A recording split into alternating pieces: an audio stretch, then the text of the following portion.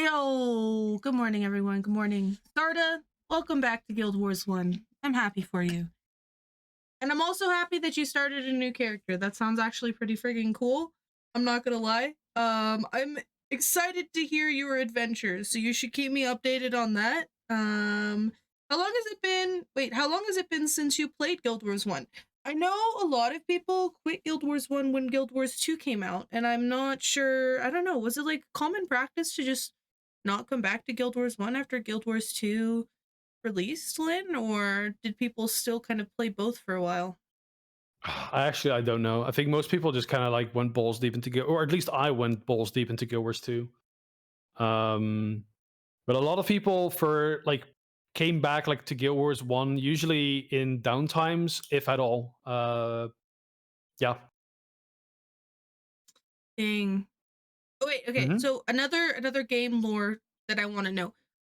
Did so the whole history of Guild Wars 1 I know was like Guild Wars 1 released, they went freaking balls to the walls and they released all three campaigns really, really quickly. They planned for a fourth campaign, but then the hmm game kind of went on maintenance mode. Did the game go on maintenance mode before Guild Wars 2 launched, or did it like go on maintenance mode after it I launched? I Do would you have to like remember? check real quick. I have to check real quick because keep in mind this is like in 2017 ish. It was a long time ago, yeah. Yeah, I was a young boy, you know. I just it was like at the end of I think my first year of high school or something, or like secondary school. So it's a long time ago. What I think happened is that they released everything in the first year and a half, and at that point they wanted to do their next expansion called Guild Wars Utopia. And Utopia Mm-hmm. had a lot of stuff that they realized we can't really do it justice because of the current engine, and that's when they decided, fuck it, we're scrapping Utopia. We're instead making a new game called Guild Wars 2, and we're then releasing an expansion called Eye of the North. And I think after that, the game did kind of go on maintenance mode because everyone started working on Guild Wars 2.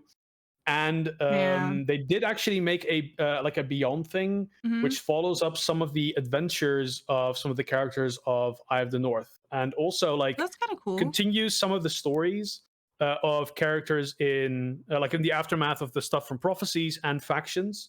They had planned to Mm-hmm. do stuff for Nightfall as well, but Mm-hmm. unfortunately that fell through, and they never ended up doing it.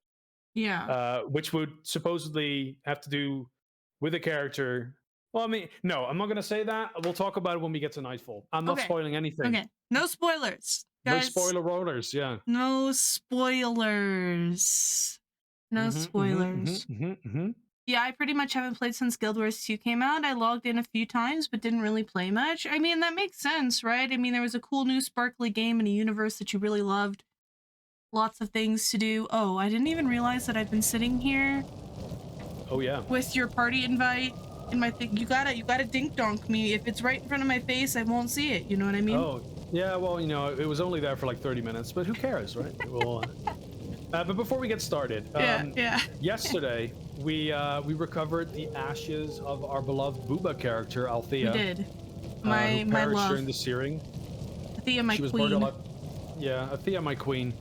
She was burned alive by the char, and unfortunately, I did pick up a little bit of her ashes, but you forgot to do I so. did not. Yeah. So I went back, and I got some extra ashes. So let's actually quickly go back to Pike and Square, and so you can, oh, one sec. You're gonna have to travel there yourself, I think. But Oh, it didn't take me with you. That feels yeah, nice. yeah, because the party size is smaller, and I didn't read. You have to just go to Pike and Square. It's yeah, stuff happens. Bad kitties. Yeah, the char. You know, they're not very nice in this game. They're not very nice. But I mean, it was pointed out last time, though it hasn't really been stated yet, that they had kind of a reason to do it. But I mean, is massacre really the answer ever? I don't know. I don't know. With these ashes, you put this father's heart at ease. Thank you. All right, and now we go back to the pass, or Yak's Bend. The Band of the Yak. Band of the Yak. You guys can't see it, but the timer is ticking down. It's currently under my chat. The kitties committed arson. They did. Oh yeah. Committed a big lot of arson. Grand arson. All right. Quite a bit of arson. Okay, so I did do a little bit of pre-work today because last time we kind of went all over the place. It took forever, which, to be honest, I enjoyed it, but we can be a little bit more efficient in what we do while still enjoying the story. So that's actually going to start with abandoning the road to Borless Pass. Oh no! We're going to help out, around Yak's Bend first, because a lot of our previous trainers that we met during, Ascalon before the searing happened are actually here. So, for example, Sabadoa the Mesmer's here. Ah, good evening, sir. Ma'am. You there? Yeah, it's a ma'am, yeah. You there. If you're truly worthy of the title Mesmer, I have a little task for you. It seems that these Stone Summit dwarves have themselves a champion that they consider invincible. They've just left him outside. They've left him just outside the town, and he's been menacing everyone who tries to pass. So far, he's absolutely demolished anyone who dares face him.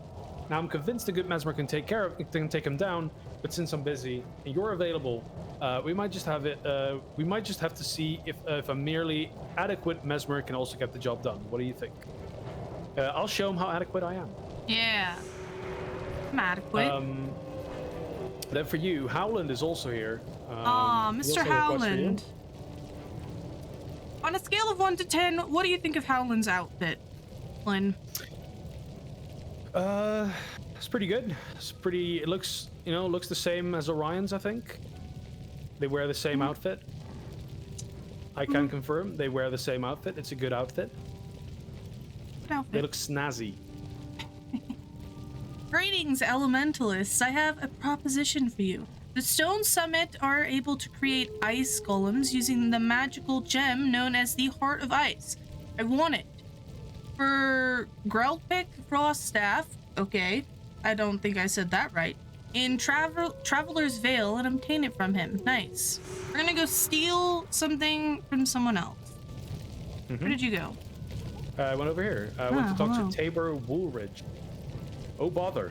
The new set of Mesmer attire that I want crafted requires leather, and I don't have any. On the way here, I gave all the hide strips I had to Artisan Rutger, and he might produce some leather for me. Now he's nowhere to be found, and I'll keep searching the camp, but perhaps you could go look for him back in Ascalon Foothills. He might need a reminder of his obligations. I'll go look for him.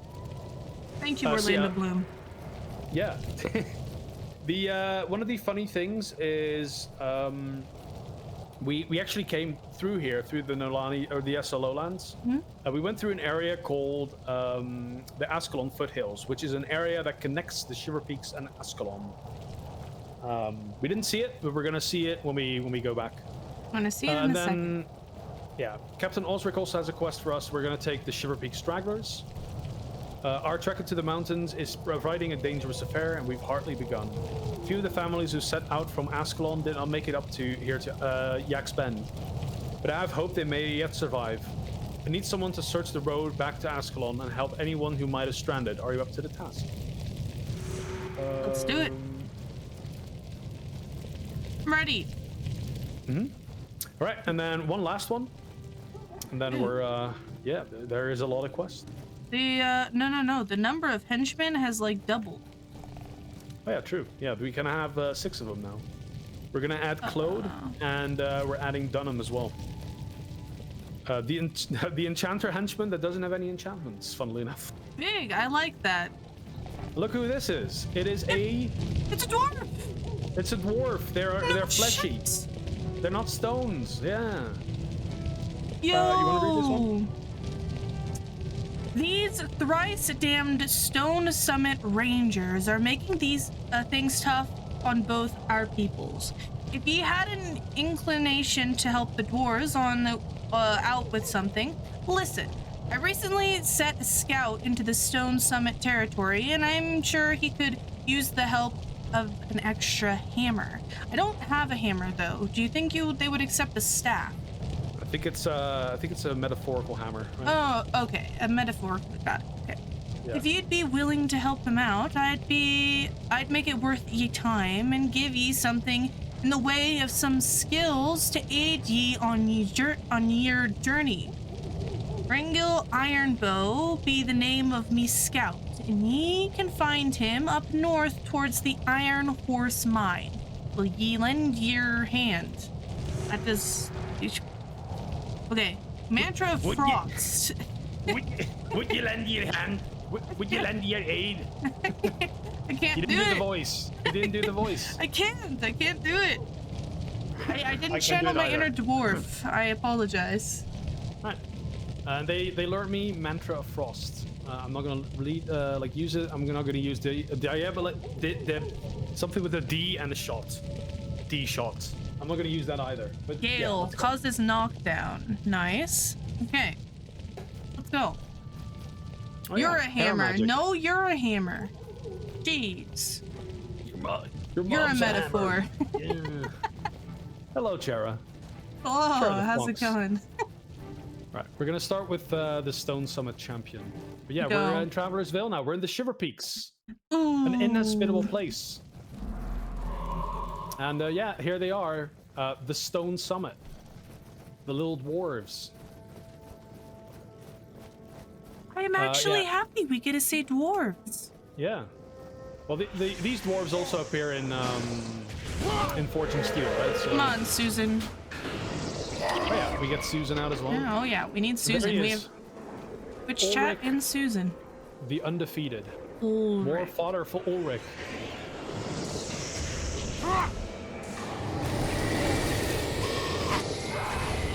Oh, he's using all the defensives. Look at him.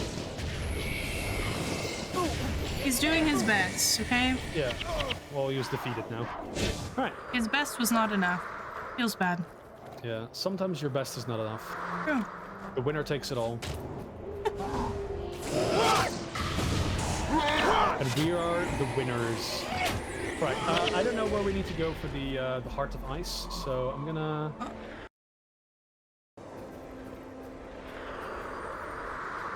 You're in the lead now. You're leading us to victory. Am I leading us?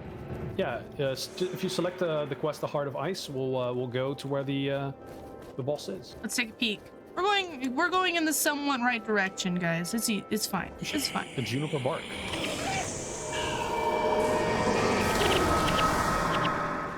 There you go.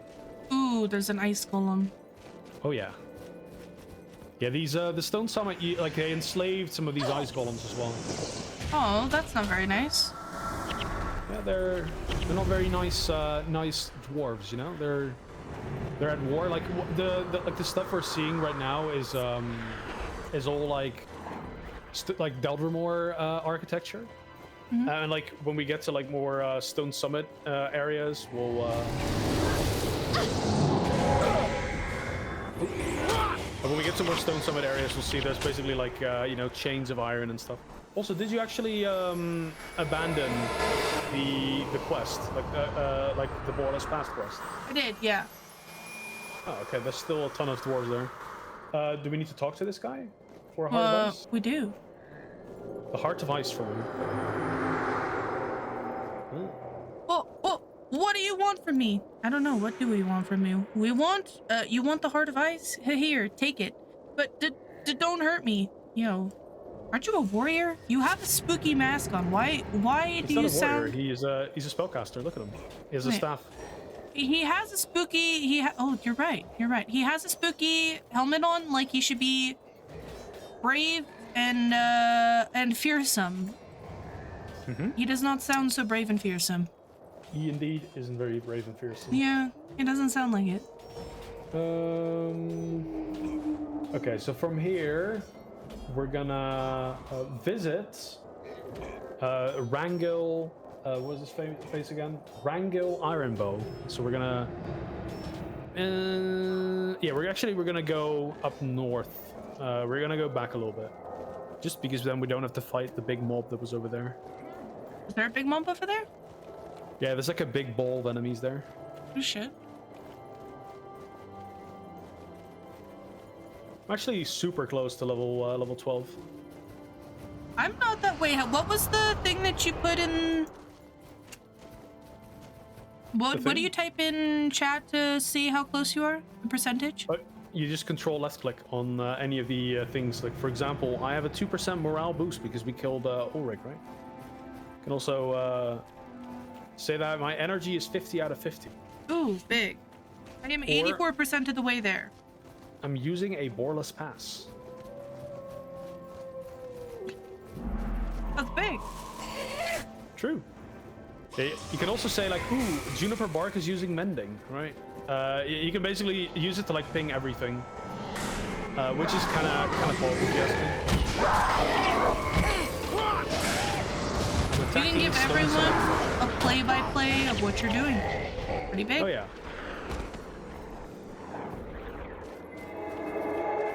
We're healing Twitch chat. Very important. We don't want Twitch chat to die. No. Twitch chat has died enough, you know. True. It's Ryan Windrot, who's probably a. Oh no, it's. I thought he would be a centaur, but he wasn't. Right, I'm attacking the sage.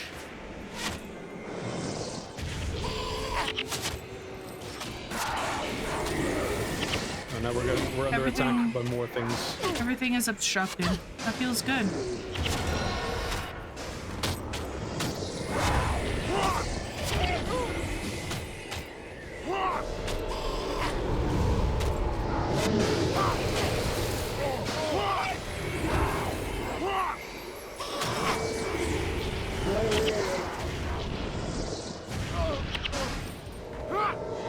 Ryan has fallen. Yep. And I've looted his body. Feels bad. Well, feels bad for him. Feels good for us. True.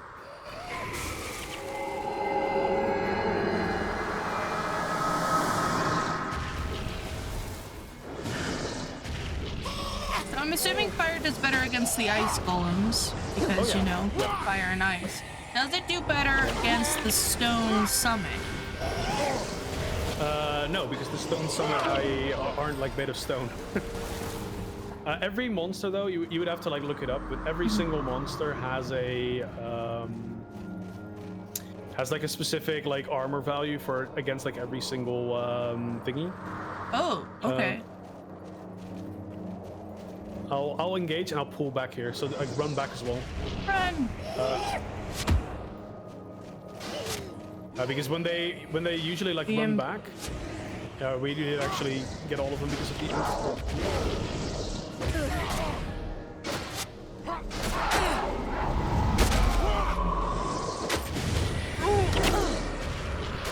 I'm being smelled. One of them was all the way over here. Literally right in front of my face and I didn't see it. Feels good.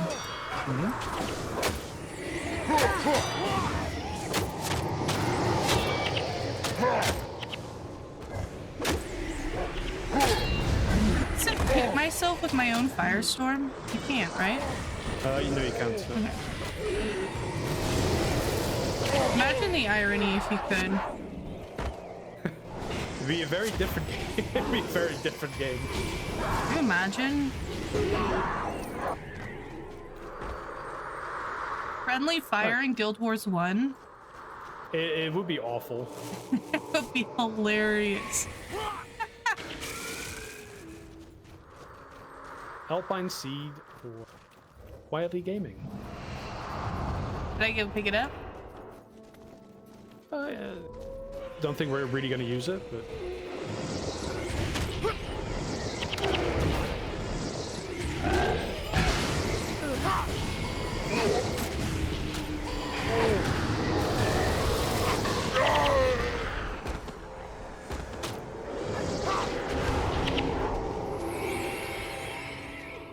Right, there's Artemis the Ranger, and Artemis is also the lad I need for my Ranger quests.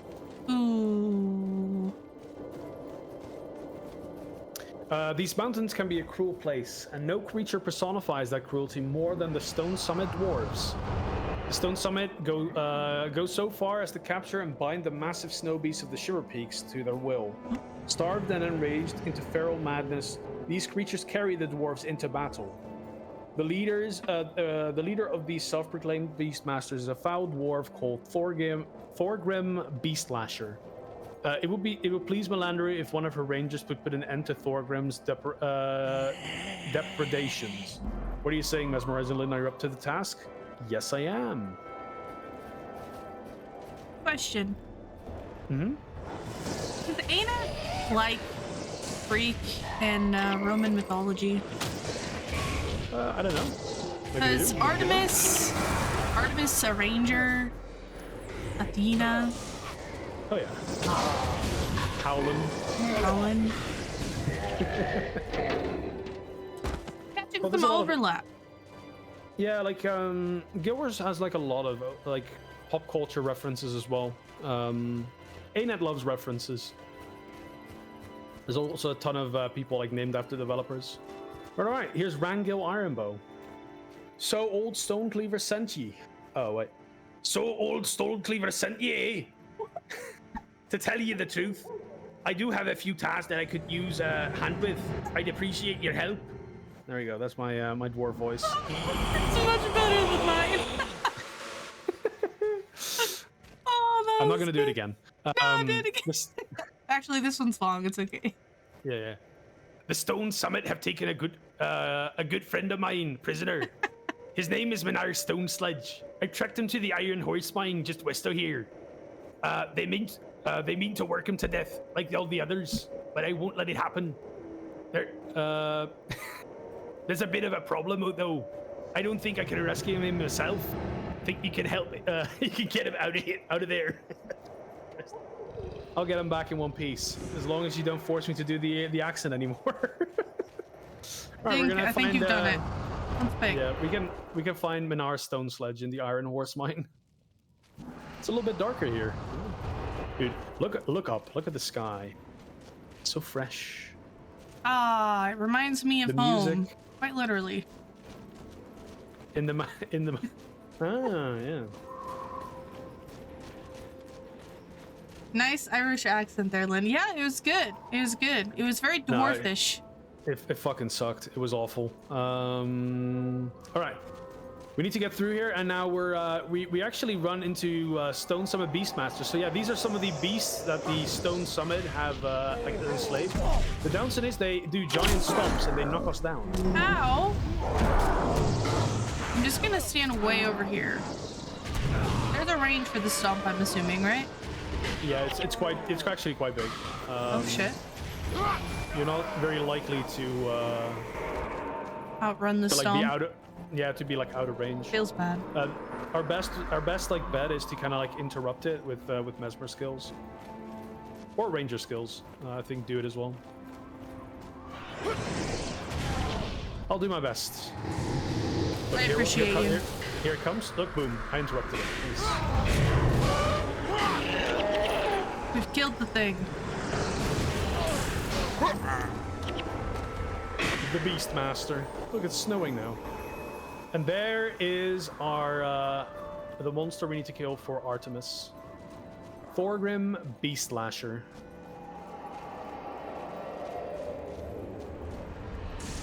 This is actually, there's going to be a lot of knockdowns here, by the way. There's going to be one here. Oh, they actually kill our henchman. No!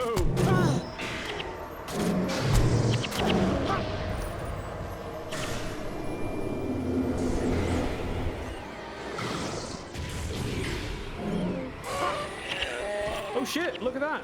Our The very henchman. first gold weapon has been dropped. Oh wait, where? You can, yeah, look here. It dropped for Oh, me, but shit. you can have it.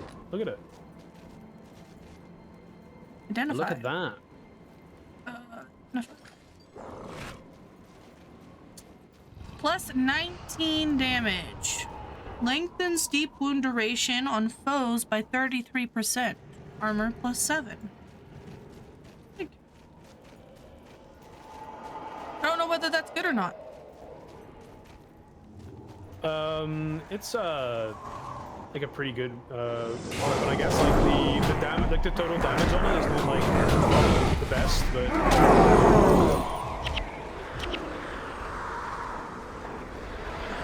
like the mods on it are actually really good. Like plus 19 is like almost max damage.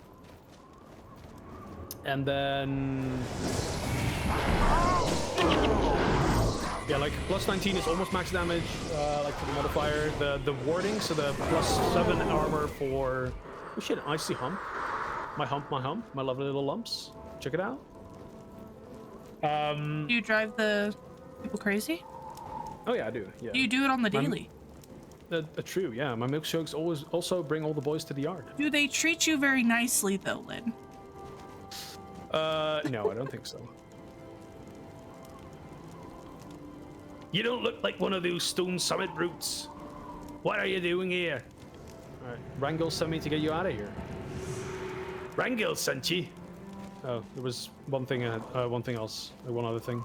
Alright, we're escorting him back to the Vale.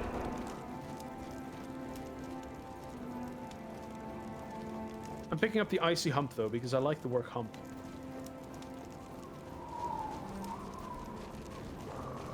What is a hump day, by the way? Because that is like a thing, right? Yeah, it's you know, Wednesdays they're hump day. Ah, because it's like a hump you have to get over, I guess. Game volume is a little low. Is this better, sir? No, the game volume is loud. Calling Susan. Oh, it's a bit loud. Oh.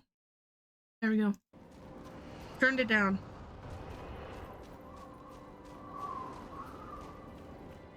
You say it loud and she turns it up. Gotta love quietly gaming, you know? I kind of, you know, I read the opposite of what actually is happening and end up doing things. You know what I mean? Quietly trolling. Quietly trolling, yeah. I can turn it louder if you'd like. But also, well, is it good? Is it good? Is it good now? Hopefully it's not, is this better? We're all screaming at the top of our lungs to hear over. Yeah. I think this is better. Yeah. Okay. All right, there's Rangel Ironbow again. Minara came to see me. Said you... Minari came to see me. Said you rescued him, and I thank you for that. You didn't stick around for long, though. I think he'd had his fill of Stone Summit territory, if you know what I mean. All right. I'm not doing it anymore now, though. That's fine. That was That's funny. fine. We're not doing it anymore. Okay. Before he left, Minar told me about something he overheard while he was a prisoner. The guards seemed very excited about the arrival of someone called Or Darkwhip. Seems he was bringing plans for some great new war machine they mean to use against all humans raging around the mountains these days. I think you ought to head back into Iron Horse Mine and find Or Darkwhip and steal those plans. I'll get you those plans. But we also need to quickly run back to Artemis the Ranger, and we need to hand in my quests. Lynn, I'm not doing it anymore. Yes. Also, Lynn, does it 4 more times? It's true. That would be me.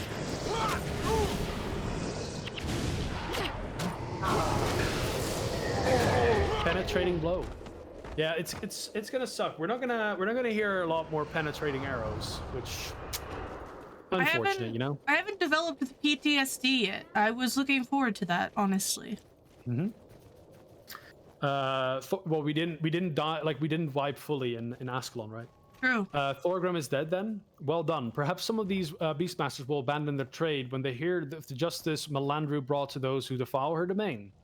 The goddess must be pleased to know she has a mighty servant such as you to champion her cause. I learned Whirling Defense. Excellent skill. And Call of Protection. Your pet has damage reduction. And Winter. This is actually a nature ritual or a spirit. Creates a level 1 spirit, 30-second lifespan. Converts elemental damage to cold damage for creatures in range. Does not affect spirits. So I could hard troll you by casting that while you're in the area of an ice golem, so that all the damage you deal, all your fire damage is cold damage instead, and you do 0 damage. We're not doing that. I like that. Yeah. That's big. But yeah, it can also be useful to, like, I guess, like, change your damage that you do to, like, elemental damage, because, like, all your, I think, weapon... I don't know if it was, like, elemental damage that got changed, but It basically means that all your damage gets turned into elemental damage, or all the damage you receive also gets turned into it. So, if you have like a weapon or a piece of armor that like has like reduced elemental damage, like cold damage, you'll gain benefit from that. They moved out of my firestorm. Feels bad. Hate to see it. Yeah. Kind of like canceling Act 5 on Soul Beast. It just feels bad, you know what I mean? Oh yeah. Oh yeah. I know all about that. Yeah.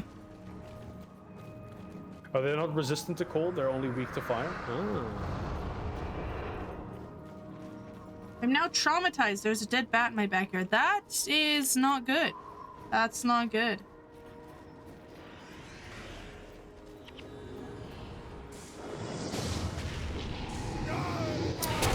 Why is there a dead bat in your backyard? I know, right? Sometimes they just show up there. Bats are kind of cool creatures. I remember when I was young growing up, my grandma used to own, well, she still owns it actually. They own this like apartment complex, and there's this balcony, and in the summertime all of us cousins would go out on this big old balcony, and when the sun started going down, this flock of bats would fly over the balcony like religiously every single night. It was pretty cool. But yeah, finding dead ones, not so fun. Yeah, I can imagine. Yeah. Alicia is getting her ass beaten again. It seems to be like a common trend, I've noticed.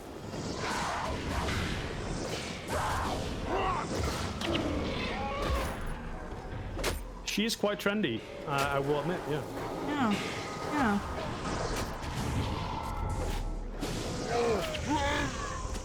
I'm picking up more humps because I like humps. Lynn, the hump master. Wait, never mind. I'm not saying that. What the fuck? Now it just sound like some fucking deranged addict that is addicted to humps.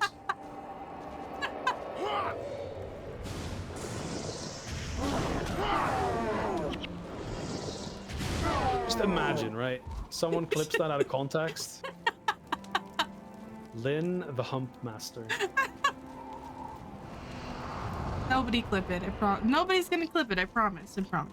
Dude, they're gonna clip it. They're not gonna Fruity's in the clip chat, it. right? They're not gonna clip it. Dude, Chero's gonna clip it. Absolutely not.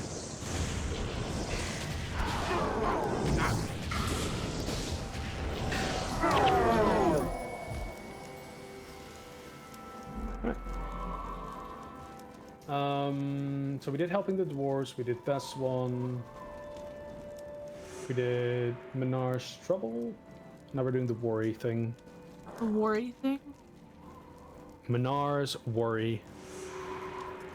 You know, Menar, he worries. Does he? Oh, yeah. He worries about, you know, the machine in, like the weapon in the mine.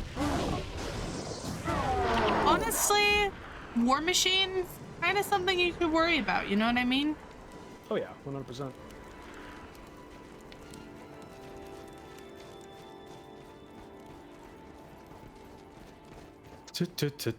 So, in Guild Wars 2, what area would you think we would be in with this? We're in the shiverpeaks now, right?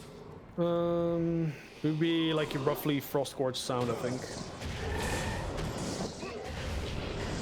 Yak's Bend is actually in Frostgorge, so it's like right near the entrance. I don't know if you remember where there's like what is it called? There's a heart like located where there's like a ton of Groll, and they're like, ooh, we have like, you know, placed like our marks on all the buildings and stuff, and the Groll, you know, they're all you know, going about. They're hippity hoppiting. It's a very short heart, so usually you don't really remember it.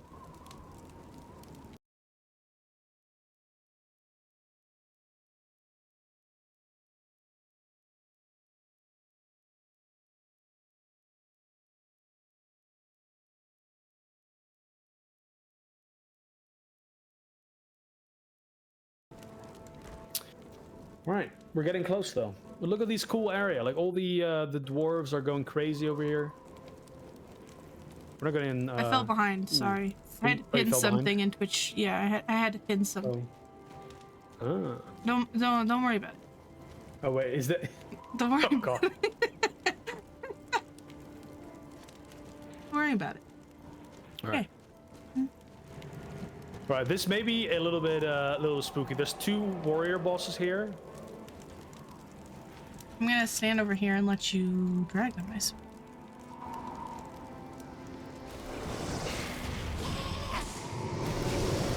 We just need to. We honestly, yeah, we just need to kill ore though. So we need to get the war machine plans and deliver them.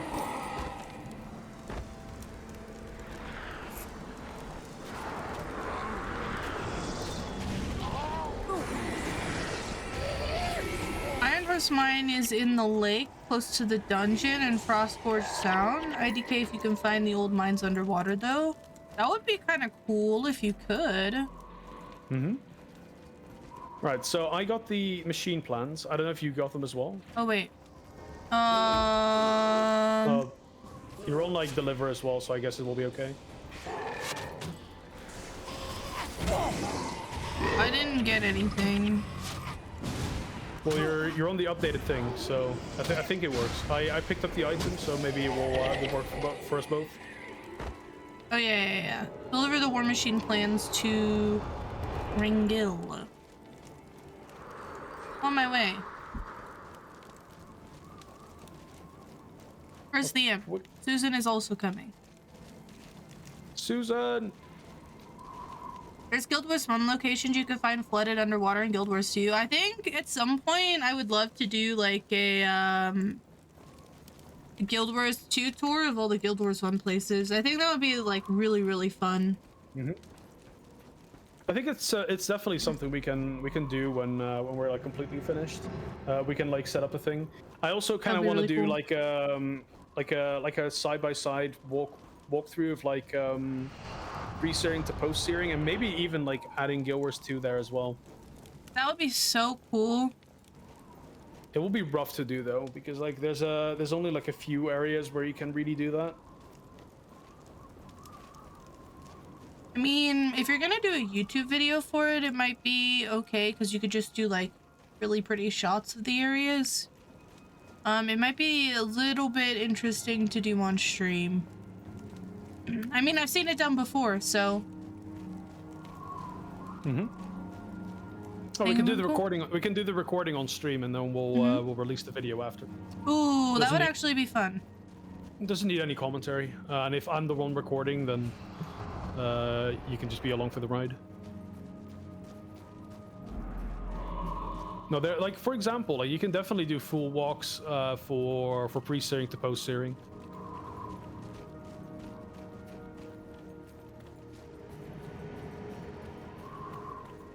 Cliffs and roads and stuff changed a lot. I mean, that is true. Pre-searing to post-searing would be awesome, though.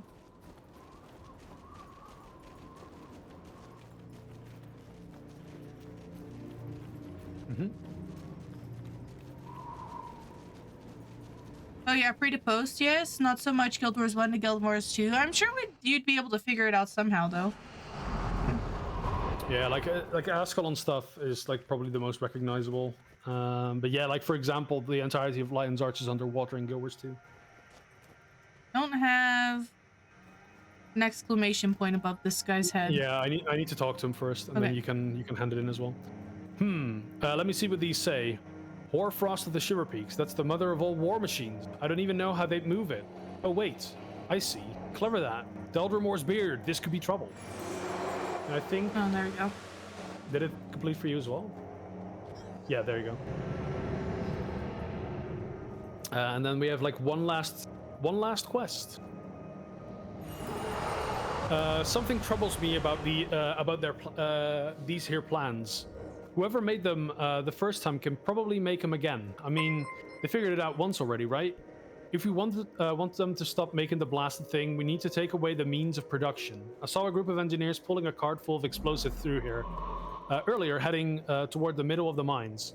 You should be able to jump them and use the explosives to sabotage the levers. I'll handle this. Sabotage 9 more control levers. That's a big quest. A lot of control levers. Yeah, Yeah, thank you for the follow. It also kind of sucks that we need to go through the same path that we just went through again for the 3rd time. That's quests. But after that, we don't need to go here anymore, so... Just a little bit of industrial sabotage. Yes, the best kind. Oh, yeah. Oh yeah. Oh, yeah.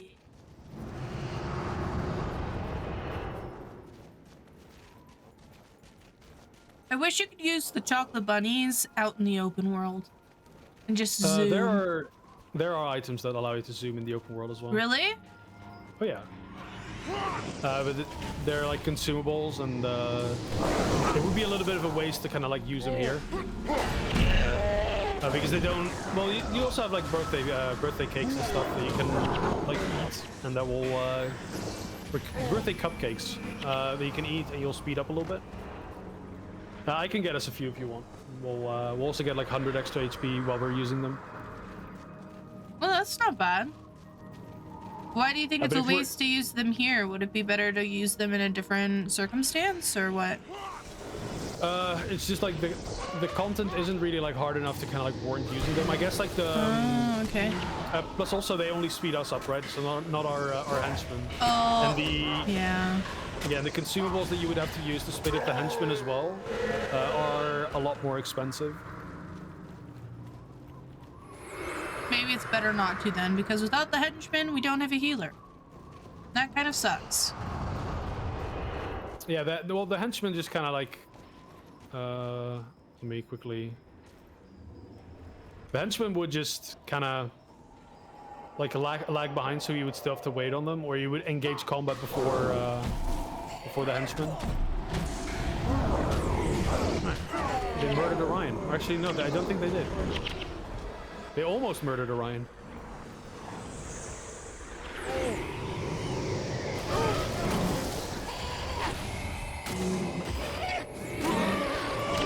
Ah, another axe. A summit axe.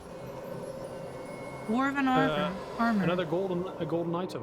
Ooh. Oh, and look, there's also damage. That's actually... Well, it's not max damage, but it's actually an okay weapon. Like the inherent modifier on it is actually maxed. But yeah, we have steel chests now as well. We had Ascalonian chests before, and now we have steel chests. Do we need a key? We do need a key. Yeah, we need a different key for it. How hard is it to lockpick in this game? Is it like ESO or not? Yeah, Elder Scrolls. Yes. Yeah. It's the same. It's literally the same action as like using a regular key. So you would just click yes. Okay. Extremely hard. I think that's sarcasm, sir. It's big sarcasm. Massive sarcasm.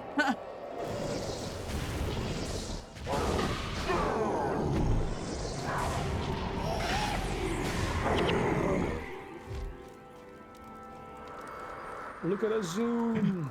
Honest, have you tried Elder Scrolls Online, ESO? Years and years and years and years ago.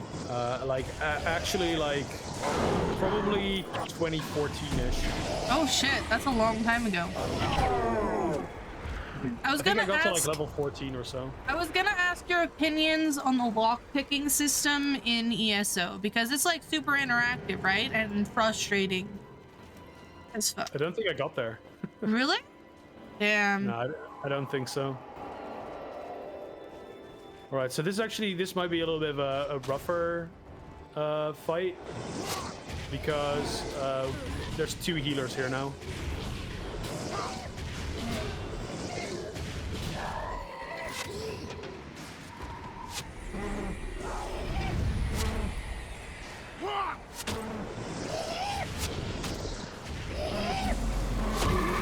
Alright, we got that one.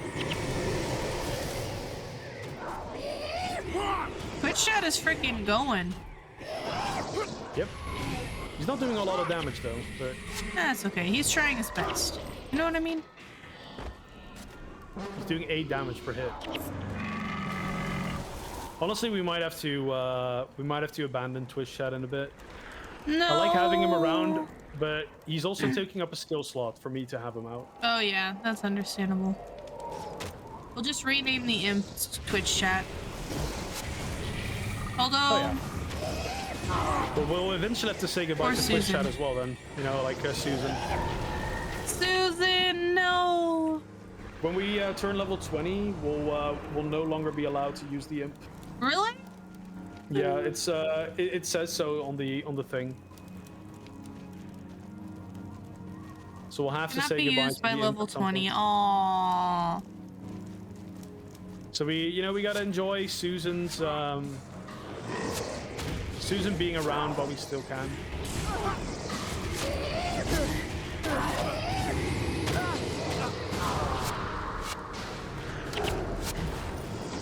A shame. It is a damn shame. Yeah. It's gonna infinitely stay at level 19 and never progress. That way we can always actually- have Susan. It's actually quite a like a downgrade if you do level yourself up to like level 20 if you want to like kill stuff quickly. Really? Like it's but yeah, because you can't use the imp, right? The imp is like a massive fucking DPS increase for True. increase searing. There's no like level 20 version of the imp. Well, yeah, there are like other summons you can get, but once again, they cost money, but they're not available in the pre-searing.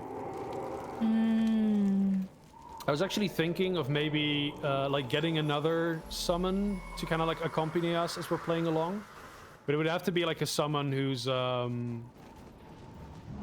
you know, not like giga busted, because like there's a lot of summons that are like super busted, and also it needs to be somewhat lore friendly. So there is like a Devourer summon that you can craft. Huge waste of money because the Devourer isn't very good, but it is funny to have a Devourer, I guess. Right. So I think How do we I just put this down now? I think we just drop these and then they'll explode and they destroy the levers. No, just yeah, we sabotage more levers. So I guess we need to pick up another powder keg. I have mysterious summon stones, but it might be spoilery.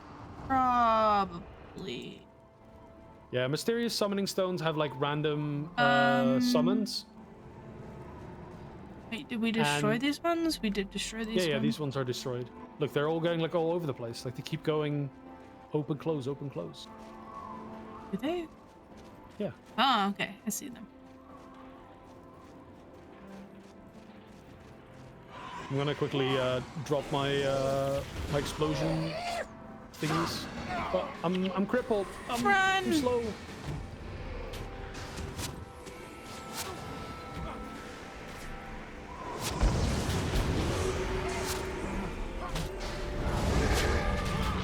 Alicia is gonna die. Never mind. Yeah. She survived. Snow White and the Seven Dwarves. Right, need to get one more thingy. But yeah, we're probably gonna get a Devourer buddy to accompany us, so we're gonna get new Susan. New Susan. Susan number 2.0. You should call her Susan. Susan. I like that. She's the second Susan, you know?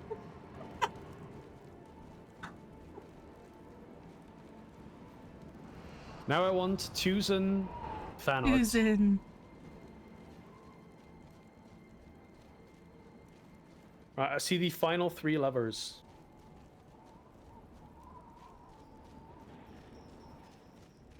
I like the way we carry these kegs. Have you noticed that we carry them with like the palm of our hand really, really far out from our body? Oh yeah. I like that. I'll drop mine here, and yeah, you can... Well, hopefully it hits the last one, otherwise you need to run again. It did. Okay, good. Right. and now we need to go back to Rangil Ironbow. Let's actually, do we want to take the path we haven't taken yet so far? Yeah, let's do it. Let's go. It is the shorter path, but there are still monsters, because the other path, there are no longer monsters because we murdered them. When you cast spells, you actually swing the keg wildly around. I saw that. That was friggin'... It's good. It's good. I like that. It adds character, you know what I mean? Oh, we're gonna get knocked down. We're on the floor. We're yelling Is it timber. quite rude? Yeah. Oh, I have an interrupt. I do have an interrupt somewhere. Oh, I have blindness. Can I blind that? No. No. Well, I mean, if I were to, you know, like do like a giant stomp in the area, you know, it wouldn't really miss if you know, the entire earth started shaking. Oh shit! I can pick a song with channel points. You can pick a song. Or, wait, how much is pick a song? 1,000. I was gonna say, more points to vote on. Yeah. I need more points to vote on Rayman 3. True. Lynn, you guys, Lynn is trying to rig the wheel so that I will play Rayman 3 on stream. But the thing is that the wheel, there's a lot of games on the wheel currently, so he has to weigh it down a lot, and he has to get lots of votes for Rayman 3 for it to actually go. The worst thing is that you rolled it off stream and it immediately I landed know, on Rayman 3. I know, dude. It was fucking heartbreaking. I got excited, but then you said it doesn't count. Does not count, sadly. I roll it when I need a new game to play, and I'm playing Guild Wars 1 and Rakuen right now, so I need to finish those. And I have to play Splatoon. Dude, I have to play so many games. Oh. It's gonna be a lot of we're gonna wait for those to kind of like stack up with the other group here. Yeah, and then we're gonna get both of them. Will they all come over here? They are. Nice. Can I get a firestorm off? Ooh. They're all gonna resurrect. They ran out of it. That feels bad.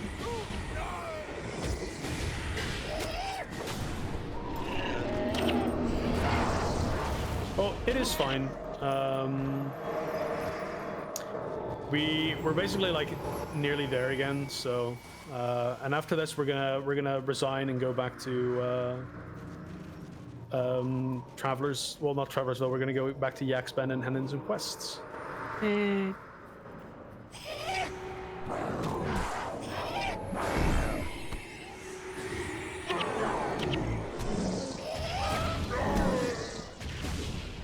Yeah, Alicia dead again, dude. Again? Fucking. Well, not now, but you know, Alicia was dead again. I need to find the tweet, the Doombox tweet. Search the road to Ascalon for refugees. We haven't done that yet. Follow the road through the Traveler's Vale to Ascalon foothills. Where's Melina? Melina has the tweet. Melina seems to have everything, I'm not gonna lie.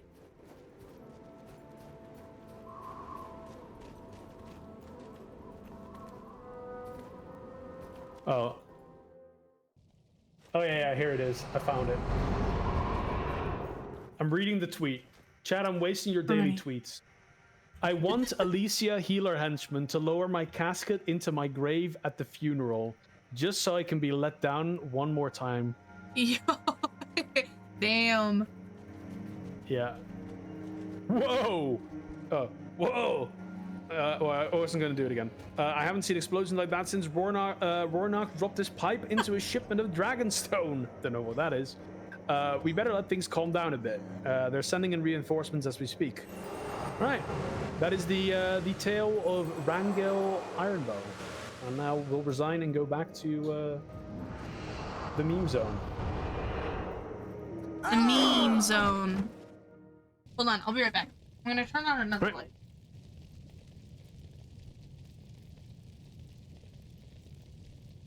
Quietly's turning something else on. enabled. Ah, light. Yeah. It is enabled. And now my With the VTuber light, is going to twitch. Nice. Big. we shall lack fright. Yeah.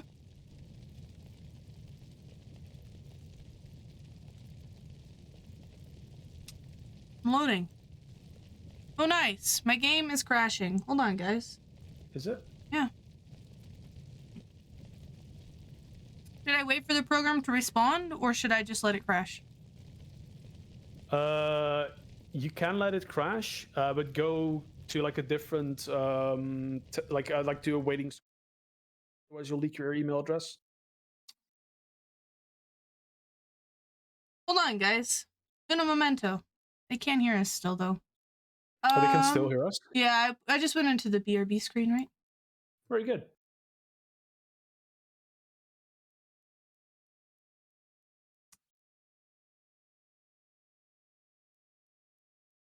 Sometimes, you know, the game crashes. Yeah. Guild Wars did not cleanly disconnect the last time you ran. Thanks. Yes, I would like to connect to the previous thing. Yeah, you'll load back into like the Traversville probably. Oh, they won't even let me load into that. Oh, okay. Yeah, I'm too overpowered. Yeah, Lynn, jeez. Jeez Louise. Hey, it's Quietly Gaming. And I need to turn toolbox. The toolbox. Don't forget to run it as admin. I have it automatically run. Okay. I'll post that. I'll post that thing. There you go. Reminds me of the Doombox video with many Elysia moments. All right. We can hand in the quest, so let's talk to Sabadoa. Sabadoa. You've defeated. Yeah, we defeated the Elementalist boss outside, right? You may have defeated Ulrich, but it certainly took you long enough. Yeah, well, I mean, we did something else, you know. We prevented like an entire, you know, fucking Stone Summit meme zone thing. Also, I invited you to the party. Anyhow, I suppose you'd like your reward. Fragility, well, we're not really doing any condition stuff. Channeling, don't really need that. And Power Spike. Power Spike, actually an okay skill. But it only interrupts spells and chants, so can't use that on skills, I think. I have a Doombox thing quietly needs to see after she beats Prophecies. We're hoping to get Prophecies done by the end of next week. Oh. Mm-hmm. We'll see.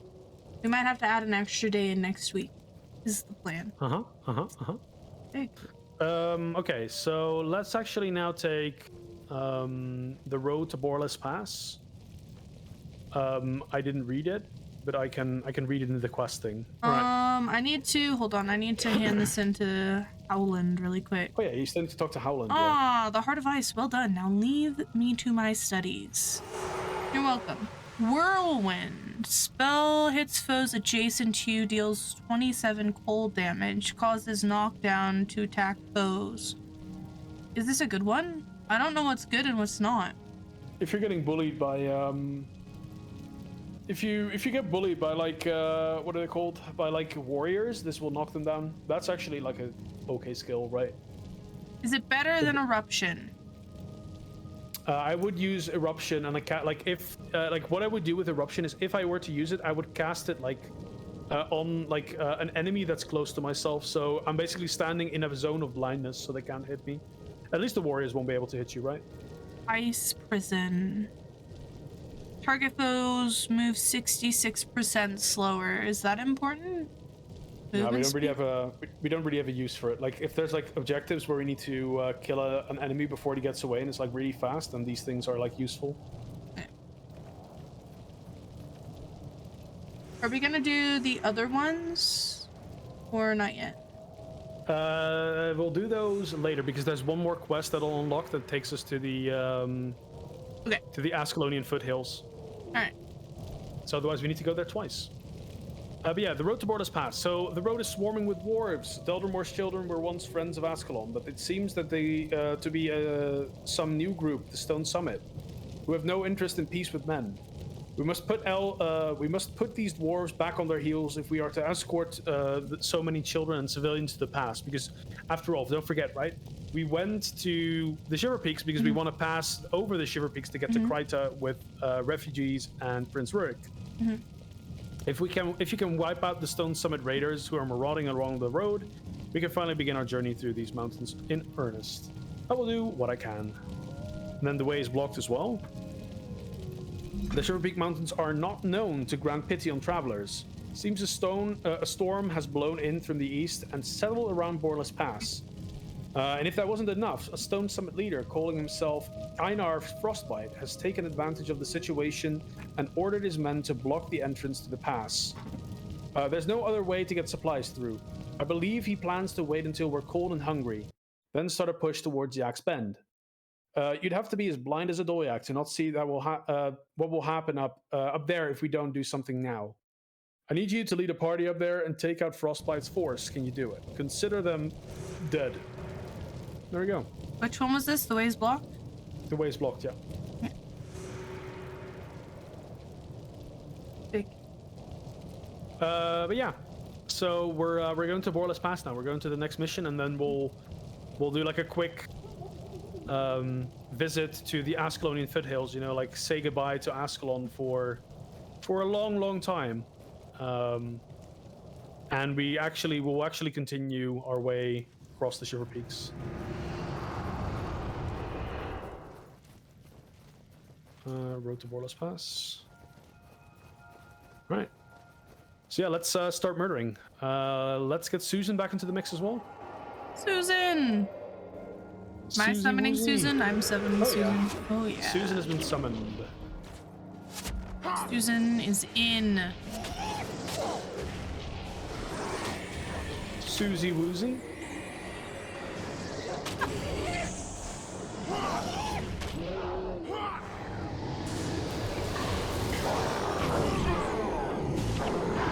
There we go.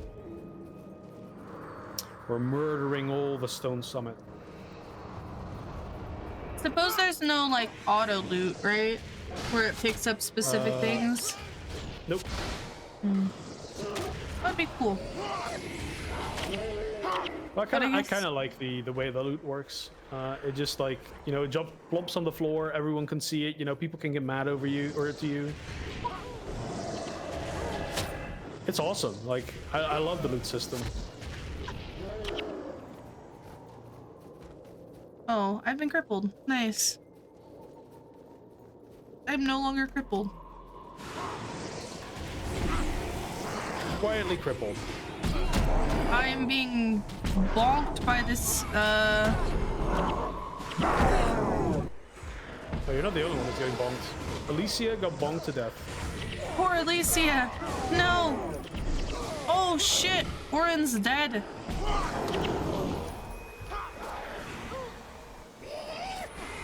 Should I res him? Oh no, someone else got it. Yeah. This is 2005, there ain't no auto loot. Look, I am a new gamer that lives in the prestige of New World Gaming where there's auto loot. And it feels nice. Right, so I'll basically pull him back. I wish I had a fucking bow. I do have a bow, nice. Alright. I'll set my pet to heal. And we're just gonna pull these in like little group by little group. Okay.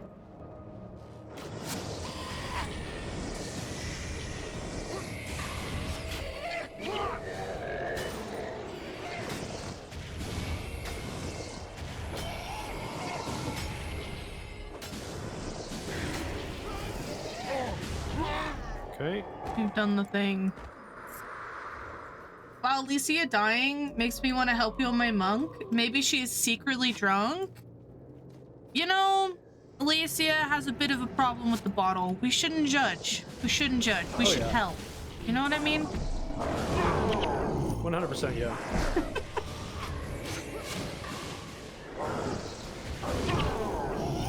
Right.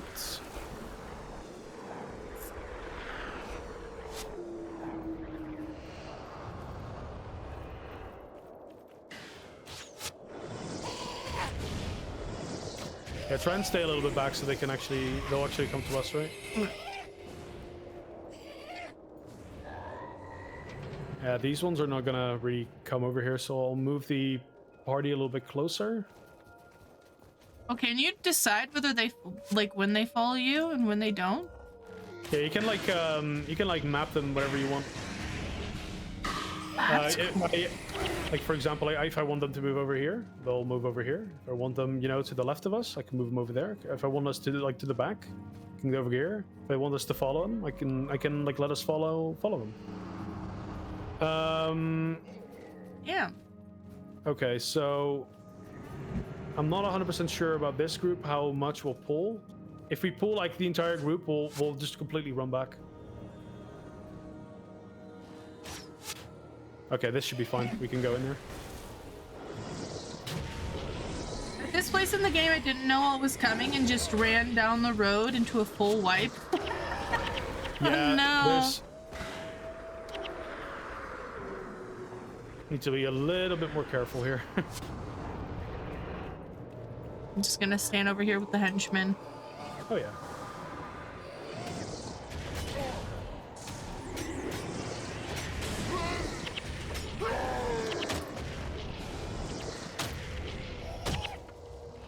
There we go. Oh, there's actually the judge is here. We'll take him out as well. He's the boss, so we'll recharge our res skills. The judge is the dead. True. I'm gonna pick up this gold. Alright. So now we'll attack from this side. I'll flag the heroes and I'll pull these. Just stay with the boys. Staying with the boys. Yeah, with this stone summit, just a little bit at a time. I can imagine what it's like being overwhelmed by dwarves. Oh yeah. Yeah.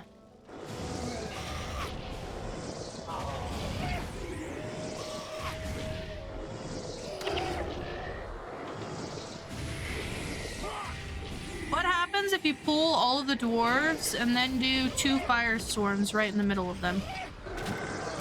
I mean, if they Stay still. if they stay still, like it works, right?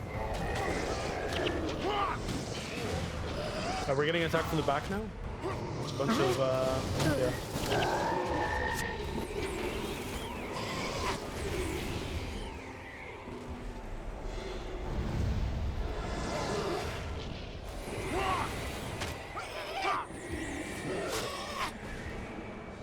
Overwhelmed by dwarves. Me when I first saw Thorin in The Hobbit. Hey, oh. Glenn, have you seen The Hobbit? I'd be surprised if you didn't. Have you seen it? I have not, no. Oh my gosh, okay. I've honestly Guys. like I've not seen the like the what is it called, like the Lord of the Rings movies. Like I have seen them, but I know nothing about them because it's been like 20 years ish. We gotta watch the Lord of the Rings movies. Maybe movie night in my Discord soon with the Lord of the Rings movies.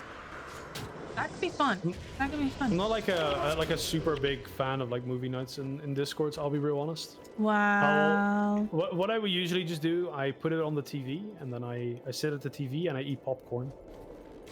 I can't really do that when it's like on Discord, right? You can't put Discord on the TV? No, I'm not putting Discord on the TV.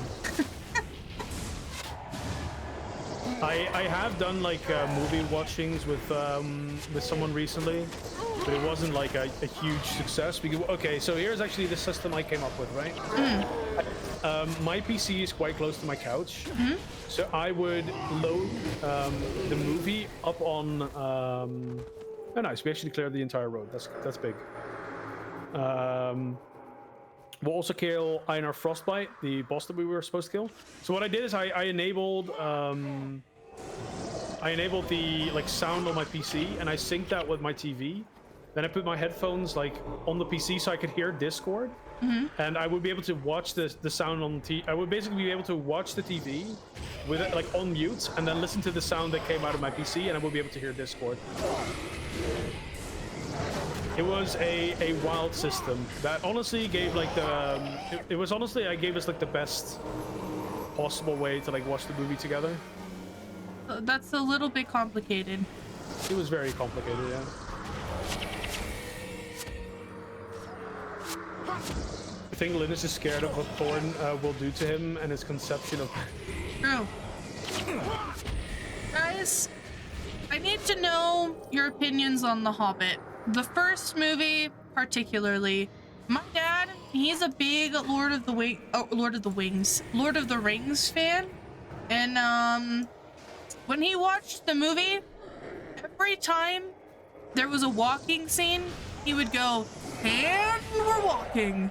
And he said it a lot during the movie, guys. He said it a lot during the movie. So, You didn't like the walking? He did not like the traveling scenes. And he was like, "And we're walking." Because in like the original Lord of the Rings, there are walking scenes, but there's a lot of like stuff to fill it in. The Hobbit seemed to not have as much to fill it in and make it exciting. I don't know. Yeah. Right, we have made it to Borla's Pass. It's right there, but there's also another quest where we need to escort people back to what is it called? We need to escort people back to Yak's Bend from Borla's Pass. So what we're gonna do is we're gonna take those people back to Yak's Bend, and then we're gonna walk back to Borla's Pass, and then we'll, pretty much have like all the memery done. We just need to go to the foothills. Because now if we escort these NPCs back to Yak's Bend, there will be no mobs on the road. True. Because we killed all of them. So it will be Giga free. How's it going? Ascalon refugees. All right. Thank Dwayne, friendly face. Awesome. We've been lost in the mountains for days, dodging hydras, and now these savage dwarves. We are not soldiers. We cannot fight. Fun and all, but there are no hydras in the fucking mountains. Oh, there are no hydras in the shiverpeaks. What are you on about? Oh, actually, no. Never mind. There are hydras in the foothills, so I guess they were dodging hydras. Correct.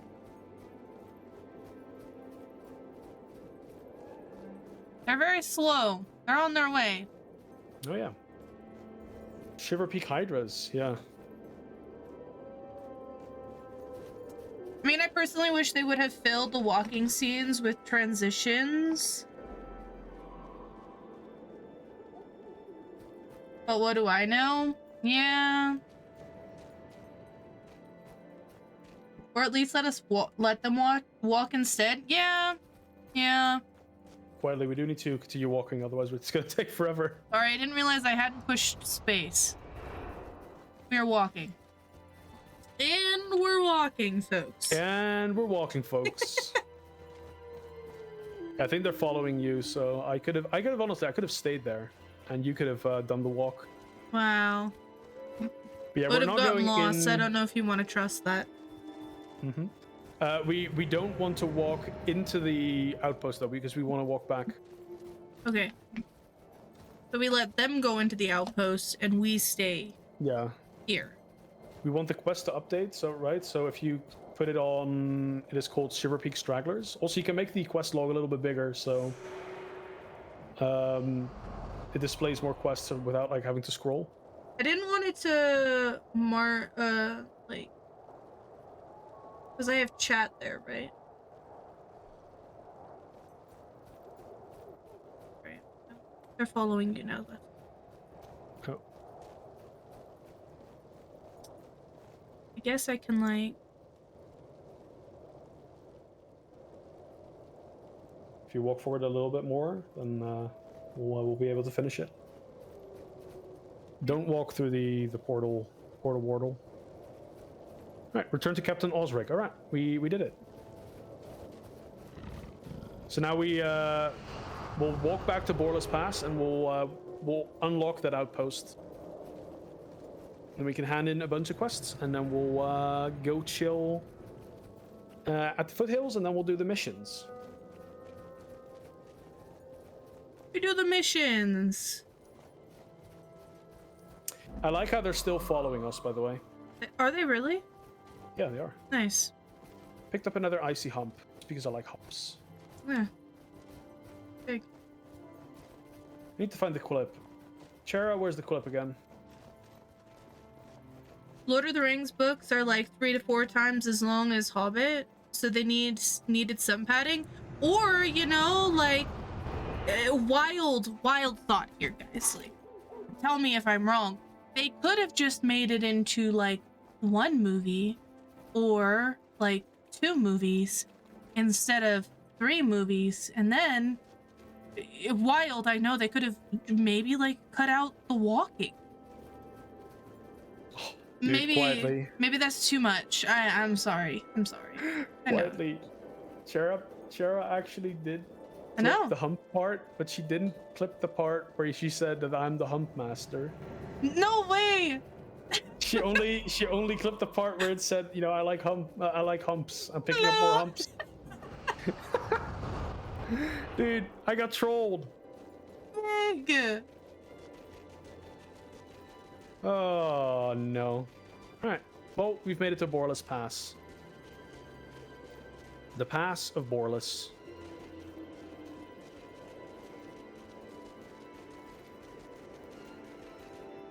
Oh, we've gone through the portal. Mm-hmm. We're in. Ooh. Right. We're talking to Beckham Reedley to hand in like this quest here. I'm relieved to hear you cleared the road. I didn't want to tell the refugees to boil their leather for supper. Jeez. Ever since the storm started up, the Storm Summit have been causing us nothing but trouble. They constantly raid our caravans and pillage our supplies trains. These mountain passes are trying enough for the weak and the old without the constant harassment. Now onto the matters concerning our prince. Ooh, well, we're not gonna bother with the prince just yet. We're gonna first go back to Yak's Bend, and then we're gonna go to the. Is Rurik less suicidal now?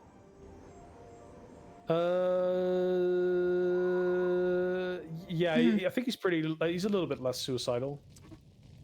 He's coming to terms. Good. All right, Captain Osric, the road to Borless Pass. I can see Prince Rurik spoke the truth when he praised you so highly.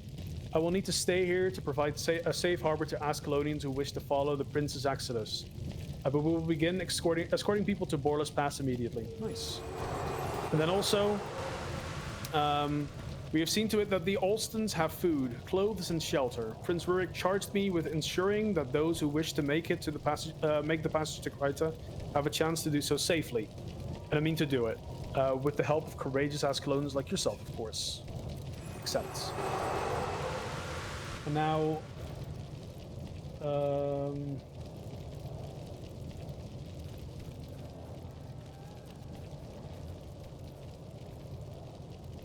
Missing artisan. yeah, there's one more, but I don't know where. Is she like right outside?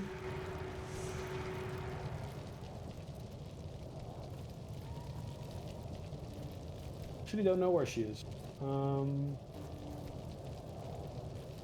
We need to find Elsa again. I'm guessing she's right outside here. Oh yeah, she is. Okay. Elsa. Elsa. My husband sacrificed himself so we could live, you know. Back in the Escalon foothills, we've been cornered by a Hydra, and he came rushing in, screaming and waving his arms, throwing the rocks at it like a fool. A brave, selfless fool. It worked. He managed to lure it away from us. We buried what was left him in and raised the stone marker. Yikes. I've written these words now that I've had time, and I'm not so numb. I feel weak, but I cannot go back there. Could you find his gravestone and inscribe these words upon it? Oswald deserves better than an unmarked grave. It's a little bit of a sad story. We're going to the Ascalon foothills. We're gonna beat a guy into delivering his product, and we're gonna write an epitaph. All right, I'm ready.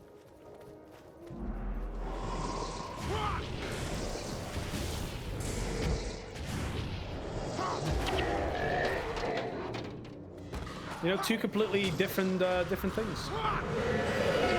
Also, Susan is back here. Also, Susan. Dwarven Scout armor. That is actually kind of... That might have, like, good runes or insignias in it. Alright, we pick it up then. Like, the armor you kind of always want to pick up because they have a chance of, like, runes in them that are, like, worth something. Health Even, plus like, the low-level 15, health plus 10, health plus 5. That's the only thing that it has? So it's, Only it health? has a survivor insignia into it. Which is... I mean, we can use it, it's just like not worth a lot of money. Unfortunate. Right, Claude is already dead. Nice.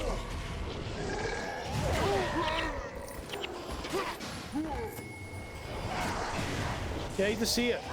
Claude, you did big dum-dum. Stone Summit badge. Mm-hmm. Is that worth anything? 8 gold. 8 gold, yeah. It's one of the, it's basically a trophy, right? Oh, okay, okay. Like the baked husks that I keep talking about.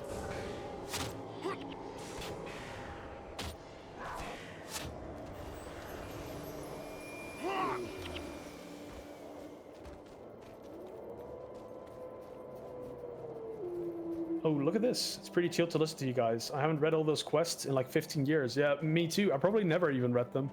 At least some of them I haven't even like properly read. Flynn just skipped over everything.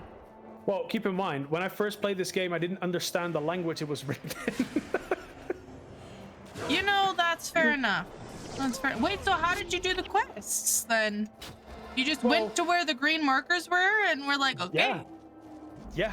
You just go to where the marker is. Yeah, that's it. Dude, that's insane. I had no idea what was going on in the story. You know, if a character died, I would be like, oh, that character died, I guess.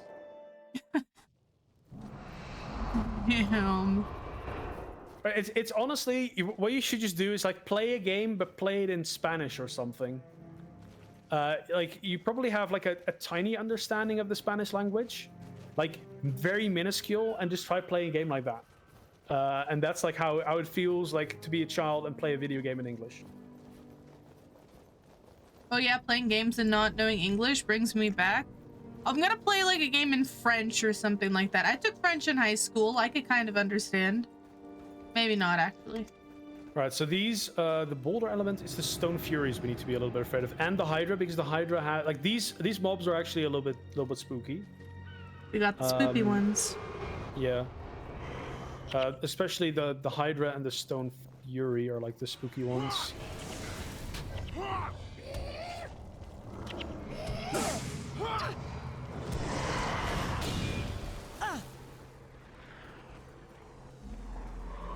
Camera in this game, kind of weird. Mm-hmm. So, it does fire. I'm assuming fire doesn't do as well against these because they're stone. Yeah. Actually, don't know. I would have to quickly check the wiki.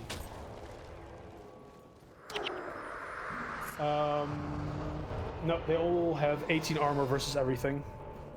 Okay. Good to know. Right. So yeah, this is the foothills. We're like right at the area where the Shiver Peaks turn into Ascalon again. We'll talk to Artisan Rudger first. You know, it's true. Tabor did give me some of the hide scraps, but he's out of luck. I lost him escaping from the dwarves up to Traveler's Vale. I've decided the mountains aren't for me, friend. No, I'll stay here, safe in the shadow of Grant, if you please. Believe it or not, I'm managing to survive all right up here. Every week or so, there's some refugees who come by, giving me a chance to ply my trade. Speaking of which, is there anything I could do for you? You might find the crafters up in Yaxband require a thing or two that I can make. So yeah, basically the guy is scammed. He got massively scammed. Fuck. All right, now we just need to go to the epitaph. Can I sell all this stuff, or should I keep any of these for the runes? I guess the plus 19 damage one was good. The rest was the health one, the armor, any good or no?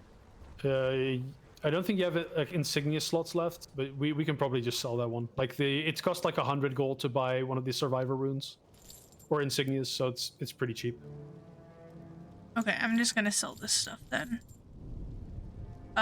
Cold damage. Oh, 619. Get rid of it. Yeah, you can still like sell everything here. Okay.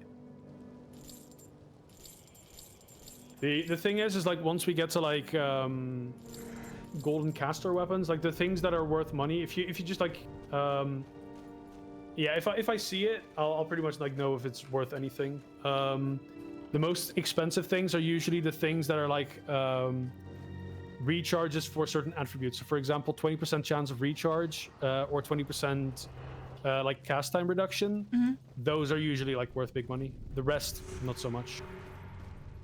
Okay. We'll talk to. Oh, actually, his ghost is here. Elsa sent you. Then she's alive and well, and that is all I need to hear. Perhaps my spirit can go in peace. Accept. There you go. He's doing okay now. I like that when you click on him, his health is 0 because he's a ghost. Pretty good. His health is 0? Yeah, when you click on him, his health was 0. Oh, now it's not. It was before. Well. Oh well. Now his health is full. Maybe because he's feeling better. True. Since we talked to him about his wife. Big. We can resign now, and then we'll go do Borless Pass. We'll teleport to Borless Pass. I'll grab a drink in the meantime. Big. But that's a sad story. That is a sad story. That is a sad story. 3. 50p'd. I remember we played some games with my brother on a shit PC with long load times, so learn to repeat, please wait, loading without knowing what it is. Good times. Good weapons say the require 9 of attribute. Oswald? Yes, Oswald. Big. All right. Yeah, we'll continue with the mission, I guess. This one is pretty straightforward. It's gonna start. We're gonna watch some videos here. Ooh, in a second. As it's video time. Right? Videos, pretty good. Is the game loading for you? Oh yeah, it is. Yeah. There it is. All right, we're gonna talk to Ascalon Guard Hayden. The storm is pretty bad. A group of the storm is pretty bad. A group could get lost real easy up in the shiverpeaks. Better light the storm beacons, or we'll never get through. So yeah, we got this torch. We can hold it, and if we interact with the storm beacon, we can light it. So we need to do that for 6 more beacons. So you can hold the torch. Give me the torch. I'm ready. Oh, can I still cast skills with the torch in hand? I can. Yeah. Casters can. If you're like a warrior or whatever, you're shit out of luck. So usually casters carry these things.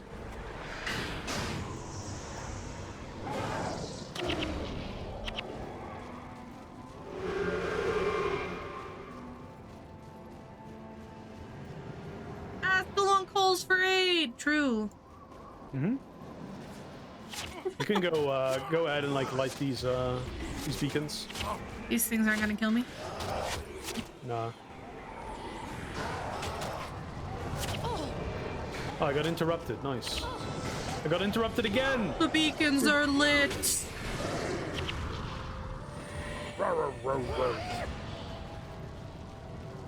Yeah, all my skills are fucking disabled because I got interrupted by the Shiver Peakman.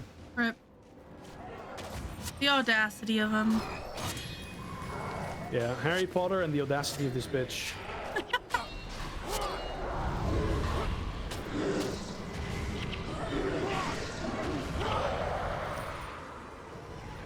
Right, there's another storm beacon down there. Oh, Susan is fighting a Spirit of Winter up there. She'll manage. She'll win. Don't worry, it's Susan. Actually, no, she's not gonna win. Yeah, she won. She won because the spirit ran out.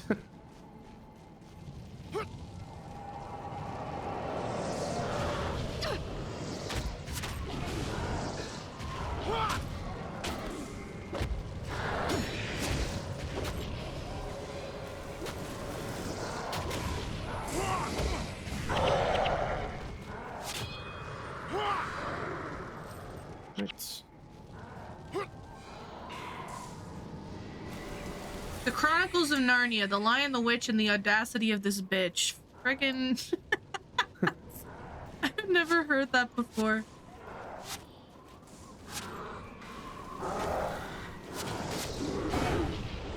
Yeah, I don't know when I first saw like the audacity of this bitch like Harry Potter thing though.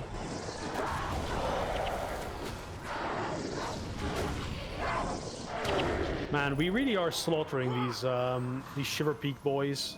You are indeed. The slaughter fest in the Shiverpeaks. You know, the genocide. Oh, actually, we're there's another funny boss. Unfortunately, he's a monk, so it might take a little bit of effort to take him down. There, on my way. There he is. YOLO Light Haunch. Wait, I'm lighting the beacons. Quietly lighting, quietly is lighting a big one. Wait.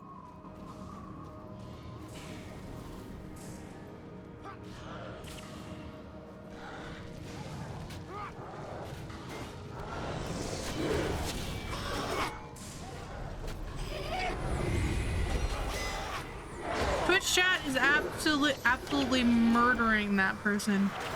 Holy. Oh yeah.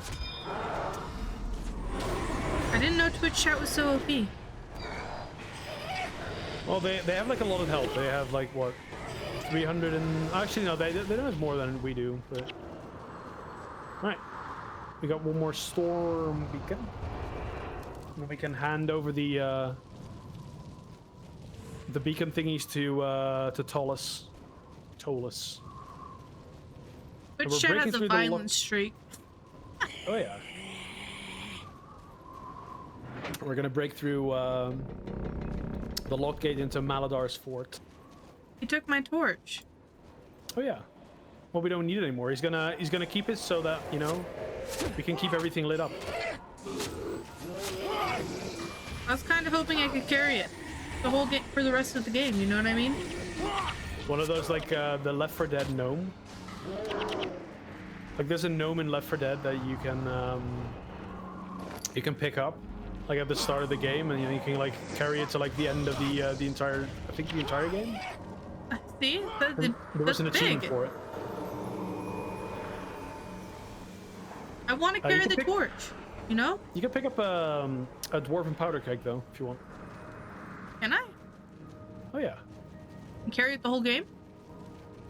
No, not the entire game. We're gonna actually need it. We're gonna need you to bomb a gate. Ah. I've got the keg. Keggers. Yeah. Play a ritualist, she'll carry many things. Spoiler! Don't Guys, spoil the no glass. spoilers! No spoilers! Don't spoil the glass.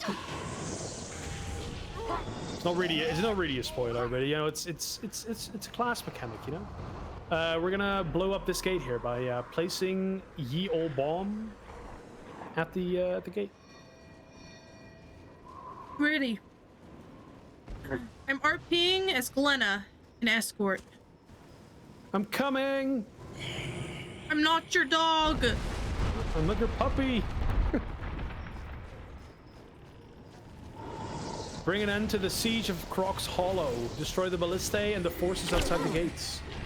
Well, we are going to. I didn't realize this was a totally blind playthrough. For me, it is. For me, it is. I dropped another axe, by the way. This one is actually, I think, max stats.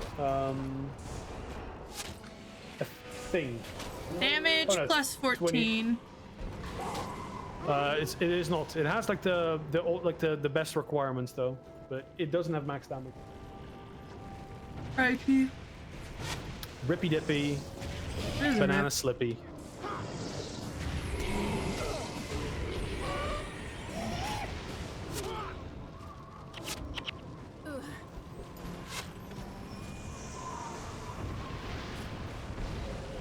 I remember wiping here on my monk and my group disbanding like 18 years ago. Key memory, PTSD. Oh yeah. Ooh, 60 gold. Right. There we go.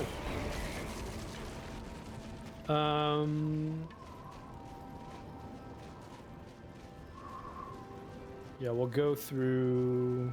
Now we'll go through the upper part. This is though where this is like where the bonus is though. So we're gonna get the Beast Masters. Oh, they moved out of my thing already. That's unfortunate. Oh no, they didn't. Nice.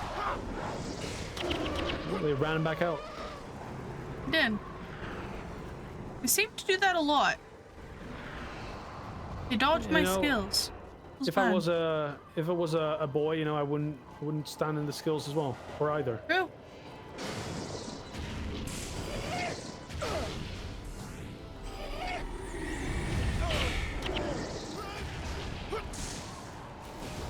Right. Oh, it's the same boss we ran into earlier, I think. It is Rhine Windrot. I think we ran into him earlier. Wind rot.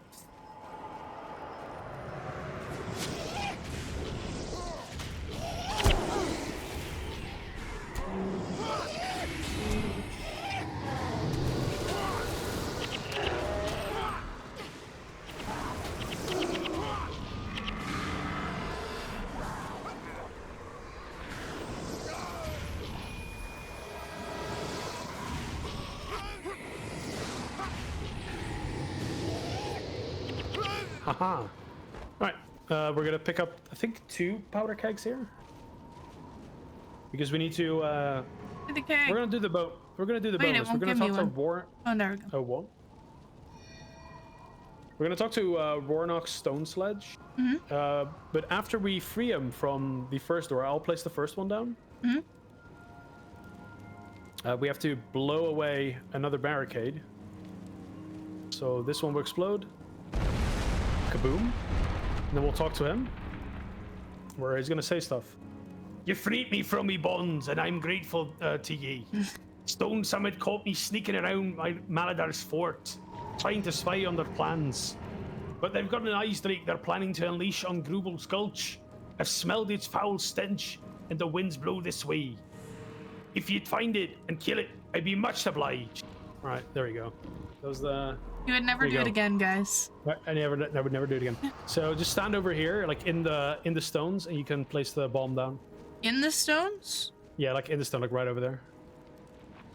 And then like move back out, and we'll. Run! There's gonna be a fun, cool animation here. Look. Whoa! Whoa! All the snow went away, and now we can go into the cave.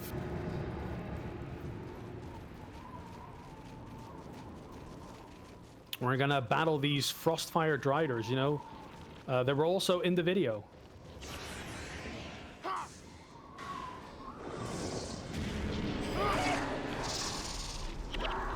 Very easy to kill mobs. Don't really do anything. Except like spam like massive amounts of hexes.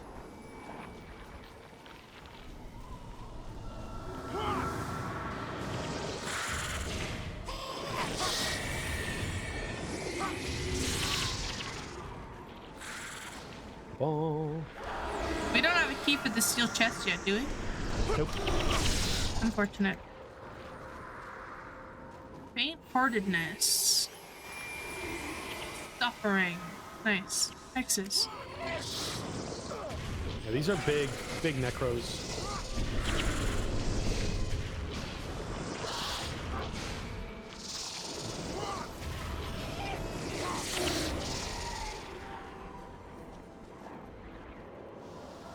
Yeah, look, we're in a tunnel now.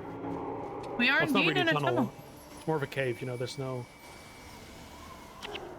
Actually, what is the difference between a tunnel and a cave? Do you know it? I don't know what the difference is between a tunnel and a cave. If I had to guess, it is probably that a tunnel is basically it has an opening and it has like an opening on both sides, and a cave doesn't. But some caves do. Oh, maybe. I guess not all caves do have.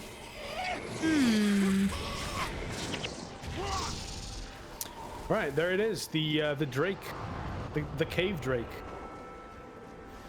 Whiskar Firestorm or Featherstorm. Moved out of my thing. Feels bad. Oh, I leveled up. Ta-da! We completed the bonus. Hooray! Bonus. Ooh. We've done the thing. We done the thingamajig. Tunnel releases are worse than cave releases. That's the difference. Holy Savage. damn. Tunnel releases are worse than cave releases. True. Ah. We need to do a tunnel tier list the of Guild Wars 1 tunnel. as well. Tunnel tier list. What tunnels would TT, we you know? put on the tier list? Well, I think this is actually a pretty good tunnel. Or Is it well, a tunnel? I guess cave. Does it have an opening on the Well- other side? No, it doesn't. So I guess it is in the tunnel. Cave then, isn't it? By our definition? I'm gonna look it up. Yeah. What's the difference between tunnels and caves? Quora. Very simple. A tunnel has an opening and an exit. Caves may have an opening and may or may not have an exit. The place you come out of is that is the same place you come out of is the same place you went in. Caves are natural. Tunnels are man-made. Ah, okay.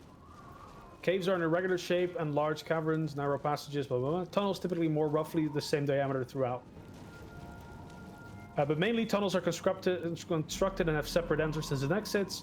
Caves are naturally formed. So I guess this will be a cave. It's not a tunnel. Wait. Wait. The tunnel in Guild Wars 2 was handmade then?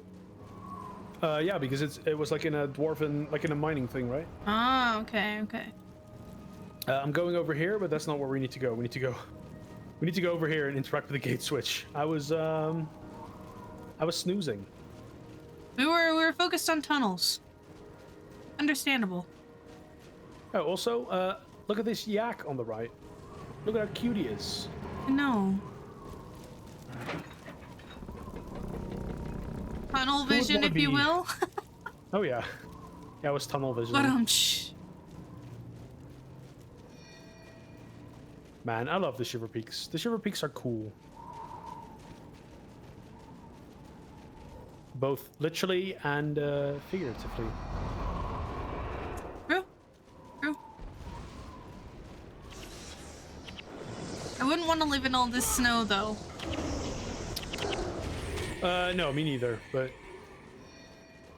As someone don't know. who's literally on top of a mountain where it snows a lot, not fun. I can say it's not fun.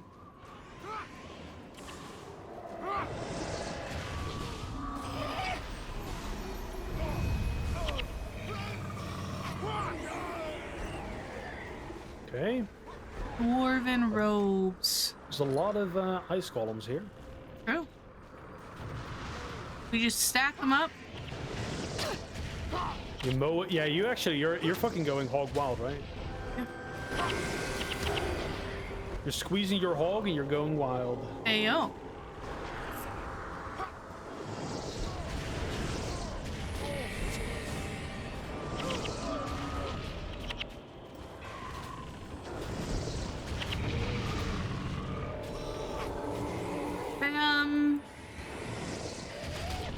I wish we had siege this big in Guild Wars 2 in World vs. World. Could you imagine? Mm-hmm. Pretty big. Yeah, this siege is also like a lot more efficient versus like players.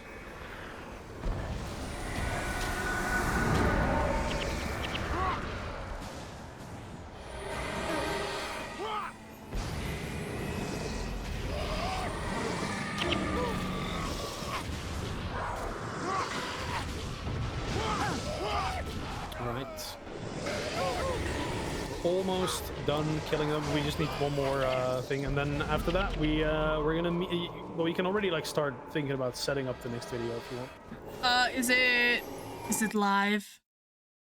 The video is live, yeah, that one. What are we looking for? Well, the latest one. We're gonna watch the cutscene first, I guess, and then we'll. I don't see it. You don't see it? Mm-mm. Wait. Let me quickly view it in a porn tab. Oh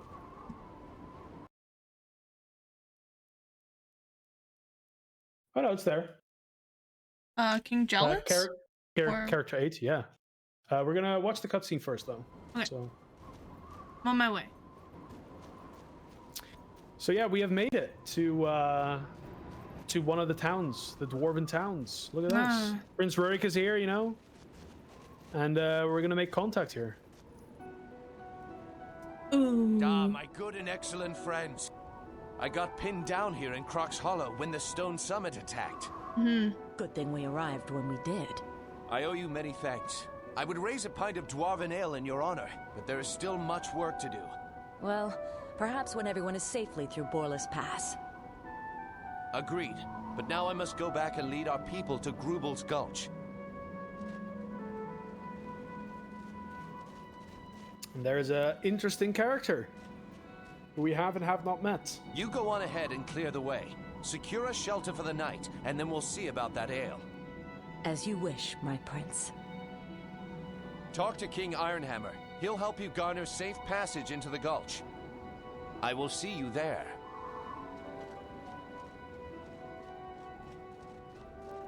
Ooh. I like his beard. The good dwarfs of Deldramore thank you for your help. Oh, he's We Russian. do what we can to He's honor Russian, the old yeah. alliances. Then the Deldramore dwarfs will honor them as well. Your prince's request for passage through the mountains has been granted. Take this enchanted torch and light the beacon outside Grubel's Gulch. My brother, Breknar Ironhammer, will open the gate for you once he sees the arcane flame. Your people will be safe in the gulch for the night. Thank you, King Ironhammer. Anything for our friends. Now, waste no more time here. Night will be upon you, and your people will freeze in the cold without shelter. Follow me to the gate. And we should have enough time to At the gate. to watch the video here. He's not gonna rush forward, and I don't think the prince is either. Okay.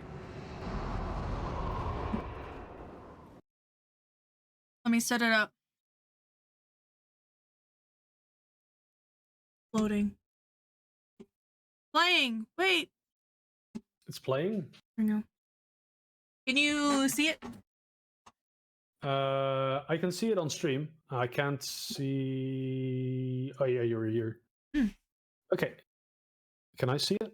It's loading. It's loading. It's loading. Infinite loading. It's done loading. Nice. All right. Time. As the wise king of the Deldramore dwarves, King Jalis Ironhammer rules his people from the peaks of the Shiverpeak Mountains. He is a smart, strong, patient man who makes decisions based solely on how they will affect the well-being of all the dwarves in Deldramore. He lives to serve his people, and they love and respect him for it. There are those, however, who wish to see the good king taken out of power, namely the Stone Summit, a group of xenophobic dwarves who have broken their ties with Deldramore and are trying to take control of the dwarven nation. Over the past several years, the Summit have been growing their power and a civil war is brewing. King Jalis Ironhammer does not want to fight the other dwarves, but he will do what he must to keep his people safe. Along with his loyal brother, Breknar Ironhammer, the king has rallied his forces, and they stand ready to defend their home.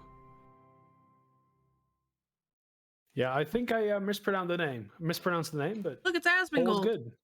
Yeah, Asmongold. He's also in the he's in the playlist. This is Asmongold.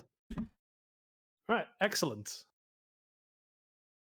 Well, at least Sup, y'all? It's me. at least it switched to Asmongold and not to the next video, right? Yeah, the next video. Well, I guess it's not really. I don't think it can, right? Because it's not live. I think we've seen all this stuff. Nice. Yeah, I'll unleash the next video already, and then when we get there, we can. Where is it?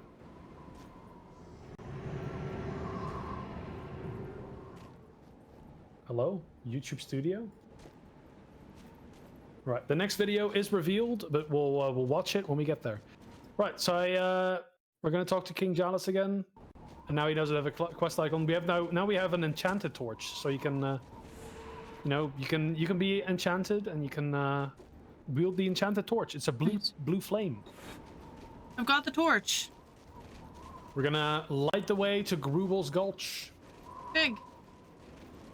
He's the dwarf legend from Revenants and Guild Wars 2. Yeah, I noticed that. Correct. He talks a whole lot of stuff about stone. I don't know why. I have no idea. He doesn't seem very stone-like to me.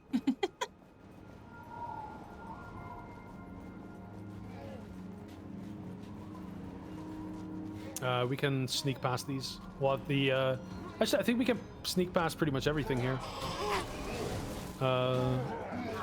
The dwarf. Well, these ones we can't. These dwarves are gonna destroy the other dwarf here. Right.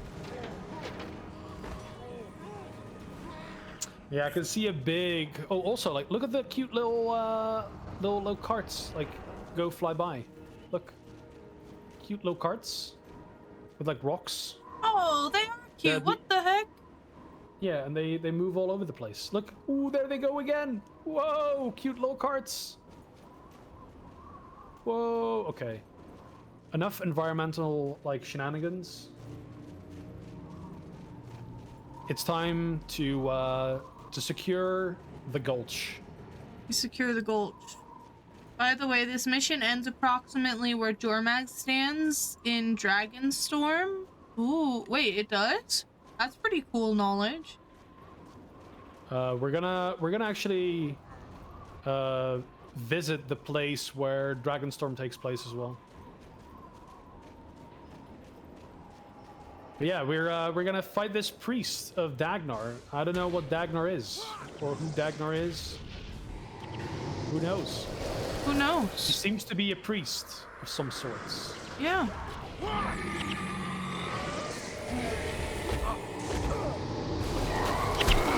Ow.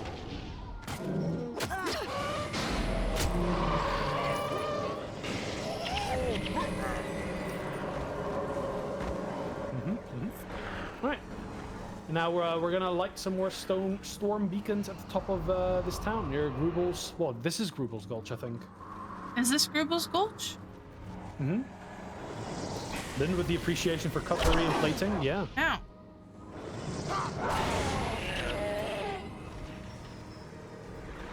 I don't know what a priest of Dagnar is, or you know who he's priesting for.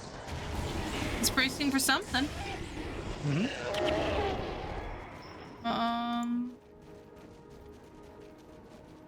Light the beacons. This one. I think I missed one. Oh, you missed the one at the start, yeah. That is fine. We're not speedrunning this, right? You're not. Well, I hope not, at least. Because I'm not doing a very good job if we are speedrunning this. Yeah, we've played nearly 16 hours on these characters over the past few days. That's a lot. Mm-hmm. All right. Ooh. There we go. Completion of the mission. We've made it to Grubel's Gulch. And we lit the big storm beacon. That is a cool ass beacon. Mm-hmm. The dwarves are cool. Oh, The also dwarves are cool. the teapot, It's lit. the The way teapot, must be clear. the teapot music is playing. Now is Oh, our you're chance. right. We make for Grubel's Gulch. There they go. The refugees with the little yak, the cute little cart. You know, we're kind of making our way over there. All's going pretty well.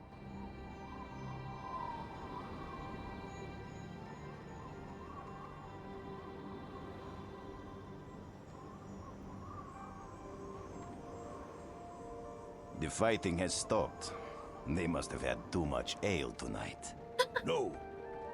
That was no brawl.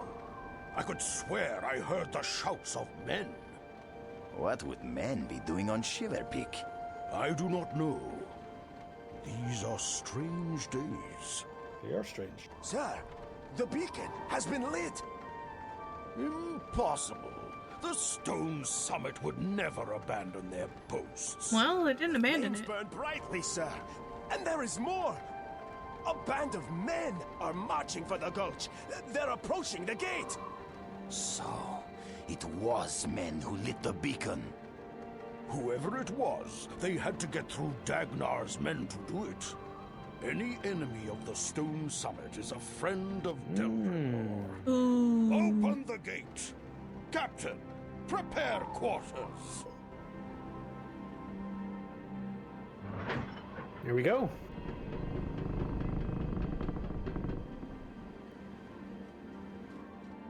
I am Brechnor Ironhammer, Lord of Grubel's Gulch.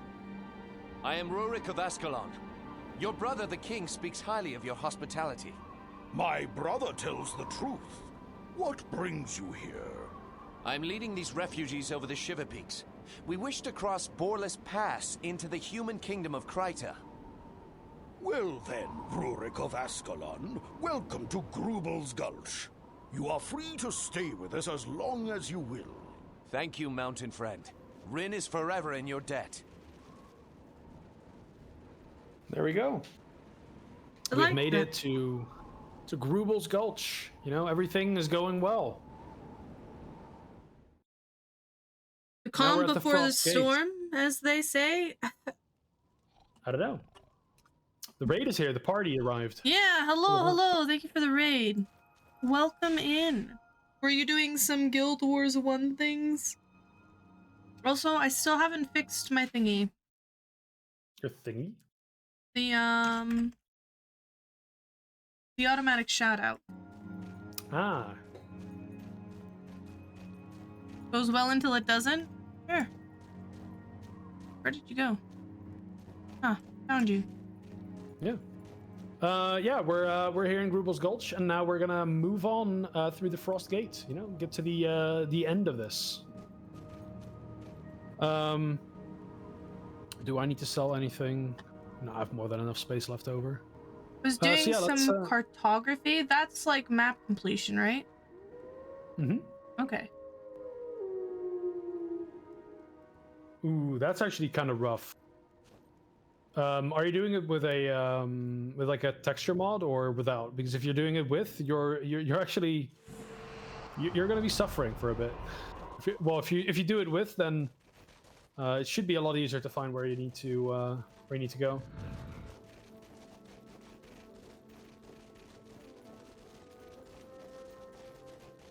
Without text mod. Yeah, that will do it. That will drive you insane. We need to go this way, I think. We need to go to the Minotaurs.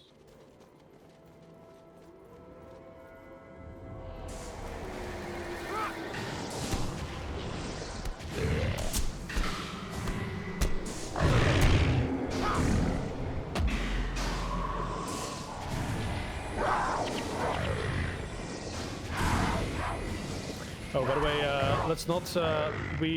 let's not summon Susan here. By the way. No?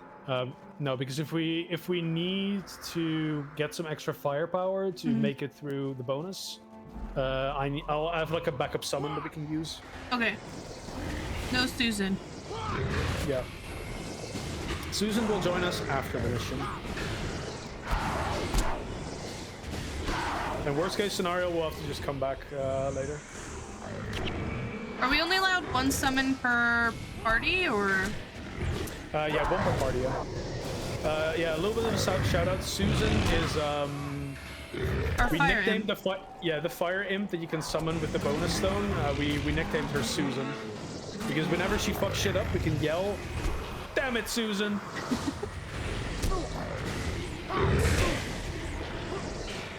Right, the Minotaurs, they keep coming.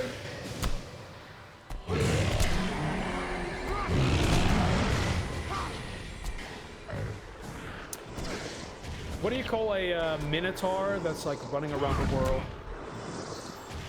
What do you call a minotaur that's running around the world? A Minotaur.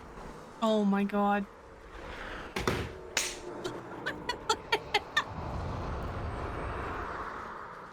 No fucking comment.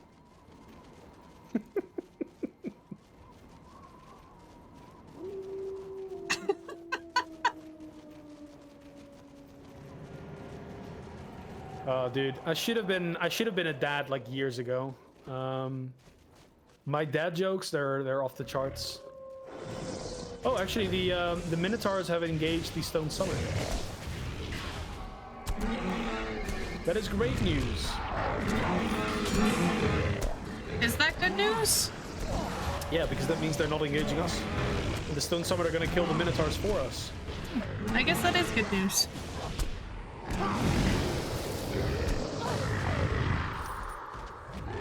Oh, there's the Stone Summit.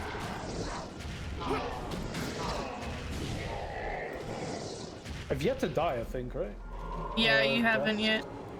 I have.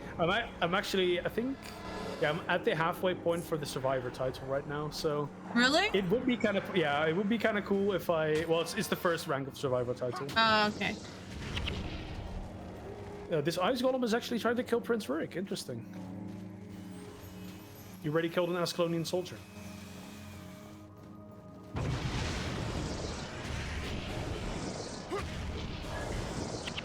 Rank 1, but it's still an accomplishment?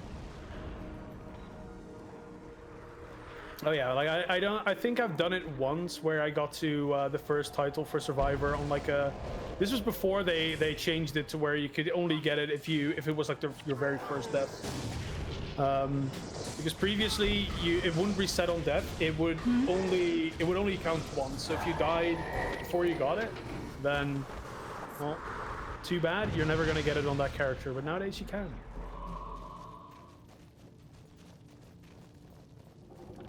Before it was game over if you died? Ah. Yeah. Right, the door has opened.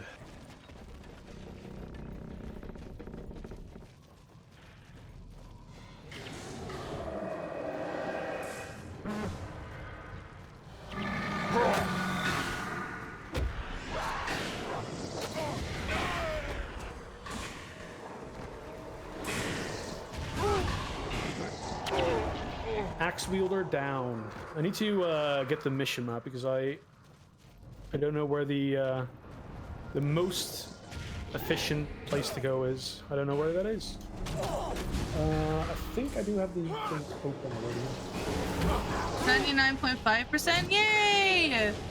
You're 0.1% closer to doing the thing.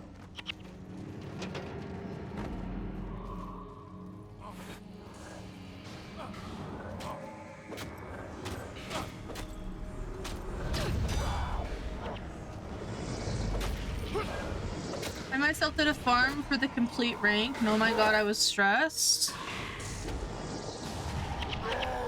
Oh yeah, you can like farm out that title by doing, well, a little bit of a spoiler for you. We're gonna be doing the same quest to like level up our characters so we can use them as mercenaries as soon as possible.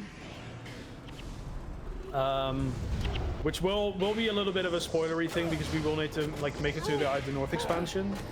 We're not going to really see too much. We're just going to skip all the cutscenes and we'll do it that way because it's the quickest way to like level them up. Because by the time we will finish like the tutorial for all the other campaigns that we're going to play, we'll not be level 20. We'll probably be like around level 16 or so. Okay, so like 3 levels from now. Yeah.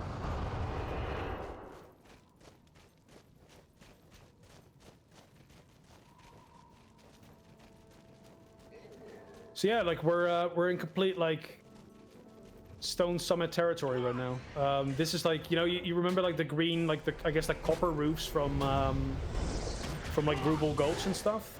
Now it's all like stone slabs, metal gates. You know, this is the Stone Summit war architecture, I guess.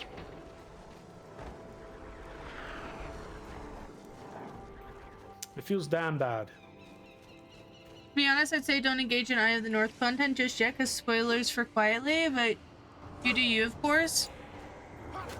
Lynn has thought out the itinerary, I trust.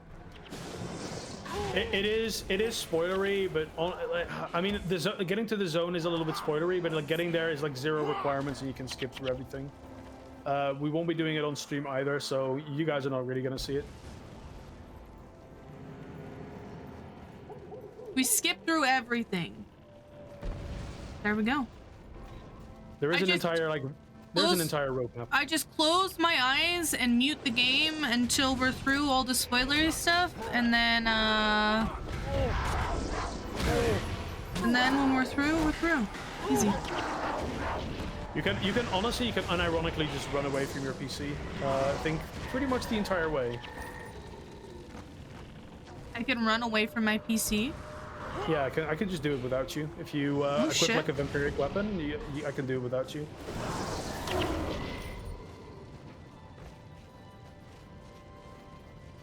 No, we're not taking detours to get Eye of the North Heroes. We're just doing that. Okay, so here's the deal, right? Every story also has its own tutorial. Like Prophecies had the pre-searing, and honestly, this is still the tutorial in a way, right? The real story kind of picks up whenever you get to Kryta.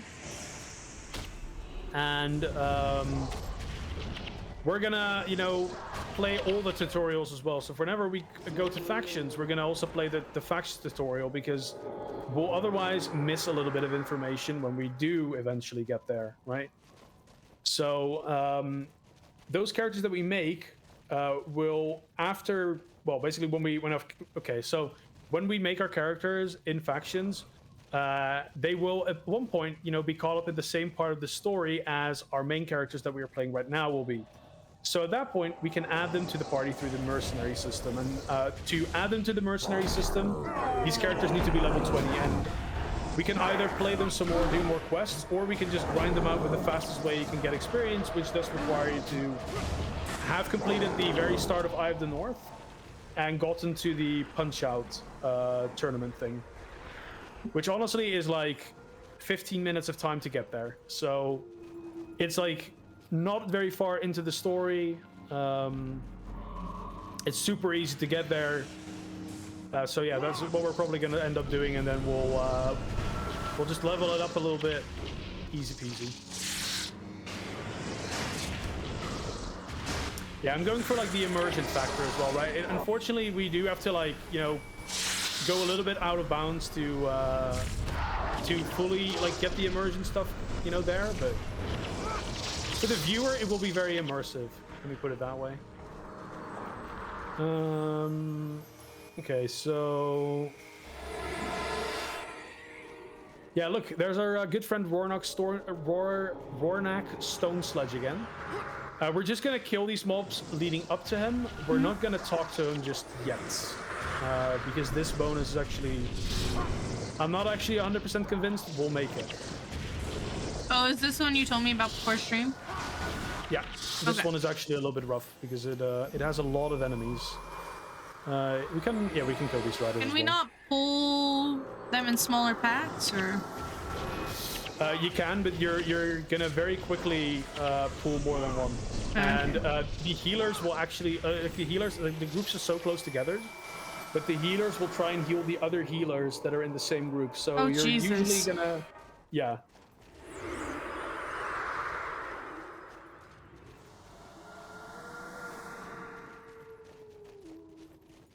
Yeah, the plan is exactly going to be that. Prophecies characters, well, they're going to be, I guess, like mercenaries as well. But faction characters will get made. We get the factions characters as mercenaries, and then we continue playing on Prophecies characters. And then we get to Nightfall, we make more new characters, get them... Ooh, a hump. Is that my hump? That's my hump.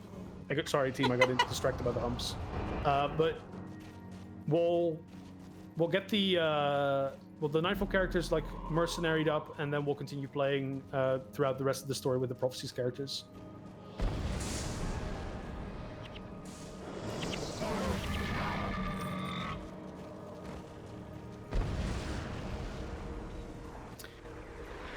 Right.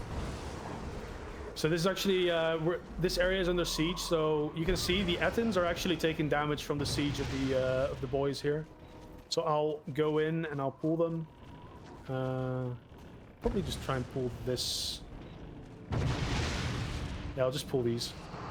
You going for Graham? Not currently. We're just playing through story currently. We will probably do Graham at some point, just not right now. Graham is a long one, so I need to like set aside time to actually do it. So tutorials first. Yeah, I believe that's the plan.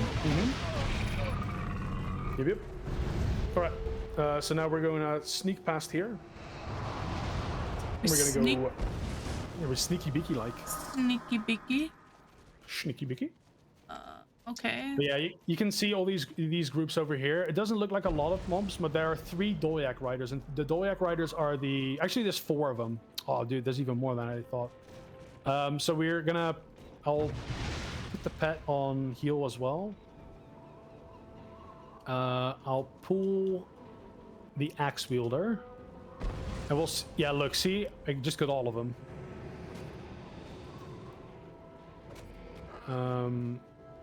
So we'll see. One of them's going back. No, never mind.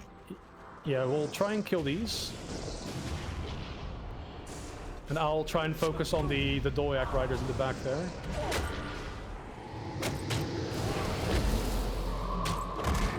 Okay, pause. One of them is at least dead, so they're... Yeah, okay, 2 of them are dead. So I think this became a whole lot easier. Oh man, I'm so glad we actually managed to pull them back, because yeah, that makes it a lot easier. I'm gonna try and pull them some more. Okay. Although for the 2 of you and 4 mercenaries, you have little space for NPC/story henchies and heroes. That's okay. Honestly, if I want to go through for the henchmen and hero stories, I can always do another playthrough, right?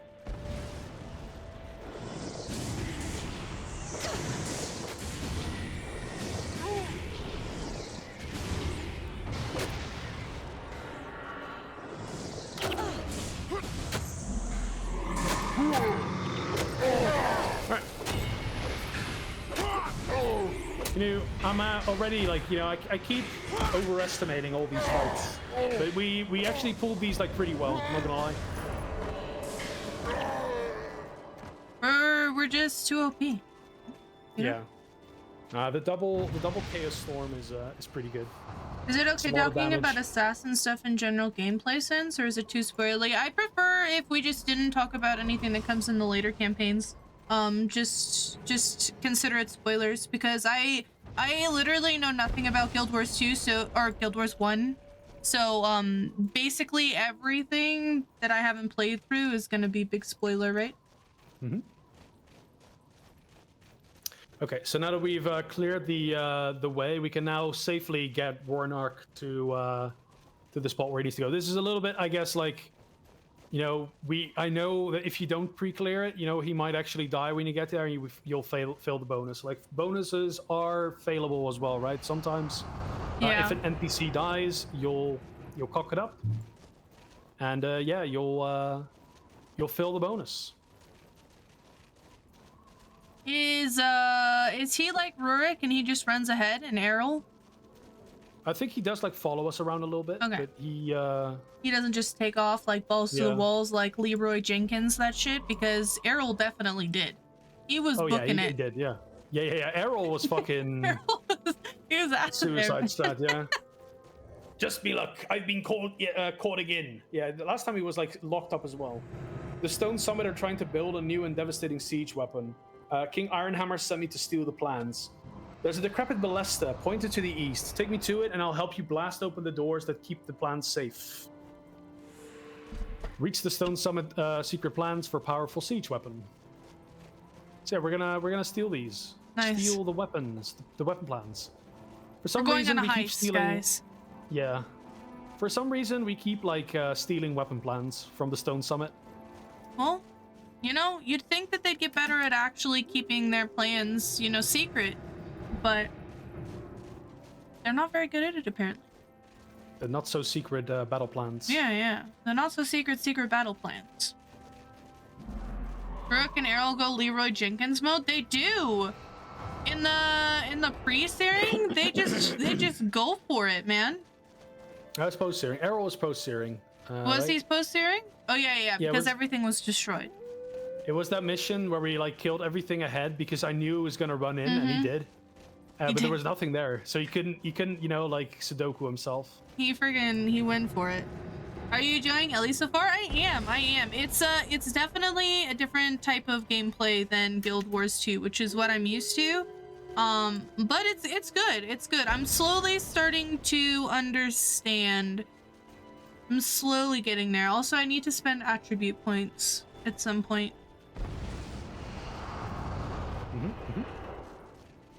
Attribute points are big. Points. Right, so I'm always a little bit. I don't usually know what's better to do first. If we should like shoot first, because if we shoot first, there will be more mobs. But I think we're just gonna shoot first here. We shoot. Yeah.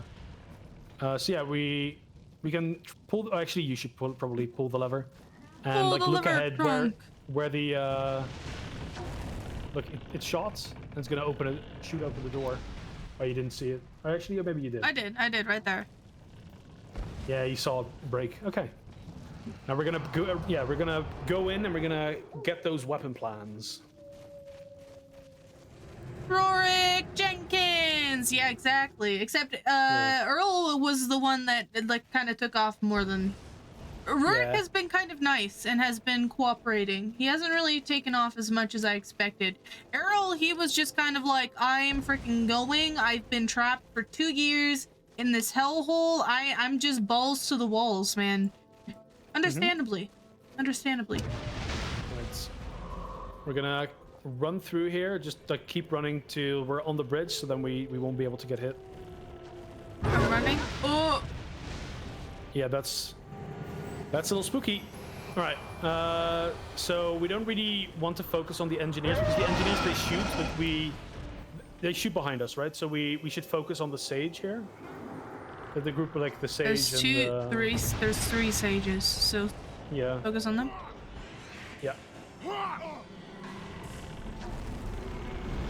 There's gonna be ice golems coming in from the side, but I think they should stop there. Sages are dead. I like how the Stone Summit are actually killing themselves now. But yeah, let's focus the ice golems now.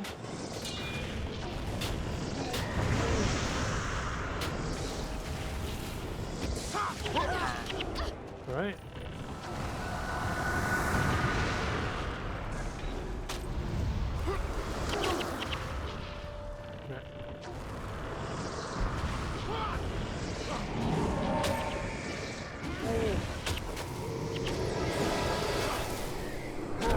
Yeah, it helps so much that you're a fire mage with these boys. Right, there's more ice golems here. On my way. Well,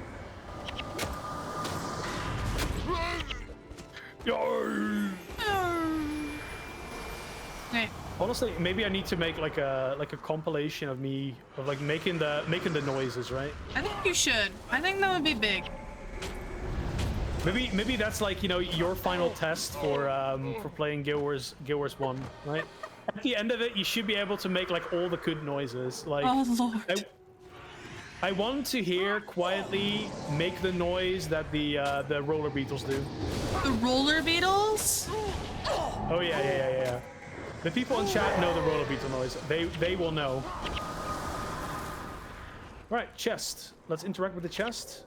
And there are Chest is secret already siege open. weapons. Got a book. got a book with the super secret siege weapon plans. The secret, not so secret weapons. Yeah. Yeah, roller beetles. I love their annoying screeching. Exactly. They know what we're talking about. You know what you need to do, Lynn? And this is big content. This is big content. You need to do a Guild Wars 1 noise tier list. Honestly, we should do Guild Wars 1 noise tournament, where we get people to like imitate the actual noises from the game. That would be freaking hilarious. I'm not gonna lie. We can judge it. Actually, Yeah, we can judge it. I don't think I can fall off the bridge, but I nearly fell off the bridge. Okay. Yeah.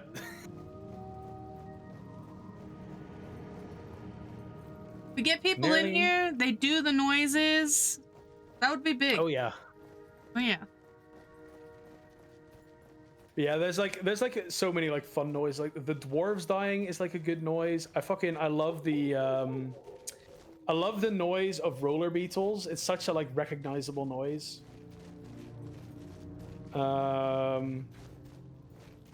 Which ones are also good? Honestly, the trolls are pretty good as well. We haven't really encountered those yet. No, the growl, of course. The growl you know, noises, the char noises are pretty fun. The imp noise was cool. Yeah. Exactly. We'll have someone make the noise for like the penetrating arrow, right? Ooh, can you even do that? Well, we'll find out, I guess. We added in the super secret siege weapons. Any friend of Rornock Stone Sledge is a friend of the Deldermore Dwarves. Many thanks, friend. Well, that's Pog, because that means we won the bonus. We've done the thing.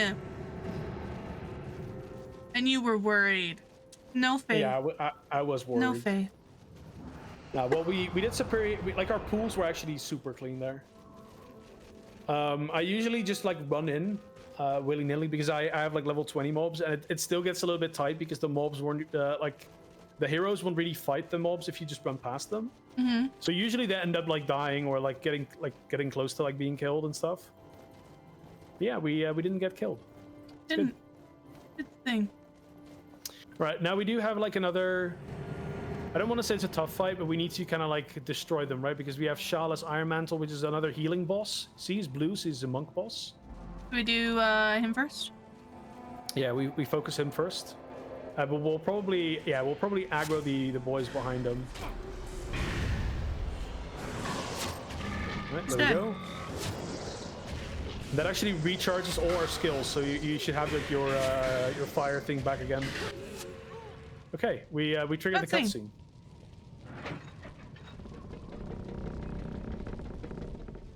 There's Rurik. Rurik! Well done. Thank you. The refugees are weary, but they've made it this far. We're now very close to the Frost Gate and the safety of Kryta, but we cannot yet take rest. One of my men, Captain Greywind, tells me he once traveled this path. He says the Frost Gate can be opened, but it will not be easy. There it is, the Frost Gate. Wow. It's a gate that's frosty. There are 3 mechanisms that lift the massive stone. You must find a gear lever in the small town ahead. Use the lever to engage each of these mechanisms, and the gate will open. Once it's open, it'll be up to you to lead the refugees through to safety. My men and I will hold back the dwarves as long as we can. I will rejoin you once the last of the refugees is safely through. The stone summit will not yield the Frost Gate quietly. Well, they might yield it too quietly. Smile upon us.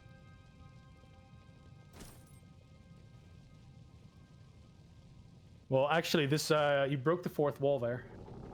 Did I? He spoke to you directly. He said He did. They will not they will not give up the Frost Gate quietly. Quietly. True. Yeah. Big. All right, we're going this way. One of the sages actually survived. Oh, the Doyak Rider as well, because we entered the cutscene. Very good. Okay, so yeah, we're gonna open the Frost Gate. There's a little bit of a tactic here with opening the Frost Gate. what we can do is we can... you see the gear levers already over there. And what happens is if you interact with the lever mechanism, it will consume the gear lever for a little bit, and then it will drop it out. So for this first one, what we'll do is we'll just like chuck it in, interact with it, and then it will eat it for a second, and then it will drop it out again like a little bit later. And like when we get to like the next gear lever, what we'll do is we'll put it in, and like it's still like trying to open the door, right? So it's still going for a bit. We'll just like pick it up again, and then we'll go to the next one. And as we're like doing like massive amounts of stone summit are going to be pouring in, but if we just run back to like this gate where we are right now, what will happen? It's actually really funny. What will happen is the stone summit will like pour in, stack all the way over there, and the mechanism will still open. So we'll finish the bonus with all the stone summit like out and about, but we'll be in relative safety. Nice, I like it. Let's do it. It's a good plan, right? Like 30 seconds per lever. Yeah, it takes a while. Look, we're still waiting for this door to open. It's still going. There we go. On the thing.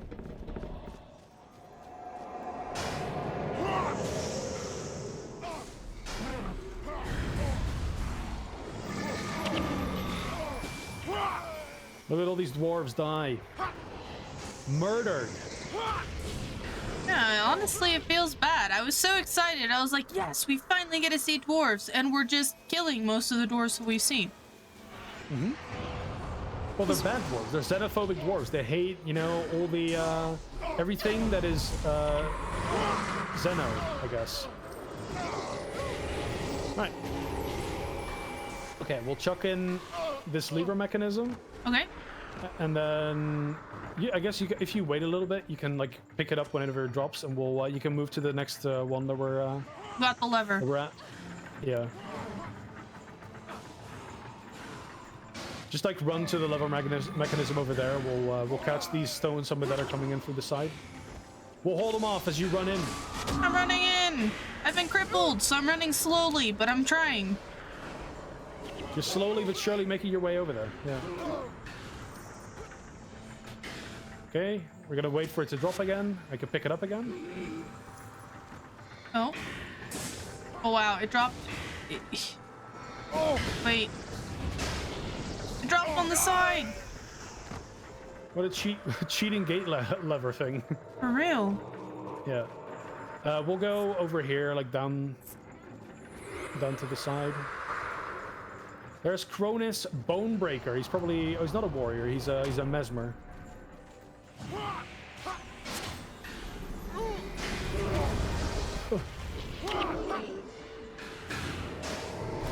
Right, we can retreat, and we'll if we wait like 30 seconds, we'll finish the mission now. You don't have to like stay here. We'll just run out. Do we need the gear lever or no? No, we don't need it. Just keep running. We'll run to safety. They'll follow us. Actually, they don't even follow us to safety. They just run out. Yeah, that's the Frost Gate. We can just AFK. We can just AFK here now for the rest of it. I'll quickly grab a drink and we'll chill as the door opens.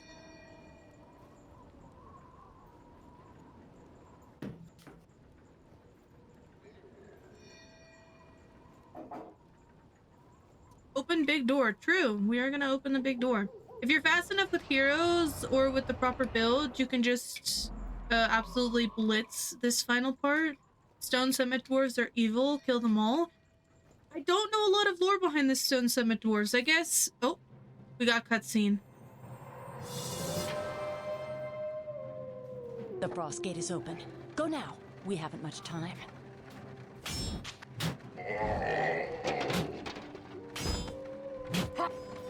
He just bonked Rurik in the back with a hammer. Let's go! Get the refugees to safety! Rurik took it like a champ. Mm-hmm. He just keeps going. He's fucking... Giga Chad. Giga Chad, yeah. Come on, refugees, let's go! Get him, Rurik! Dude, he's still fucking winning. Oh no. What's that? Who's that? Gasp. Dude, look at this fucking giga Look at chad. him. Oh, He's out of breath though.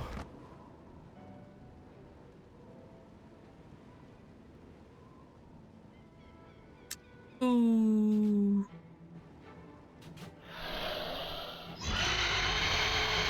What was that? He looks angry. Mm-hmm. These mountains belong to the Stone Summit, human. Oh no. Oh no! Oh no! Run! Dude, no. Rorik, no! He's alive though. No! Is he Yeah, alive? you said the same thing. You cannot save me. Get them to Kryta. Hurry, go! Dude, you could definitely save him. We just lit Why the they set the tree. thing on fire? Yeah, we just leave him. We're gone. Oh, he's buried in snow. Punishment for trespassing is death. Ain't no way! Yeah.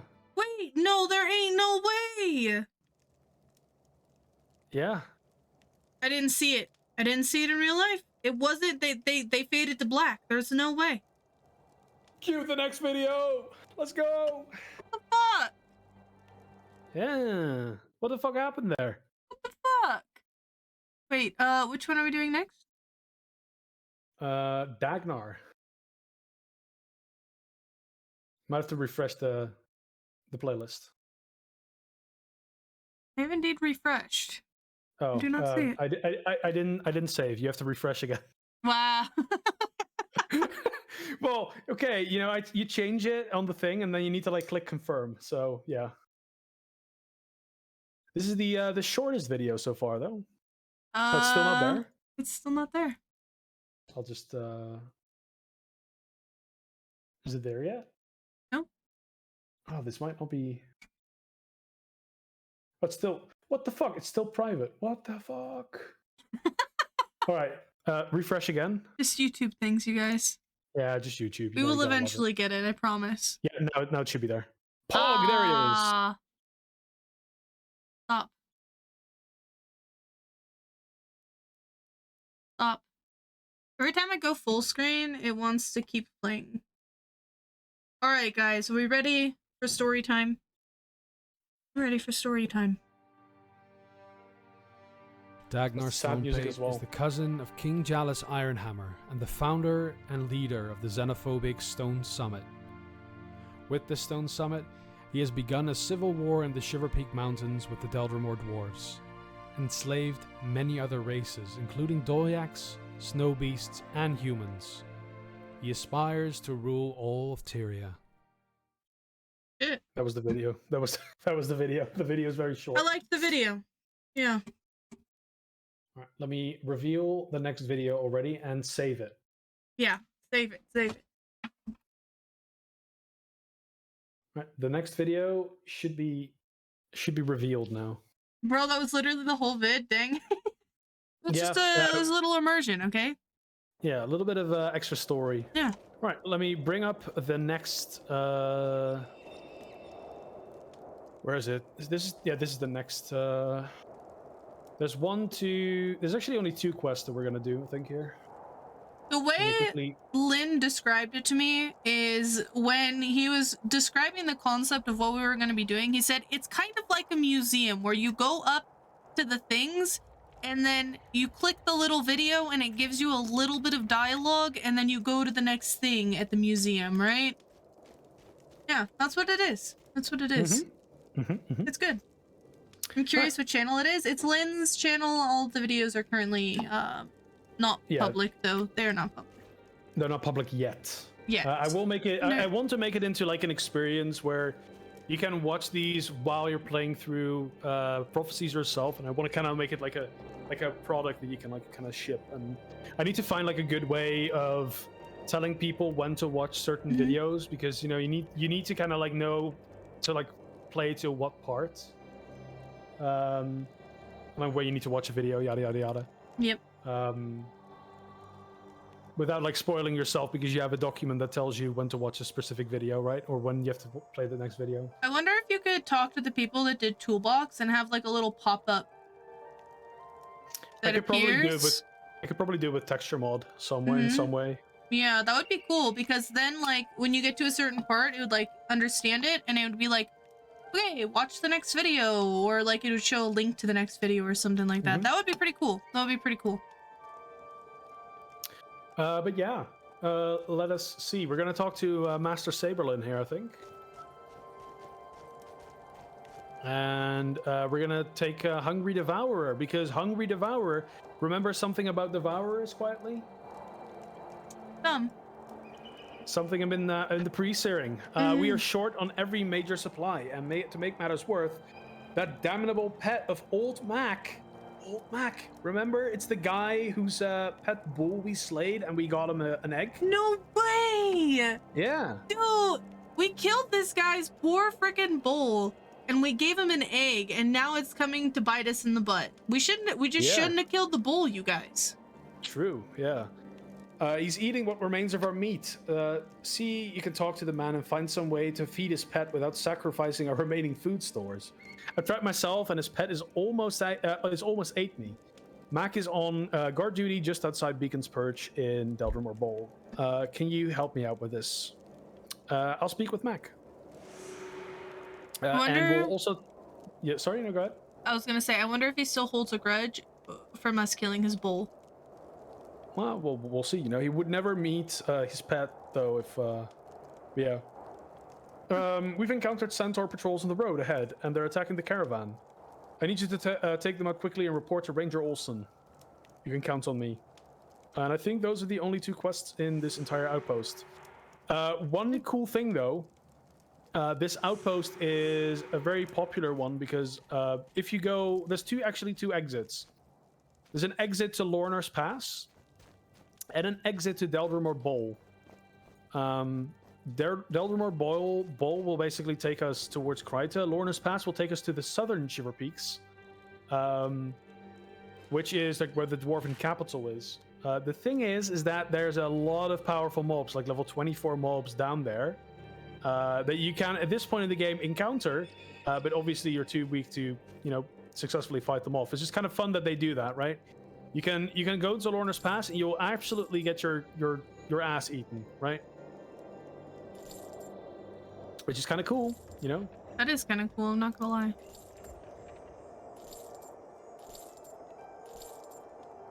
Can I get rid of the Furious Summit Acts of Warding?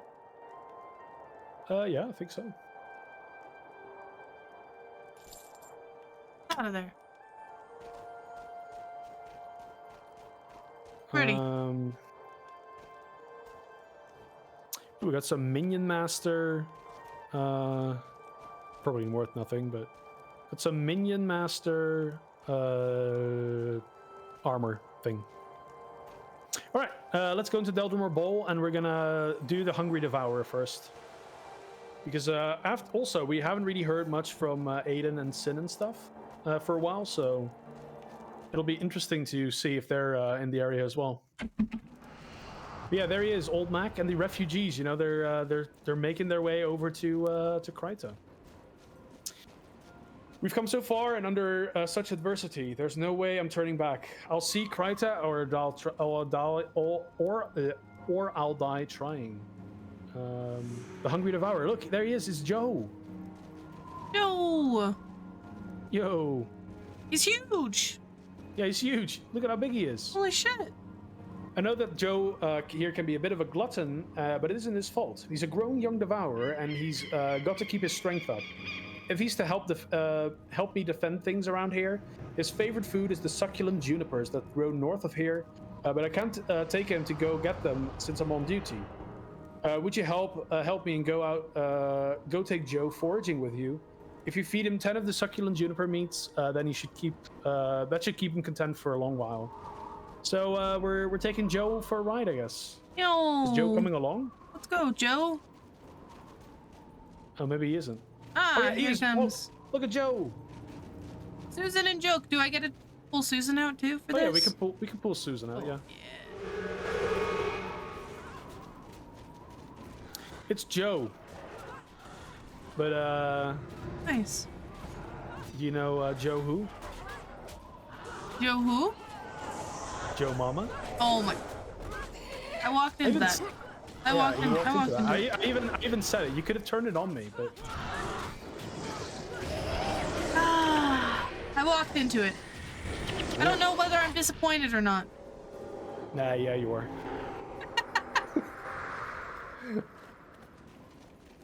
We did indeed just pass the Frostgate mission. We did. We did. Also, hello, welcome in. Sorry, I didn't see your message before. It's going good. I'm enjoying the Guild Wars 1. The experience is very, very fun. I hope you are doing good as well. Are you a Rhyme God now, by the way, quietly? A what? I'm enjoying Guild Wars 1. The experience is very fun. I am, yeah. I wish we could shoot Dagnar Stonepate with a gun. True! On all accounts, yeah. Susan is a little bit of a Hun.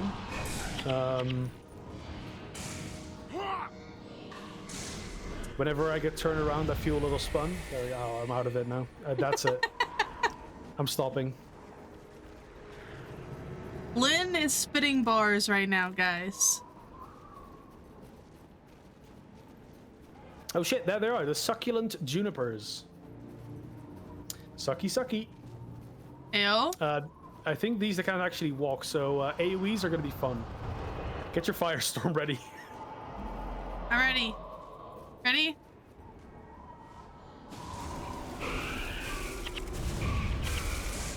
Oh yeah, Pog. Ooh. That was Right, so how many tasty. do we need again? 10. We need to feed him 10 of them, right? 3, 4, 5, 6. That's an alpine seed? That doesn't count. Right, Joe. Right, he's done. He's done. He's full. Let me quickly check if we can actually just return by...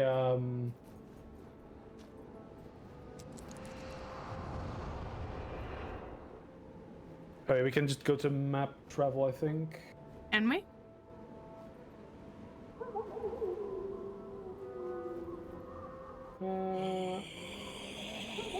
Here, I thought the rest of the stream was gonna be all rhymes. I would enjoy that a lot, but I could never. I could never do that. I'm we're not good resigning. at We're going back rhyming, to Beacons. so- oh, we have to We're resigning, resign. by the way. Yeah. We're going back to Beacons, and then we talk to Old Mac again. You guys need help? I think we are going to just keep it to ourselves currently, unless you're around the same level, and we would not do anything with voice. Yep. Just you know. We don't want to be really- too overly OP and stuff like that. We do want to enjoy the story. All right, Old Mac. Yeah, we already said that. I know that Joe here can be a bit of a glunt. Oh, we need to do it again. Oh no. No, it's fine. The quest did update, and now we need to go back and talk to Master Saberlin. We've done the thing. All right. So you're sure that the Devourer is sated? Well then, good work mesmerizing Lynn. That should help our food situation a bit. I hate to say it, but it helps having that creature around. We haven't had an attack in days. Dude, he's actually useful. What a lovely little lad. We love Joe. I love Joe. Joe Mama. All right. The next one, the Deserters, and then after that, we're gonna go to Kryta. Do you want to read this one? Yeah. I'm looking at the skills. Hold on. Okay. Ooh, the skills. The Deserters? The Deserters. A small group of former soldiers have deserted us after the death of Prince Rurik. Normally, I would forgive such a transgression in the face of all that we have endured, but they have taken the majority of our supplies with them and headed north into the hills of Deldrimore Bowl. We believe they are making their way towards Ice Tooth Cave. With supplies already short, there is no way that our people will make it through the mountains to Kryta without the stolen supplies. It is critical that we retrieve the supplies and bring the bring to justice those deserters who would condemn their people to death. It is a grim thing I ask of you, Quietly Gaming, but it must be done. Can you find these deserters and bring back the supplies they have stolen? I don't know, can we? Can we? I think we can. I believe. Believe. Huh. I believe. I believe. I'm a believer. Yeah, let's actually go through Deldrimor Bowl. There's two ways we can go through here. We can either teleport back to the Frostgate, but like, and then we would probably run into less mobs. But I think it's kind of cool because we've kind of like made it past the Deldrimor Gate already, or we've made it past the Frostgate, right? So we can't really go back. We're like, backtracking a little bit, to get the deserters and get our supplies, but we're not thinking about like fully going back. So like lore wise. We're in Beacon's Perch. This is our base now. Ooh, Devona. Yeah. Oh yeah. Oh wait, Devona's here? Yeah. Oh, they're over here. And Sin and Meanlo, right? Menlo, yeah. Menlo. Hello. Oh yeah, they're gonna help us with help us with the deserters. So Saberlin recruited you as well, Mesmerizing Lin. Good. We need to deal with these deserters as quickly as possible before word reaches the people and causes any more strife. You lead the way and we'll watch your back. Dude, we're actually, for the first time in ever, we're playing with the boys. We got him. The boys are back. I played 212 months and never ever read quest descriptions. Well, you're in luck. We are reading the quest descriptions for you. Yeah. Pretty big. We need to hire an editor and like make an actual series out of this. Actually, that would be fun. I wouldn't mind. Never mind. I don't think you should trust my editing skills. Well, yeah, I don't trust my own editing skills. Like, let's be real. Like, the lore videos are only good because of my voice. I think. Like the editing of him is pretty poor, but the videos are kind of okay because they have like good lore in them, I guess. Sure. The boys are still following us, right? But yeah, like Menlo, Devona, and Sin have kind of been helping, with the stuff in the Shiverpeaks. They've been helping, getting. Saberlin recruited them as well for clearing up the deserters problem, but I think they're gonna also help with transfer, getting the chosen, or not the chosen, the Ascalonians to Kryta now. So, they have been in the background, but they have for sure been around us exploring as well. Before we take everyone to a Kryta, I think I'm gonna go make a sandwich really quick. Oh yeah, that's a good point. Yeah. We'll take a little break and then we'll go.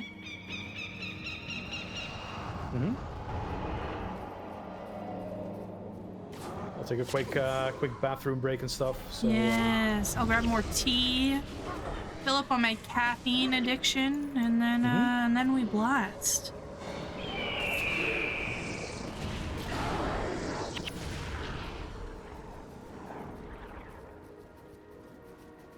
By the way, do you know about the lore dump NPCs and prophecies missions?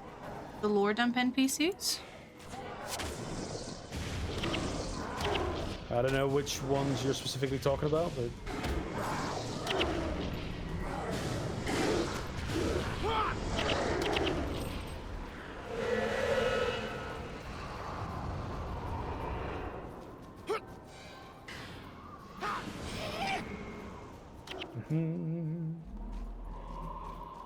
I think you can talk to certain NPCs in missions and get more lore. For every mission, there's one NPC standing on some sort of pedestal that talks about the story. Oh yeah, we've seen those, yeah. We have. We do usually also talk to them, just for a little bit. Ooh, there's a boss over there. Oh yeah, it's Ruby actually. Look at Ruby. Ruby! I don't think Ruby is here anymore. Oh. Unfortunate. Is Ruby still usually here? pops in and out. He does a lot of lurking and listening in the background. Yeah, I don't see her in the viewer list anymore. Yeah, Ruby has left. Ruby has left the world of Tyria. Yeah.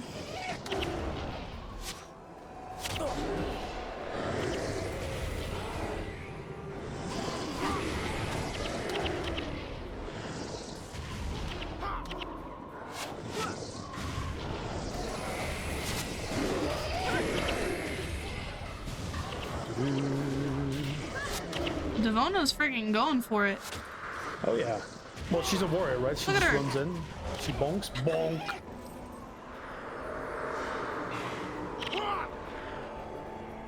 Right. She zoomed. She zoomed hard and she zoomed fast. Yeah. And then she returned victorious. Big.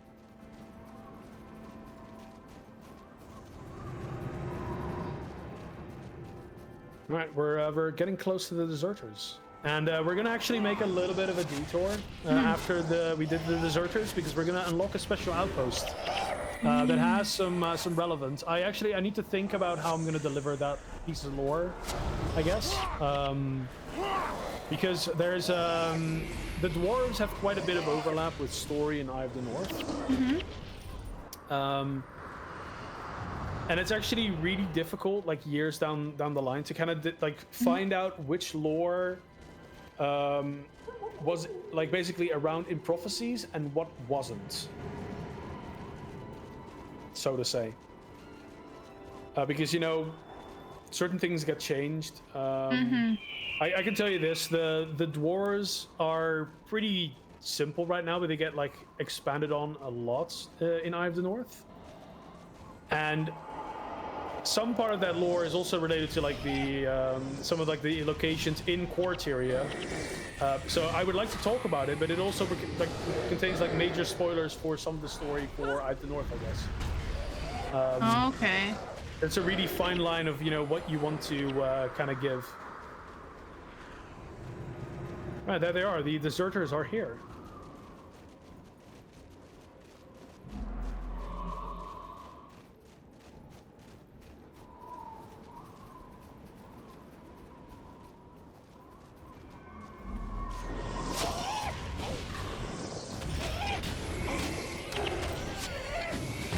Well, these are very like weak enemies, funnily enough. They did not do much. Yeah. Yeah. Right. So now it says, take word to Master Saberlin that the items have been recovered. Right. So yeah, we're gonna go to what is it called? We're gonna go to Anvil Rock, I think it's called. Is that what the area is called? I think so. And we're gonna have a look. This was used in year 2006 to farm specific key list chests for rare items, but got nerfed. Yeah, these are some of the things that I don't remember, right? That's a pretty cool community tidbit. I'm not gonna lie. Right. A lot of mobs. It's a lot of mobs. Yeah, it's a lot of centaurs. But yeah, this area I think you can already see it in the background a little bit. But this area is called Anvil Rock. And why is it called Anvil Rock, you might ask, right? Why is it called Anvil Rock? Well, we're gonna find out in a bit. Oh, big.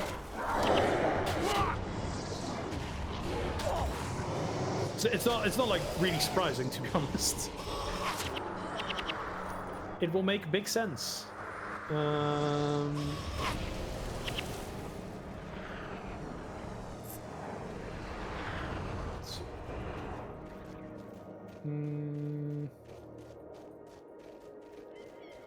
quickly check the map.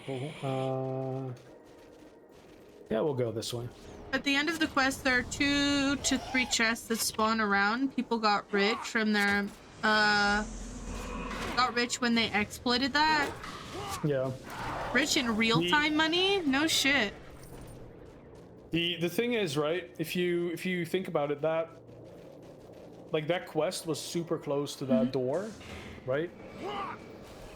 or to that portal we just went through. So what you could just do is you could like kill the guys. I guess you would have to like abandon the quest then. Or maybe if you didn't kill the mobs, then you wouldn't have to abandon the quests. Because I think the quest got updated whenever you I think the quest updated whenever we killed the mobs, right? So if we hadn't killed the mobs, then you would have like opened the chests. You would have gotten the loot, and then you would have rezoned. You could have gotten like massive amounts of money. Yo, chef. Yo, chef in the chat.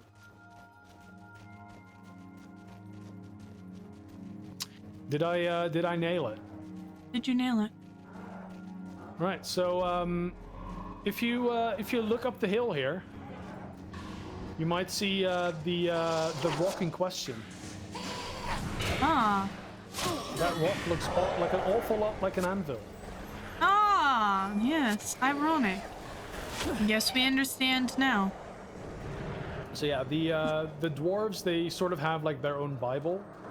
I don't think this was like, I'm gonna have to be really, really careful about what I say here, but yeah, the dwarves have their own sort of Bible, and they call it the Tome of the Rubicon, and it's like a little bit of a prophecy in itself.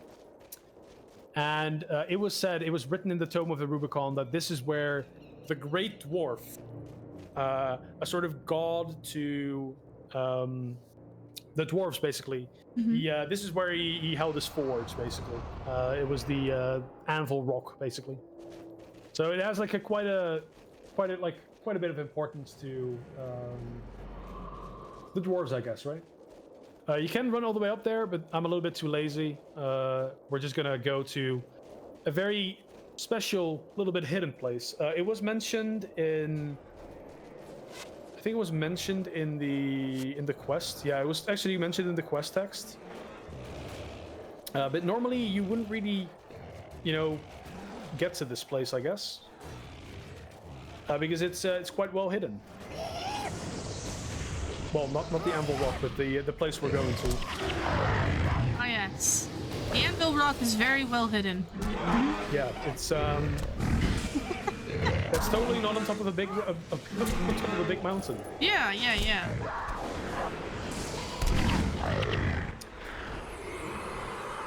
But yeah, the entire thing is like when you're playing through the game, you might do that quest, and they do make a mention of it.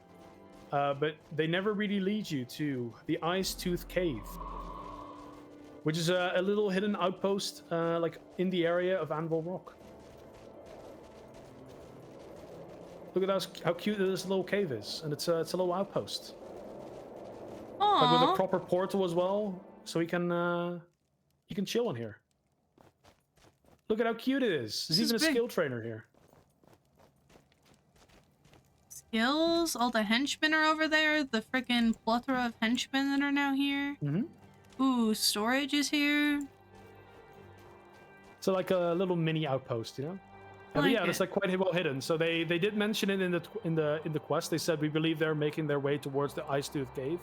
But yeah, they don't actually tell you where it is. So yeah, we found the Ice Tooth Cave. Do I need the flute still? Yep, we still need the flute.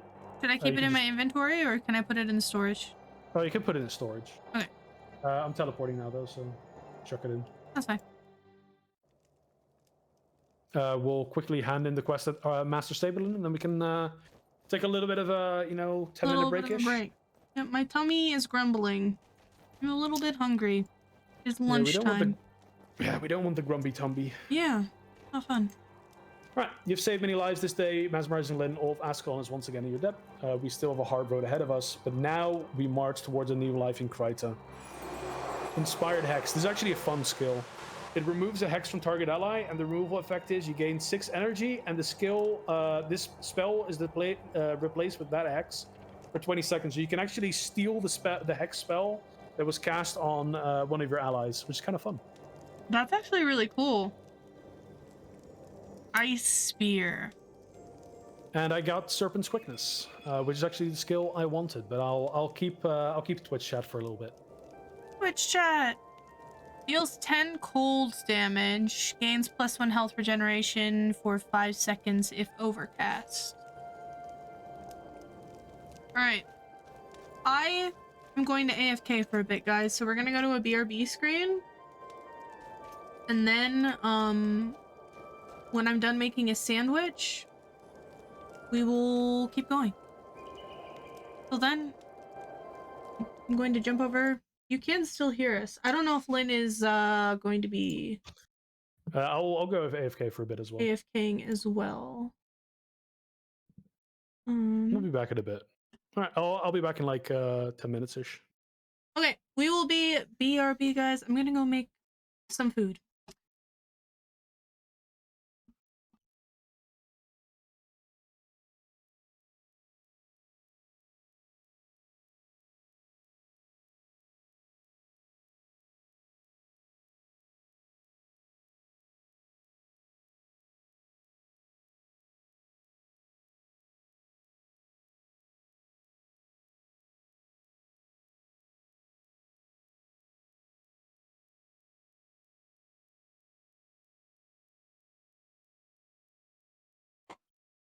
All right, are you ready to go, or?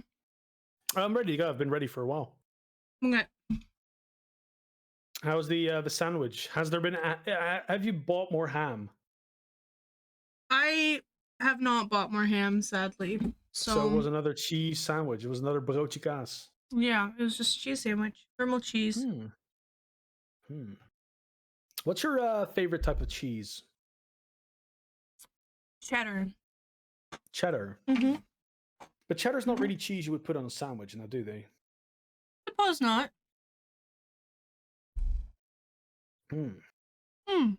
Was that Dutch? Look, I've been exposed, okay? I'm not actually from the US.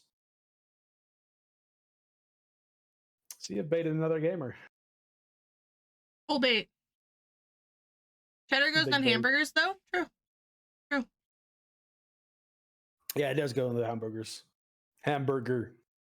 Ham. Netherlands or Flemish? Netherlands. Cheddar goes on everything? I don't know about that. No, no. It doesn't go on everything, right?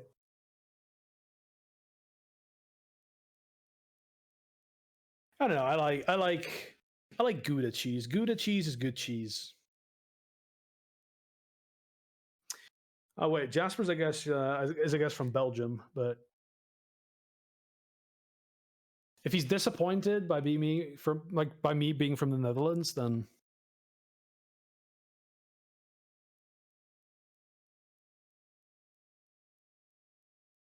All right.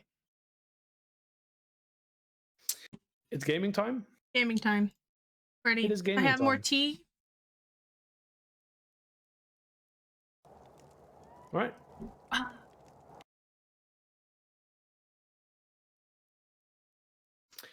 Well, if it's gaming time, we'll.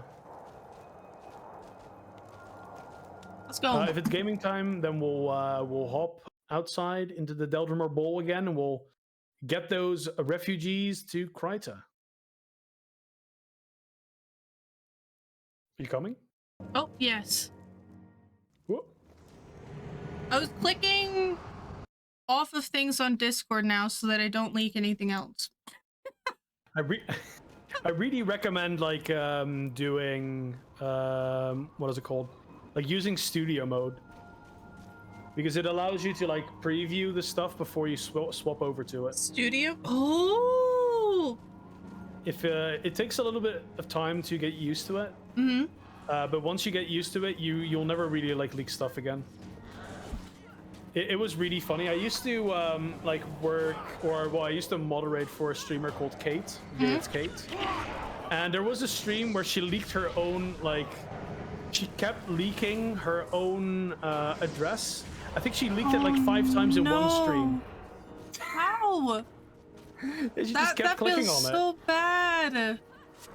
Well, she wasn't just like really not paying attention, so we would constantly be like, "Yo, you just leaked it again." Or she would like restart stream while it was still like on the fucking page where it says her address. That feels bad. It got a little bit silly near the end, where like even at one point, like all the moderators were like, "Oh my god, what the fuck are you doing? Freaking again."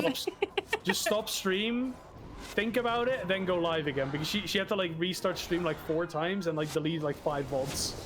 5? Yeah, it was real why bad. did she have to delete them? She could just unpublish it, right? Well, I mean, unpublish them, right? Yeah. But you don't have to go on live to do that.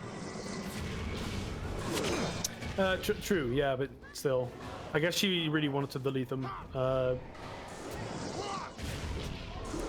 guess it makes sense. It makes sense.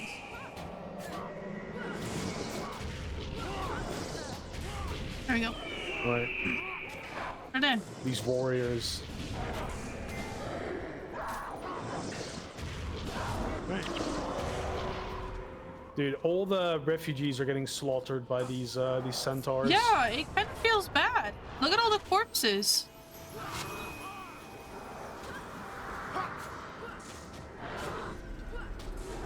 We can't save all of them, you know? I don't think we saved any of them. Well, maybe there's more coming through, you know? We're not very good at this like rescuing thing, you know what I mean? Yeah. Yeah. Look at all of them. No. Look at them. They're all dead. Yeah, they're all corpses. I don't think any of them made it. I need to turn off Spotify. Forgot I put that on. How'd I put that on? Spotify. Wait, so how do you go to studio mode? Like where the settings are, like bottom right. Also where the button is to go live. Should be a button for studio mode. Recording virtual camera. Oh, okay. Wait. So what does it do? It like shows you on the left. It shows you the preview, and then on the right it shows you what's actually live. Oh shit. Okay, that's cool. Learning. Lynn not only teaching me Guild Wars 1, but also teaching me how to be a streamer. Quietly, we saved one. One of them is gonna make it. Look at just a singular refugee.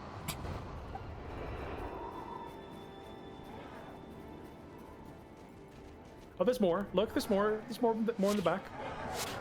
If we get there in time, I guess.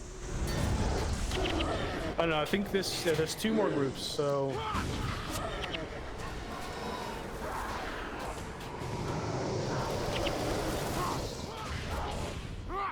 Oh yes, those are all of my commands.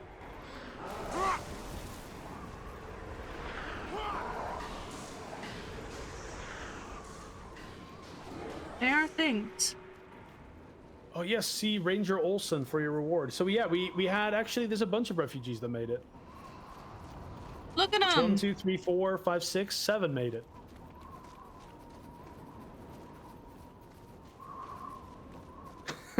The Ascalonian population is decimated and might not recover after the refugees and centaurs incident. Oh, now they're getting bullied by the snow Etten. No!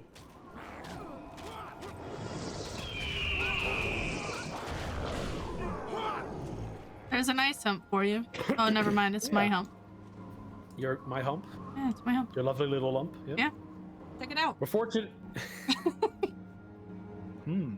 We're fortunate to have your assistance. Aiden has gone on ahead into the ice caves to scout the way for you to take the refugees through. Master Nathaniel, to take the refugees through. Master Seeker Nathaniel awaits you in Griffin's Mouth with further instructions. So we're gonna go through Griffin's Mouth. Also, these snow Ettins are now murdering the refugees. So we just lost another 2. We lost another 3. Never mind. Well, to be honest, these snow Ettins, they're a threat, so... We just lost...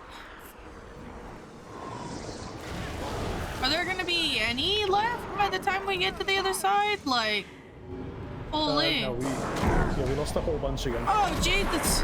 Jesus, help me! Oh, God. Yeah, you're getting Etten. The Ettening.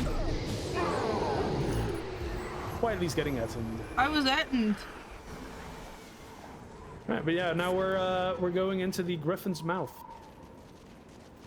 You know, it turns a little bit darker when we enter. Is this what a griffin's mouth looks like? Well, I don't know. Maybe. But yeah, this is imagine I'm gonna tell you a little bit of story of Smolden. Story time, guys. A little bit of a story time. This is Alrighty. unrelated to the story, but this is my experience with Guild Wars 1. So I'll be real honest, I wasn't very good at this game. So when I eventually got to the part where I got it past the Frost Gate, I had done a few wipes. You know, I've been stuck on the Shiver Peaks for a while, and as a kid, I was really into. I was looking like I was reading the manual, right? And I saw Kryta. It was like beautiful. It was sunny again, you know. And before this, I've been in a snow place and in like a fucking burned down area, right? Okay. And I was like, oh, I want beautiful areas again. This game, you know, it's kind of horrible, and now, you know, this is like the darkest moment before the light, sort of thing, right? I wanted to get to Kryta. I was a ranger. I wanted to tame a lynx, and Big.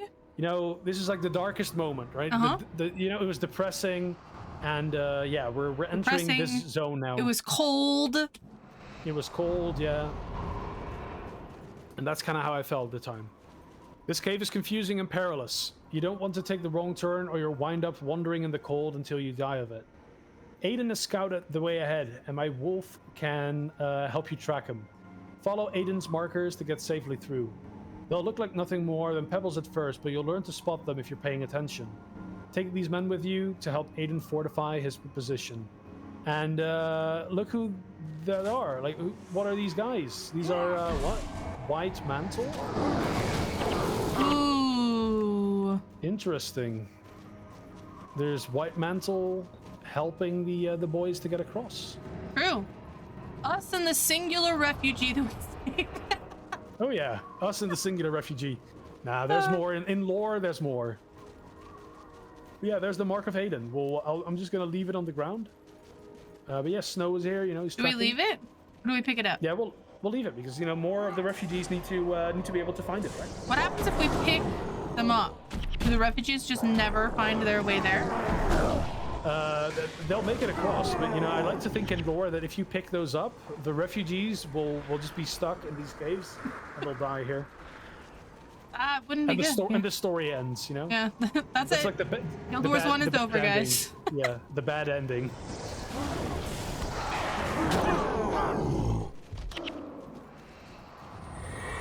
The Guild Wars 1 bad ending. That would be funny. Maybe we should do that. We'll just stop the Guild Wars 2, the Guild Wars 1 playthrough.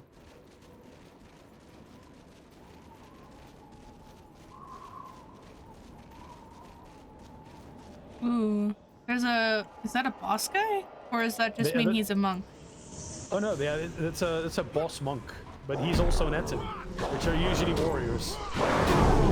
Which makes it funny because I don't think they gave him any skills, so he's just a blue Etin. Etin, but blue flavored. Yeah. Yeah. Yeah. All right. Yeah. You know, it's like dark caves. We're following Aiden's, you know, little marks, his little pebbles. I will admit, I did pick them up when I first played because it's like, oh, it has Aiden on it, and I'm a massive Aiden simp. You know, he's like the cool dad, right? I read the manual, it's like, ooh, Aiden, he's a cool lad. I want to be like Aiden. I want my ranger to be like Aiden. Ooby-Doo, I want to be like you. Jungle Book. That's a good movie. Yeah. It's a good movie. This. Ah, look. More is there's another colored Etin again. But they're stacked up, so they get hard bullied. True. Kinda nice. I like it when they stack up and they don't run around all over the place. Mm-hmm. Yeah, there's like there's a few tricks that you can kind of use to do that. So for example, warriors and stuff are like super easy to do it with. Because they'll just like swarm you as a target, right? So if I stand over here, the warriors can't really get past because I'm body blocking them. They can't actually walk through my hitbox, which is kind of cool. So if I trap them in a position where they try to walk into the backline, because that's what warriors usually do, They simply will just like walk to one spot and you can kind of like AoE them down as long as you have enough protection. Ooh, a hump. Alright, so yeah, we've made it through... Well, we have made it through the through the mouth, right, of the griffin. I'm resisting the urge to pick up the markers. Yeah, you really wanna... I really wanted to pick them up and see what happens, but... Found Aiden! Oh yeah, we made it through. But there's also a bunch of Ettins that we still need to murder.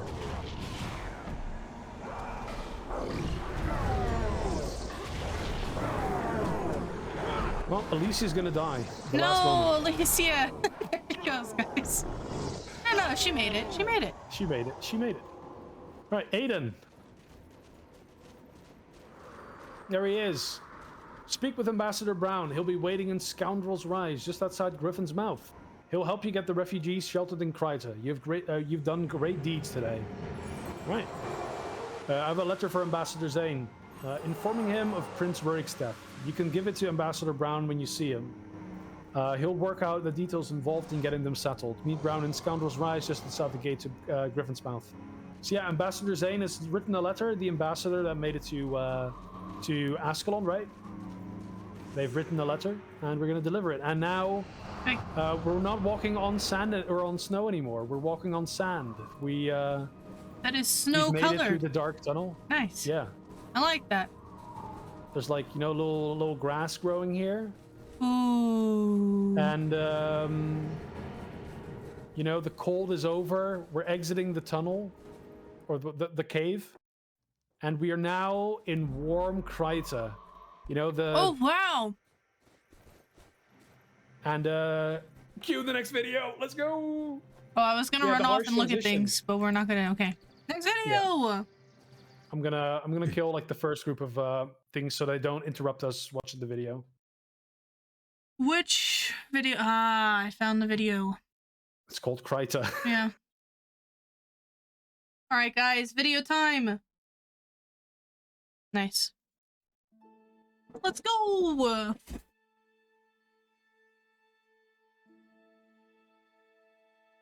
The weather on the Crichton coast is hot and humid. This is somewhat mitigated by the beautiful white sand beaches and the crystal clear blue salt water beyond. Farther inland, it cools down a bit, making the area ideal for farming and raising livestock. Those Crichtons who don't practice any of the mystical arts tend to gravitate towards fishing and farming. Pretty. Villages dot the land, such as Shaymore and Beetleton. Though despite this, there are plenty of unsettled lands filled with Tengu and wildlife. The many swamps of Kryta are often filled with scale and are used to send the Crichtons' wrapped bodies off on sailboats. To the north of Kryta lies the two large saltwater lakes that make up the Giant's Basin.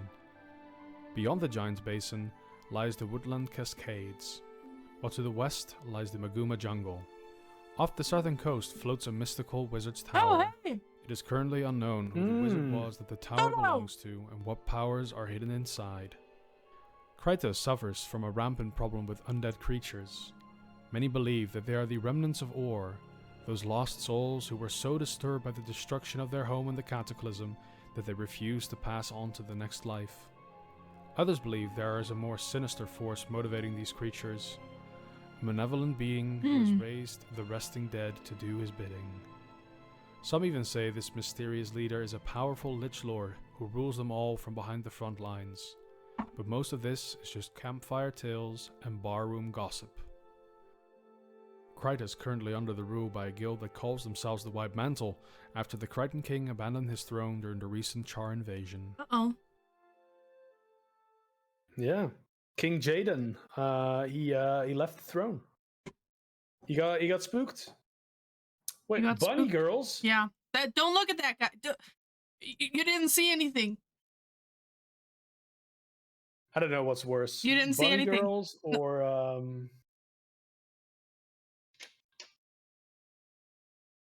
You saw nothing.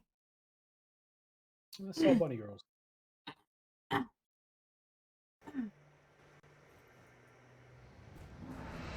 Dude, team quietly into bunny girls. No. Look, True and real. look. I did start Final Fantasy, but I'm not a bunny girl. So what are you? I Are you a Mikote? yes. Quietly's a cat girl team. It's fine. My character is literally called Cat Grill Lynn, and it's a cat girl as well. I like All as that. well. I like that. Yeah. Saw Alright, we're gonna everything. No. He didn't see anything. Isn't that a spoiler? Do we know at this point Or is the source of the undead? Well, I mean, in Guild Wars 2, Or is the source of the undead, right? So I think it's pretty explicit that the things have been coming from Or, seeing as they popped up literally after the cataclysm happened. also, hello is Zerkdo. I don't think I pronounced your name right. Hello. It's also a little bit of well, I can't really say that, but it's a little bit of foreshadowing that's going on there with that info. So I'm confused though. Oh yeah. Because in Guild Wars 2, Mm-hmm. the friggin' dragon is the one that's controlling the undead, right? Mm-hmm. Is it Zaitan? It's Zaitan, isn't it? It's Zaitan, yeah. Yeah. So, Zaitan wasn't the original person who is controlling the undead, or is Zaitan in Guild Wars 1? I don't know. Wow. Okay, fine. We'll discuss that when we finish the story, you know? Yeah, let's talk to Ambassador Brown now. I am Ambassador Brown. The undead problem persists, and I'm sure you're aware. Still, your people should be safer here than anywhere else. What can I help you with?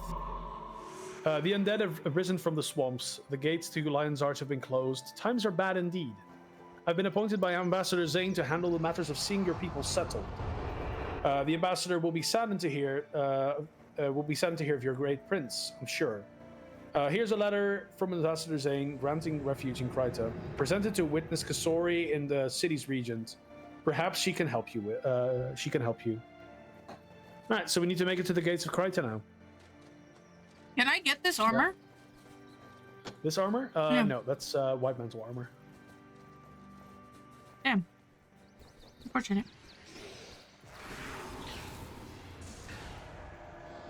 There is an outfit of white mantle armor, and I've considered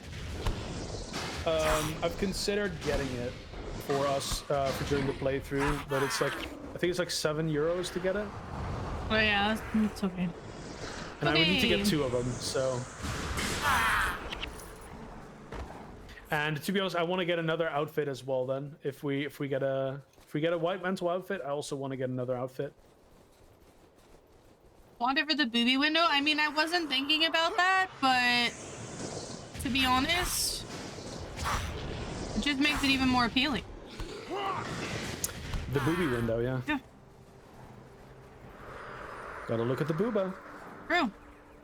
Since Athea is dead, we gotta We're have now booba looking somewhere. at your booba. No. Is that? Yeah. Yeah, like why? Oh, we were just looking at like an ambassador's booba, the male booba. 7 bones. Man titties.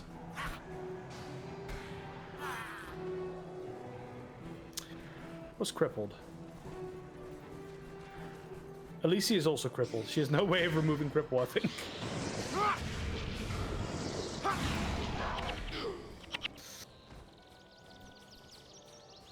Oh, mosquito. Didn't get him. Again? Poor Alicia. Yeah, it's She's trying her best, man.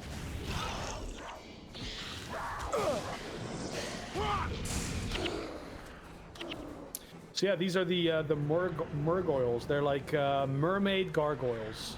That's why they're called like murgoyles. Murgoyles.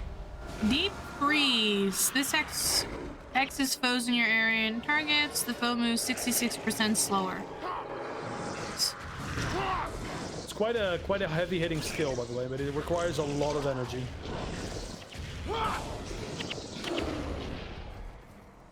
Yeah, we also see zombies that actually summon. They're necromancers that summon bone minions. So yeah, the little warlocks, right? Yeah. Like this one right here. Yep. But he first needs like a corpse, right? Because you need corpses to actually reanimate something.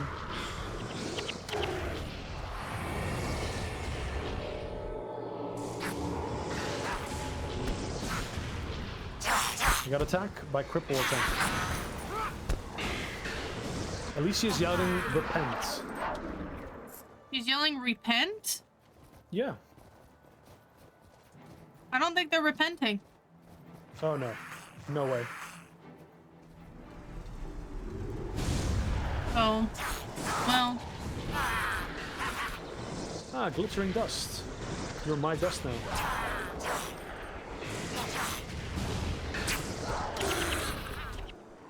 $11 bones. Are these bones useful or are they just kind of like trophies? Those are crafting materials. You can use them for certain things.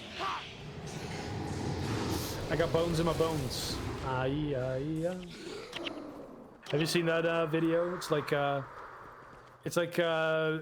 think it's called Bones, the song, and it's from Imagine Dragons. And they just like replace every word with bones. Do they?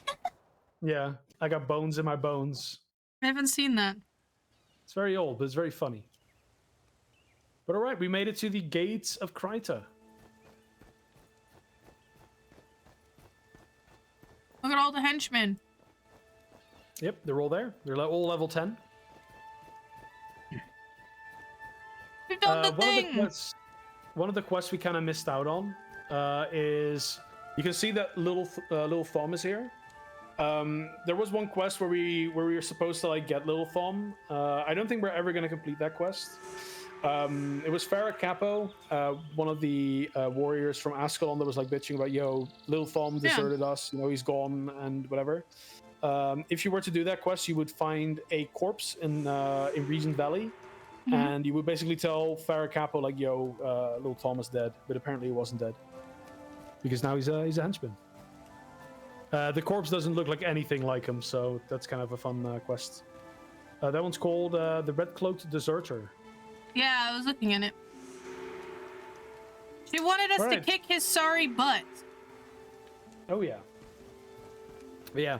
To Kryta Journey's End. We made it. We're in Kryta now. Yes, Braun taught us to expect you. I understand you have Ambassador Zane's decree allowing your people to settle here.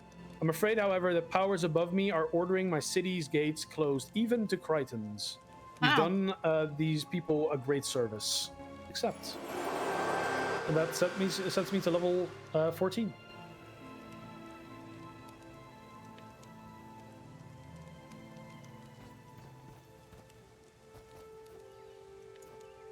Is there anything that uses inspiration magic that I'm using? No. Putting one more point into fast casting. Fast casting.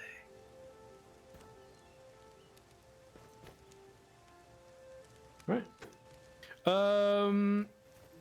Do we want to start with Gates of Kryta? The next mission? Yes. Let's go. I'm ready. I'm ready. I'm ready. We're going. I'm ready. Oh. Nice. I'm Lynn. Are you? Yeah. I'm I'm ready. I'm quietly. Oh. Quietly you said ready. I'm ready. All right, we're gonna start this mission off by enabling the bonus, and for the bonus we need to bring a special character with us. It is a warthog called Oink. I was about to say something. Look at him, Oink. He said Oink. Here he says is. There he goes. Oink's gonna join us for a little adventure. Also, all the farmers, you know, the people that, you know, don't tend to all the magical things, they're dying now. They're getting bullied by the skeletons. They're dead. What happened? Well, they got hard farmed by the skeletons and the undead. Oh, there's a lot of skeletons over there. Oh yeah.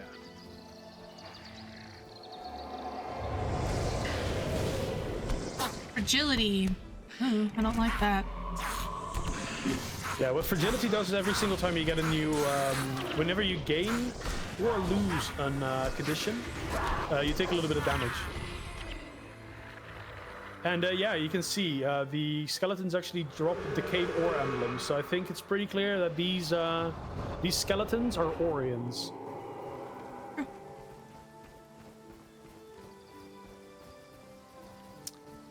Yeah, I tried to stay behind Lynn. That hexes aren't very nice. Yeah, they don't seem very nice.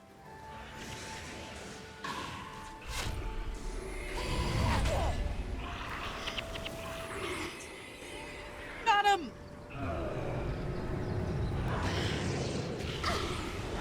Yeah, these mobs, they're starting to level up quite a bit, right? This guy's like level 15 now.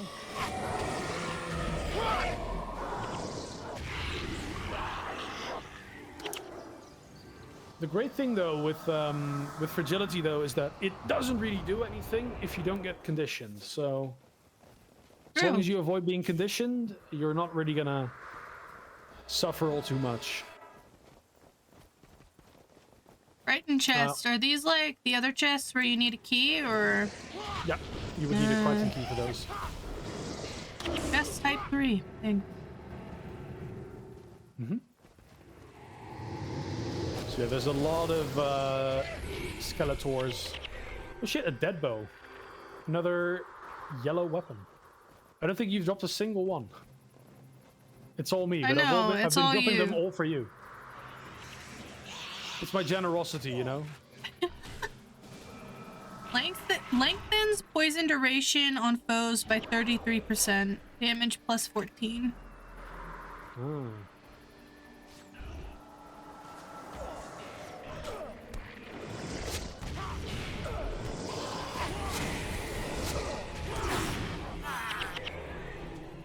Right, we'll quickly run through.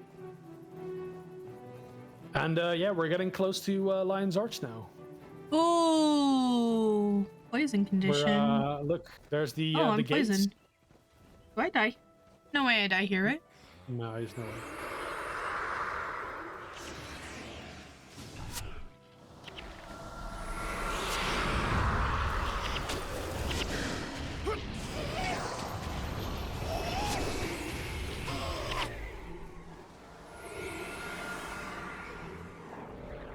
Don't remember if we need to take out all of these groups. I think we do, but...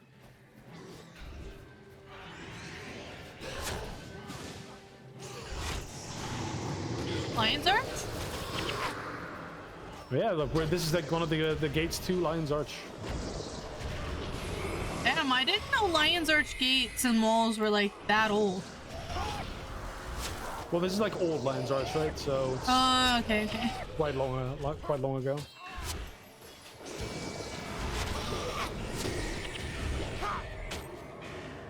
The thing is that okay, actually, there's your first yellow. I dropped first golden one weapon. finally. Jeez. But yeah, like Lion's Arch. The reason why like old Lion's Arch isn't really allowed anymore, or like around anymore. But with that, I mean like Guild Wars 1 Lion's Arch, right? Not old Lion's Arch from Guild Wars 2. Is that when Zaitan rose ore out of the ground? There was a giant flooding, so the entirety of like old Lion's Arch is underwater now. The Lion's Guard. So yeah, here it is, Justicar Torimo. We're gonna have to chat with him. And he says, Lion's Arch is sealed by order of Justicar Hablion. He's gone to the south to deal with an invasion of undead. Be patient, your time will come. So yeah, this is the gate to Lion's Arch, and we can't get through because the city's like sealed off. So yeah, we're gonna have to you know, follow along with Hablion, I guess. Yeah, let's check. There's an Orion historian here, you know. Orion historian. We're doing more rhyming today. Yep. And hopefully, yeah.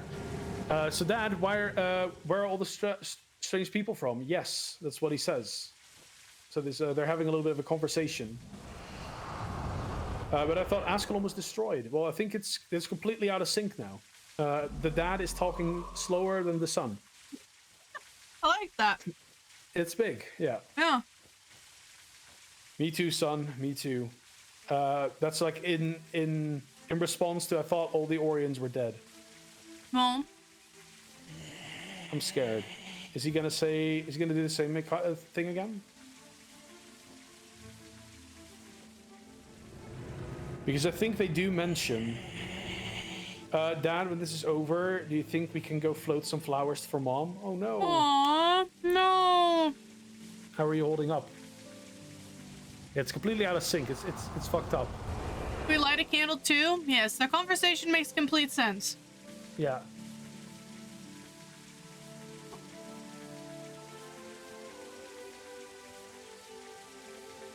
I want him to mention the thing. Will he mention the thing? The real question. Maybe. Are you working on your tan, Ori? No, actually, they're not gonna say it. But yeah, You got basically they boink. say, yeah, we made his son very happy. Maybe I can return the favor. And he gave us a bonus. He said, retrieve the Orion text and have it translated by the Orion historian. So yeah, we're gonna do that.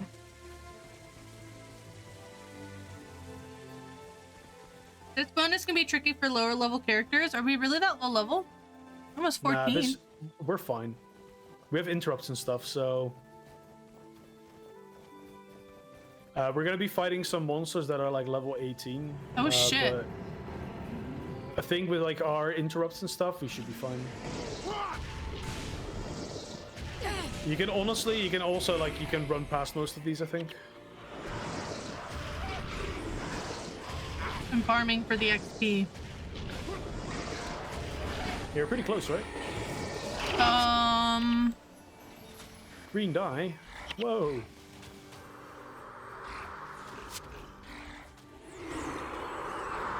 %. 92. Oh.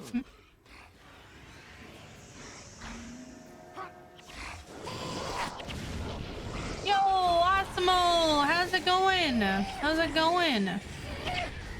Welcome in. Osmo in the chat. Yeah. Right, we're going down here. We're going into the wall. We're gonna, get our feet wet a little bit. Ooh. Oh, what a nice little river. It's like I guess like part of. I don't know if you could consider this a delta. It's like I guess like a little inlet or whatever, like a little bit of water just like flows in. It's not really like a full-on river that goes out to sea, I think. Huh. And look, there are the angry mobs, the lightning drakes. These will hurt, I think. I'm gonna find out. Never mind, I interrupted one of them. Yeah, Orion just got hit for half his health. That's huge.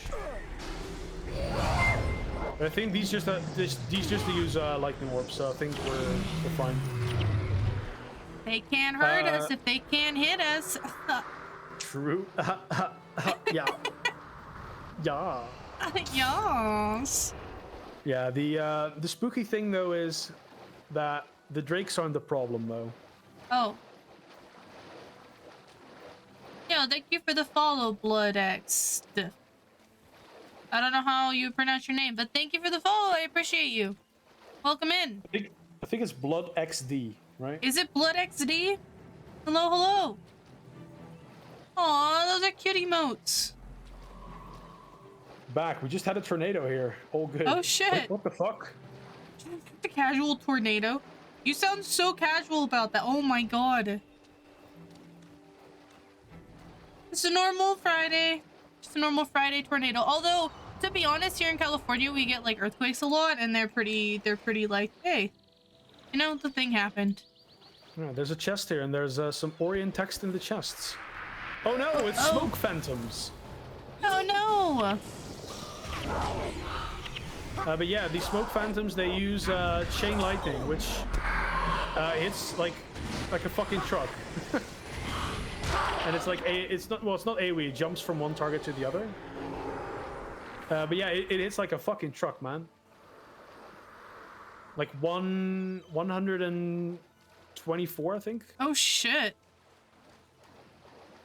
That's AoE in the area. We have I have like 440 HP right now. So yeah, the Orions, you know, we've stolen their Orion texts, and now the Orions are coming for us.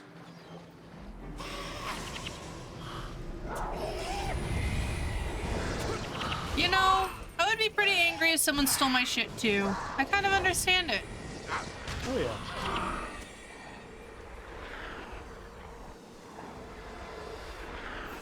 I had my freak out, run to shelter, and back, so I have time to come down from it. Well, I'm glad that you're that you're safe and that everything is okay. Mm-hmm. I don't usually even notice that there's an earthquake unless it's a big one. Yeah. Like, sometimes I'll notice that, like, stuff on my walls, because I have things hanging from my ceiling, right? Oh my god! I blinked and my health almost depleted. I was 1 HP in a dream. The Orions, you know, they go hard. They hurt. Holy. Jesus. Jesus Louises. I also live by train tracks, so sometimes it can be hard to tell. I'm used to my house shaking. That would be really annoying living by train tracks, I'm not gonna lie. Choo-choo. Yeah. Trains are so loud. I remember in the town where I grew up, there was this, like, train that would go through, and I didn't live close to the train tracks at all. But, you could still hear it when the train came through the town. It was just so loud.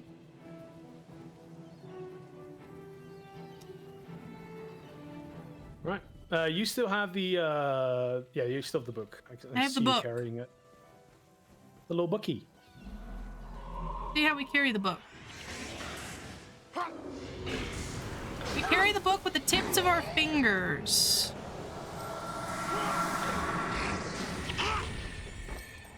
Oh, I'm hexed.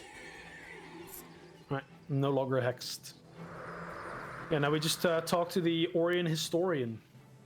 Wait, we don't even hold the book in our full hand. We just hold it with the tips of our fingers and we run around like that. Just the tip, you know? I like it. Yeah. Exactly. Right, Hello, let's see what he sir. has to say about it. As I thought, this is an old Orion text. It's a passage from the memoirs of Theudas Lamount, which is, funnily enough, the historian that wrote the introduction to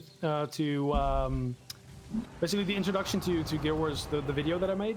It was written by that guy as well. Oh shit! But they misspelled his name in this mission. Oh no! They spelled it as Lamount here, but it's supposed to be like Lamont or something.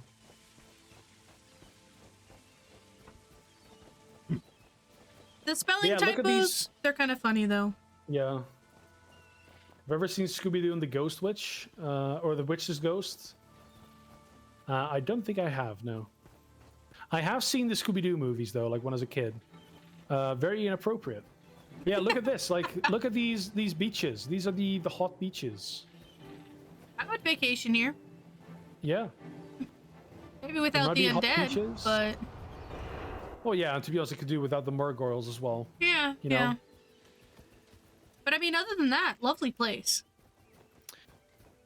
There's, there might be hot beaches, but no hot bitches.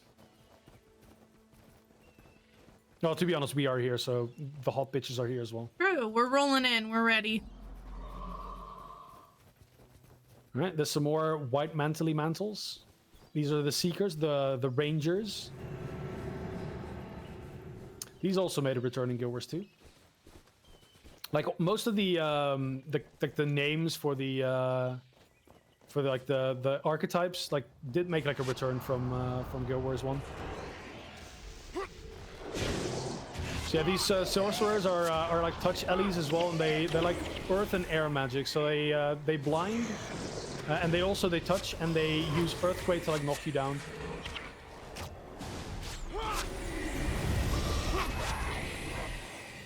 So that's kind of what these sorcerers they do. They have like lightning touch as well. I think that also knocks down. I I don't move out of my firestorm. Nice. Most casters kind of like stand still, which is really nice. Makes my life a little bit more convenient. Add Lynn for later. I'm gonna watch that later. But yeah, here we are. We're not gonna talk to him just yet. But there he is, Justicar Hablion. Lynn can see the Lynn got the link. Don't worry. Don't worry. I got the link. Yeah. Yeah, he can see it. He's a mod. Yeah. Yeah, we're not gonna. Oh, I was gonna say we're not gonna talk to him just yet because I had a video that we could watch. Moment, friend. It happened. We're gonna watch the video I later. don't have time for long speeches, but I'll make you this deal. Help me fight these undead, and I'll give you and your people passage into Lion's Arch. The thing is that he's now going to go suicide. So what we should have done is we should have watched no, the he's video. here. He's here. He's here. If we don't move, never mind. Like, he's going. he's going to take the white mantle. That's the He's thing. going. Like, that's why I said don't talk to him. I said it well in advance as well. But yeah, don't talk to him because then he'll start walking and I'll suicide into everything. Oops. I force of habit clicked the thing. Yeah. Booga booga, brain off. This is why I DPS in Guild Wars 2. What if I just say, you know, you talking to the guy, skip my cutscene so we don't watch the video? Maybe that's what we do. The cutscene has been skipped. You talk to Haberon.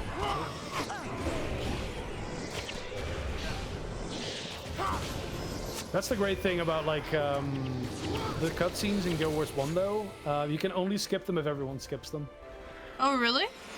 Yeah, so it will say like 1 out of 2 people want to skip the cutscene. And you can if everyone skips, then the cutscene fully skips. This guy is kind of getting beaten up. The White Mantle Knight. Uh-huh. We're chasing Hablion, you know, he's on the hunt. We're on the hunt. With Justicar.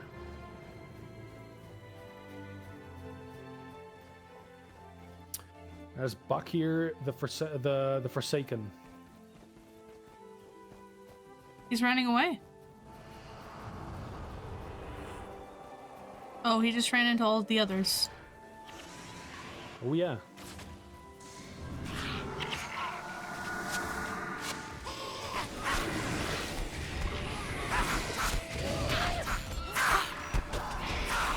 Careful here. I believe in the heart of the cards. I don't think anything is actually fixating on me, to be honest.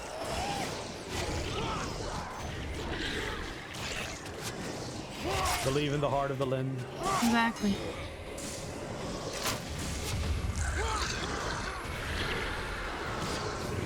I feel like I've gone too far. Ooh, I got a purple one. Far. Right, he'll take the high ground above both sides of the entrance to the swamp. If you can lure the bony bastards out, we'll raise the hell down upon them. So we're gonna go in and we're gonna kill all the guys in the swamps. The swampies. I'm ready. So where? I'm trying to think where this is. Guild Wars 2 wise. This area might actually be like completely underwater right now in Guild Wars 2. I think so. I need to look at like a Guild Wars 2 map.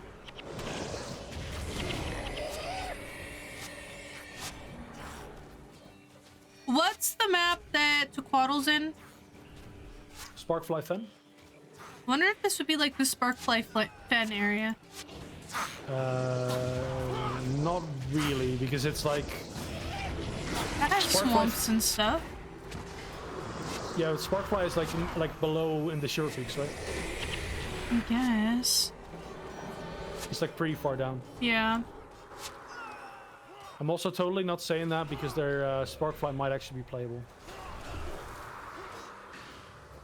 I've been poisoned. Yeah, the swamp has like poisonous gas and stuff.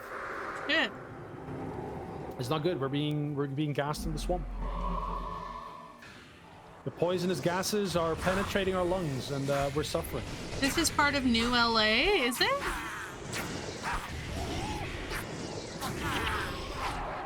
That shaman has a really good map overlay between the two maps. I wouldn't look at it until you get to the second expansion, though. Okay, I won't look at it. Yeah, like they made the Criterion historical guide. It's a cool map. But yeah, it would basically show you like where all these zones in Guild Wars 1 are as well. So you get like tiny bit of spoils. Actually need to heal Twitch chat. Twitch chat is taking a beating. Or Twitch chat. Right. And there's the Necrid Horseman. Do you know where the Guild Hall Master is in LA? I think so. Like where the like what is it? It's also where the guild bank is in LA. Yeah, it's like that weird vault-looking thing off to the side behind the octopus, right? Yeah. Am I thinking of the right thing? I think so, yeah. All right. Be at peace, brother. May your soul find peace in the mists. Your bravery is unquestionable. Your honor unmatched. On behalf of the White Mantle, I thank you greatly for your service. Our founder, Saul D'Alessio himself, would have been proud to call you his friends. As promised, your request for entrance to Lion's Arch has been granted. You and your fellow Ascalons are welcome here. Come, I will escort you to town personally. We will make sure you receive a proper reception. And there we go. I assume... Wait, well, maybe we don't, but do we learn why Lion's Arch goes from, like, White Mantle territory to, like, the pirate area that it was, for Guild Wars 2? I guess there's, like, 200 years gap between the two games, right? Or something like that? There's, like, a big gap, but... There's a lot of stuff that happens in Kryta after Prophecies. To Lion's Arch. But here it is, the gates.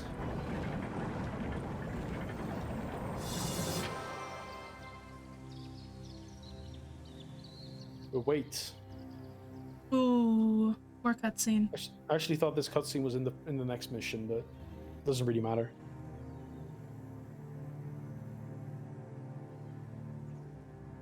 I found it! The Scepter of Ore. Thank Twena we found it first. If the undead get this... Come on.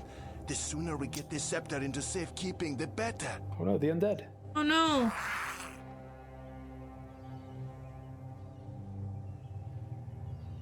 Uh-oh.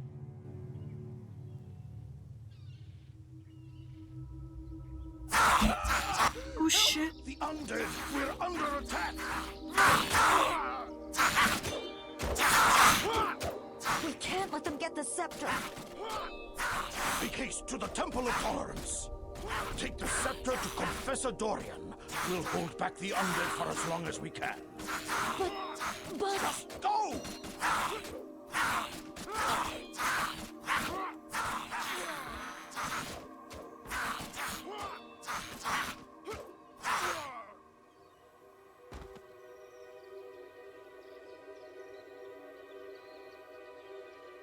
Ooh. Run, you little fool, run.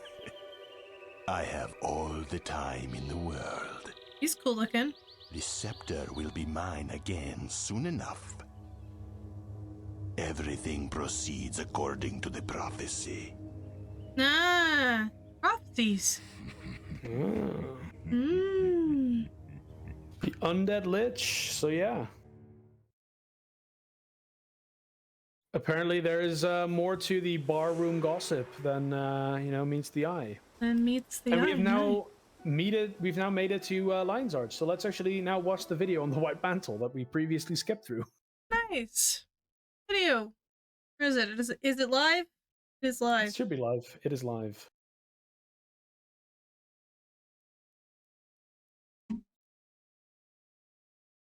All right. The video that we were supposed to watch before that we didn't. Nice.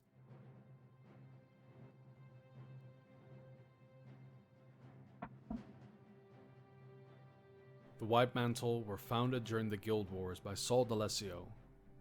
A drunkard and a thief, he was exiled from Kryta, and on the brink of death he instead found the Unseen Ones.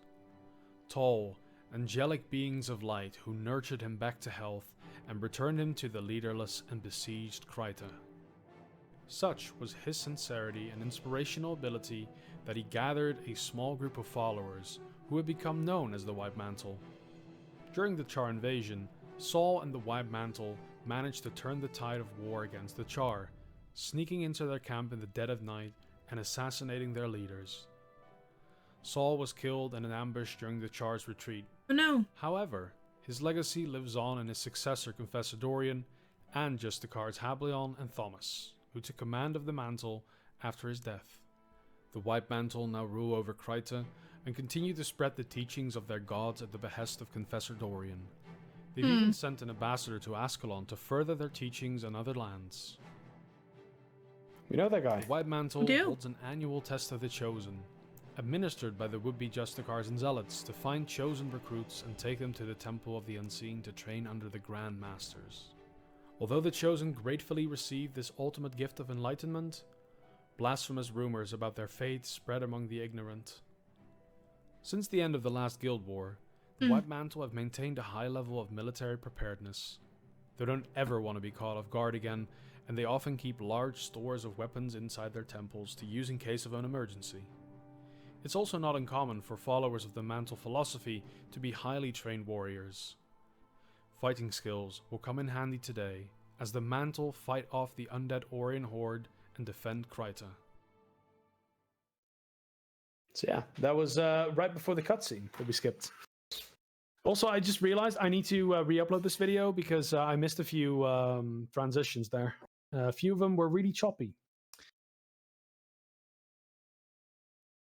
That's okay. It was still good. So yeah, now we know who the White Mantle are. You know, we know a little bit about Saul. But you know, we didn't really learn the full story yet. So we don't even meet Saul in the game then? Because he's dead. I don't know. I don't know if we meet Saul in the game. But yeah, like a little bit of like, you know, non-lore related stuff. We are now in Kryta. Well, we're in Kryta, but most of all, we are in Lion's Arch, which is the capital-ish.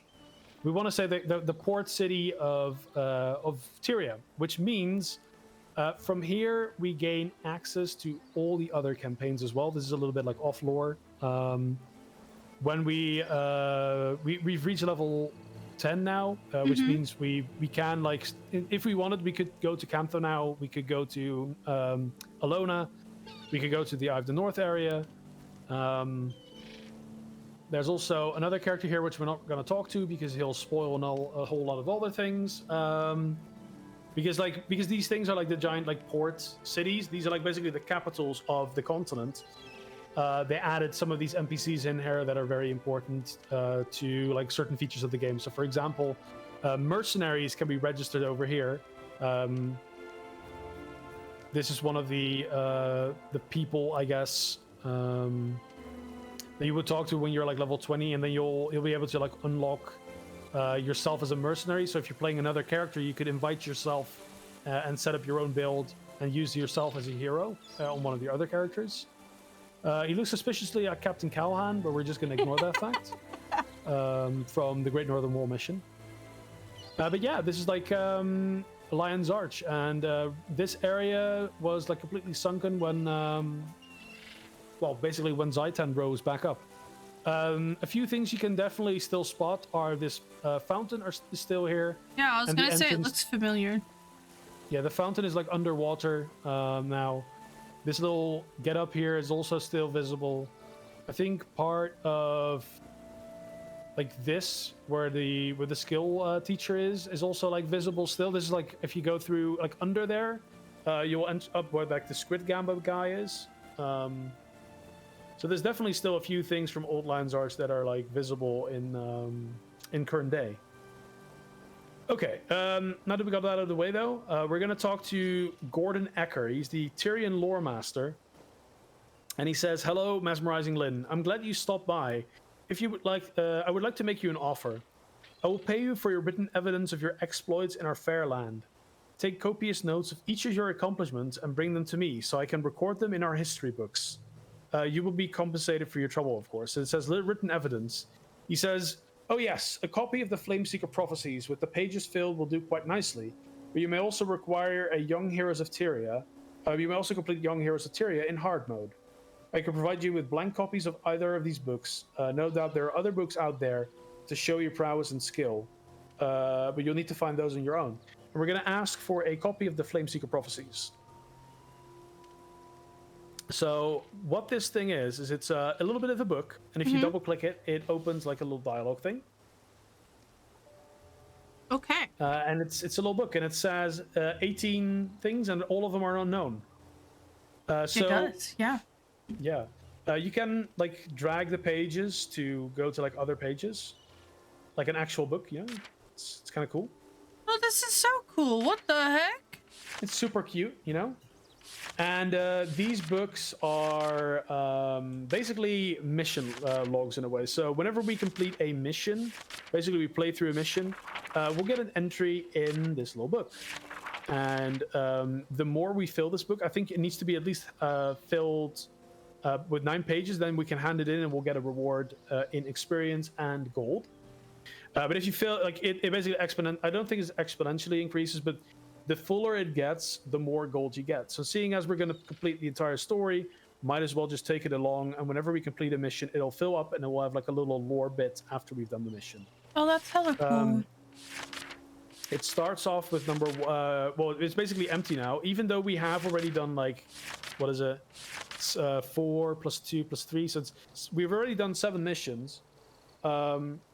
Those aren't registered because they're considered to be the tutorial missions. The tutorial missions only grant like the same stuff if you get a book of Young Heroes of Tyria, and they contain all the tutorial missions from both Cantha and Nightfall. But you have to complete those in hard mode because obviously they're super easy to complete because if you're max level, you know, you're fucking bonkers in damage and stuff. So yeah. So yeah, we're just gonna take this book along and we're gonna fill it up as we go. Maybe we'll check it out every so often, and we'll see what happens with the bookies. Read the tidbits. Read the little tidbits, yeah. Yeah. All right. Next order of business, though. We need to get a few quests. So we're gonna take. I also need to find a merchant. Yeah, we'll go to the merchant afterwards. Okay. We're going to talk to Armin the guide, and we're going to take reports of the White Mantle. So Armin is going to say, "Why, hello, and welcome to Lion's Arch. I see you're another one of those who's been offered sanctuary here by the grace of the White Mantle Justiciars, or Justicars. I think it's just this year, by the way. But is it yeah. Justiciar? Everybody says Justicars. Everyone says Justicar, but I think if you were to do it correctly, it would be just this year. I think. I don't know. I'm gonna say Justicar because that's what everyone says. But yeah, the White Mantle rules this kingdom. If you hadn't figured that out, So if you mean to stay here, you best report your presence officially. There's a barracks in Delesio Seaboard, just west of town. Talk to the White Mantle Knight Korea there, and he'll sort things out for you. I'll take care of it. So that is the primary mission that we need to do, but we of course are going to do a little bit of side stuff because the Ascalonians, they made it over here, but they've made a settlement that has stayed around since it has stayed around until Guild Wars 2. Like Gindaren Fields, there's still an Ascalonian settlement there in one of the the little towns there. But yeah, we'll collect a few quests in this area. Magi Malaquire. I'm known to mortal men as Magi Malaquire. I've been researching new methods in skill acquisition. Such a task is effortless to one such as I. Of course, but I lack one final ingredient. Long time ago, ancient tablets were brought here from Or by wizards of some consequence. They were buried in North Krita province, where their magic seeps into the very earth. I sent villagers to excavate these tablets for me, but alas, they unearthed only magical beings made of clay. I believe that these enchanted clay creatures hold shards of the Orion tablets within themselves. I need heroes such as you to defeat these creatures and return them to me. To return to me the Orient tablet shards contained within. Bring me 5 shards that I may continue my research. Will you, of course, accept this task? We're going to say, of course, because, you know, we're helpful motherfuckers. This quest is actually kind of important, or at least the follow-up quest is pretty important, because it unlocks a major feature. Ooh. Another person we're actually going to visit the merchant, because the merchant himself actually has a quest. Really? I like Yeah, that. he has a quest. Merchant's Row. That's where the merchants are. I couldn't tell. Oh, he does. The merchant's plea. Listen, friend, I'm in a spot of trouble. I promised to deliver a settlement of herbs to the new Ascalon settlement, but with all the Tengu on the road, no one has been able to make the delivery. I do have a nephew in the line guard who should have helped me out, but he's but that Nair do well. Wait, the never do well has a talent for disappearing whenever you need them or you need him, if you know what I mean. But what do you say? You look like you can take care of yourself. Can you help deliver this strong box to Captain Greywind in the Ascalonian settlement for me? We'll take care of that as well, I guess. And I'm gonna sell my stuff. Wait, can I not sell my stuff until we complete it? Oh, no. No, you can sell your stuff. Bones are crafting materials, right? Yeah, if you type !chest with toolbox running, you can drop them in your like material storage. Damage plus 14%, damage plus 16%. You can honestly still like sell all the weapons we get. Okay. Trying to figure out where the other quests are. Oh, this one's over here.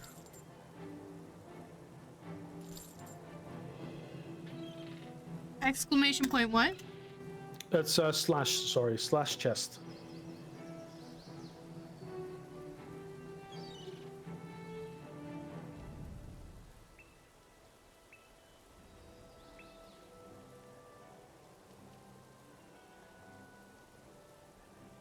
I have juniper meat in here. Can I sell this? Juniper meat? Yeah, you can sell that. Oh no, it doesn't even show up. Oh, you can just destroy it, like put it in the bin, right? There we go.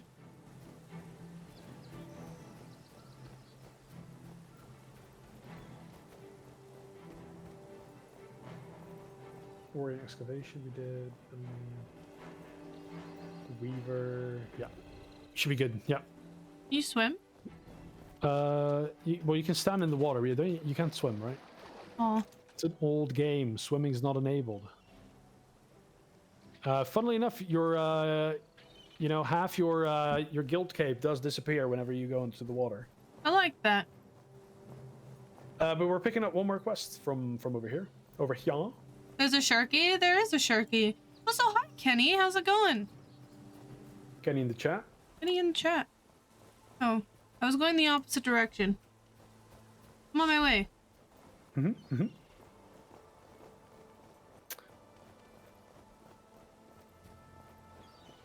We're gonna talk to Jaiju Tai. I absolutely butchered that pronunciation, but she's a Jinlai member. At least she looks like a Jinlai member. We have a saying in Kantha: "May the heavens attend to your needs. I shall attend to your wants. I promise my traders will do all that is in their power to see to it that you can buy anything your heart desires. What business do you have to discuss?" What troubles these Crichtons are? I went out of my way, a virtual act of charity, you see, to support the poor craftsmen of Nebo Terrace. All that I asked in return was some small quantity of linen to help me recover my expenses. I fulfilled my end of the bargain, but they repaid me with such shoddy goods, I cannot use them and turned away the messenger I sent. Yeah. I wonder if you would do me a favor and take word to Etham the artisan and let him know that I wish to be reasonable. Assure him that some accommodation can be reached if he only agrees to speak with me. I'll talk to him. We'll talk to the artisan. Dude, like there's been so many problems with like artisans. It's kind of ridiculous. Yeah, they can't seem to get along. But the other one got scammed as well. Hampton Ambassador Guild Halls. Maybe this is spoilers. We won't go over there. It's not really spoilers. Like Okay. it's the guild hall system.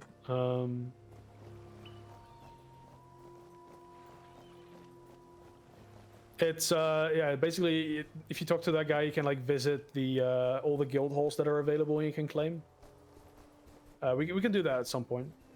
But I think that is actually everything we kind of need to take from here. The rest of the quests are outside.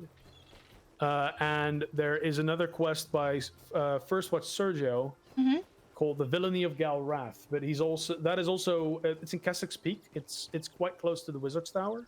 Is related. We'll do it, but it's one of the things like with Diessa, right? Like Diessa was quite far away when we first got across those quests. We're not taking Menlo's request either. But yeah. It says Galrath must be stopped. If he gains whatever secrets are locked in the Wizard's Tower in Keswick's Peak, gods may be merciful. I do not know. I know not who to trust within the Lion's Guard. So many I thought beyond reproach are still loyal to him. I need an outsider to find Galrath and put an end to his villainy. You're the only one who has a chance of defeating him.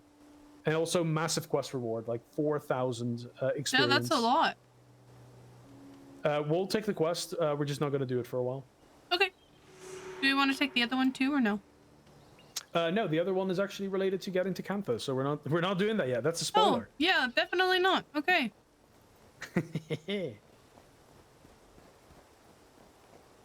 Yeah, new expansion connections. Woo! Biggie. I'm excited. All right. I'm quickly gonna check where we need to go. This one. Where are they located? Yeah, there's a bunch of people outside here, but let's actually talk here too. We're not going to talk to Mox either. That is also leaks. Roger. We're taking duties of the Lion Guard. Duties of the Lion Guard. Yeah, we'll take that one as well. Let me ask you something. Do I look like someone with nothing better to do to just stand here all day, every day? We can also take this one later, or maybe we could do it later because then it would be, we would be closer to like the quest info, I guess. That's fine. So leave Might it. be better. Yeah, we'll leave it for now. Okay. We missed a little bit of the dialogue, so maybe we can quickly rezone. So we'll watch the dialogue between the lads there. Between the boys. The boys are back, folks. The boys are back. Yeah, they made it to Kryta as well. Okay.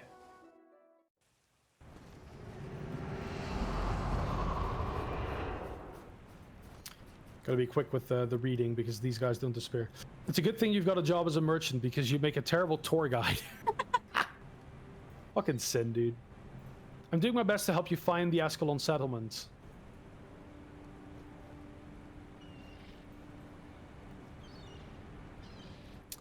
Sin, we only just arrived in Kryta. Please don't get us thrown out already. I'm just saying, I could get better directions from an imp. Jesus! You're in luck. I have an imp. I thought I doubt you could get us thrown out of an entire country, but I would prefer not to. I would prefer you not to try, Sin. I'm sorry for my companion's rudeness, Damaris. Please continue.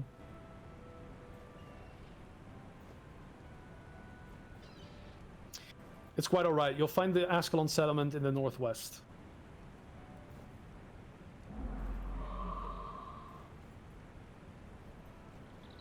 It's not far from the shores of the Giant's Basin, the Great Salt Lake out past the swamp. Ah. Right, we'll talk to Damaris. Been trying to tell your friends here how to get to the Ascalon settlement, but the rude woman keeps interrupting me. The settlement is northwest of here. You should be able to follow the signs and get there safely. Perhaps you could lead your friends there, Mesmerizing Lynn. I would take you myself, but there are rumors that the Shining Blade have been seen in the area. Oh, the Shining Blade. What is that? I'm happy to help. We'll talk to Devona and we'll go. We should get going. The sooner we can get to the settlement, the better. I heard Captain Greywind is overseeing things, so we should check in with him when we get there. Lead the way, mesmerizing Lynn, and we'll follow. All right, let's go to the Ascalonian settlement. Let's hang out with the Ascalonian peepos. Are we gonna see their original divinity's reach and stuff like that too while we're here in Creta? That's spoilers? That's probably spoilers. Yeah, I'm not gonna talk about it just yet. Okay. That's fine. We'll get there. We'll get there. We'll get there. Look, I'm excited. Yeah. I'm seeing the original things firsthand.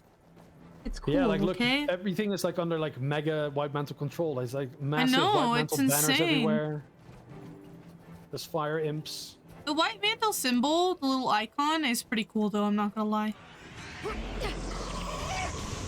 I think it actually predates like quite a lot of stuff. Like it's like one of the things that was like created like years and years and years ago. Oh shit! 2 lumps of charcoal.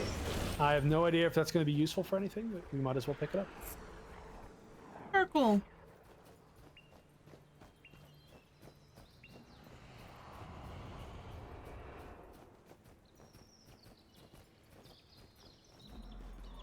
Giant's Basin. Yeah. We're going to the Ascalonian settlement, though.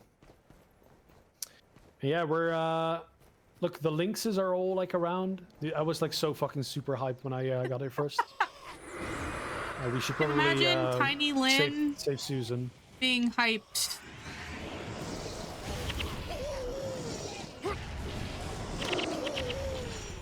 Right. Yeah, I tamed my first lynx here, and I, called it because it was at the time when I think when I first got here, it was at the same time that like the 3rd Harry Potter movie released, and the Prisoner of Azkaban. Ron Weasley would very frequently say the term "bloody hell," and I found that incredibly funny as like a Dutch guy who didn't know any English, but I did understand like it was a swear word. Ooh. Yeah, so I called my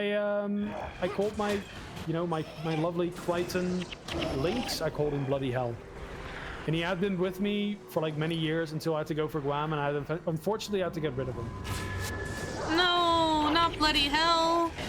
But like I got rid of him like 10 years like after I had first tamed him. It was a little bit of a sad moment, but...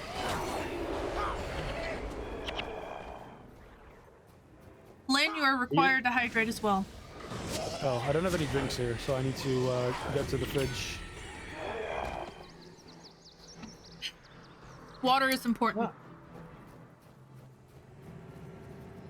I need to get to the fridge, and I need to get some water from the fridge. Thank you. But yeah, the Ascalon settlement is here. And also, there's a boss there called Squawk Nimblecrest. A Tengu boss. We found the Tengu team. Tengu playable race. Soon, TM? Yeah. Maybe they'll be able to wear helmets, unlike the Char.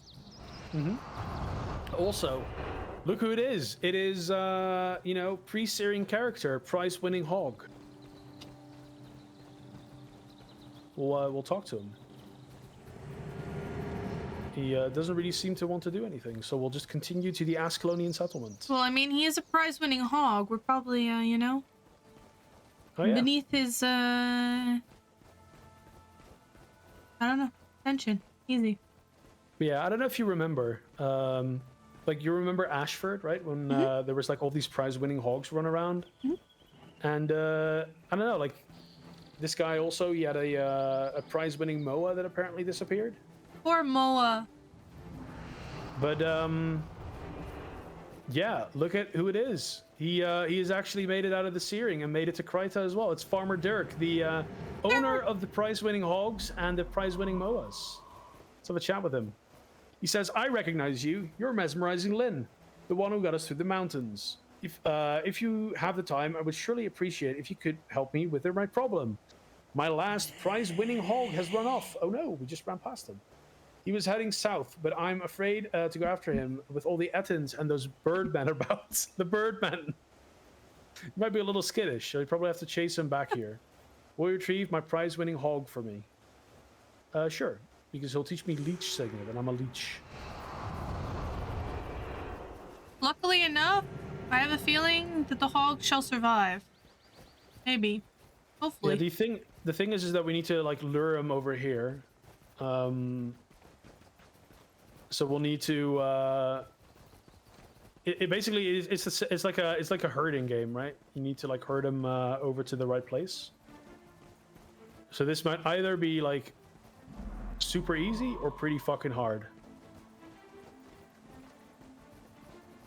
I enjoy the pack of people that is just like with us.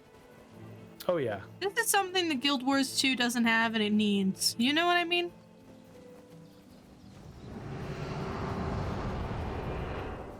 Alright, we'll drive the prize-winning hog back. There he goes. He's off. Let's go, Mr. Hog. But yeah, the Guild Wars 2 doesn't really do that. I don't know, like I kind of like the fact that you could like that like exploration in Guild Wars 1 was like super like it was like a group activity, right? Oh god. Yeah, the hog's doing crazy things. But yeah, like in Guild Wars 1, like everything you do like in a group, right? Oh shit, there's the Etten. Get the Etten.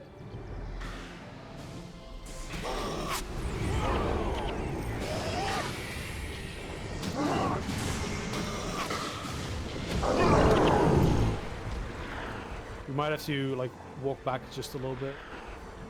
Oh, there's more Ettins.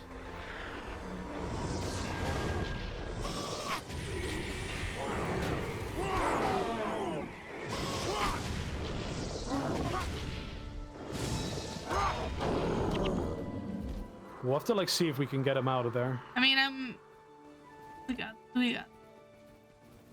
got the hog.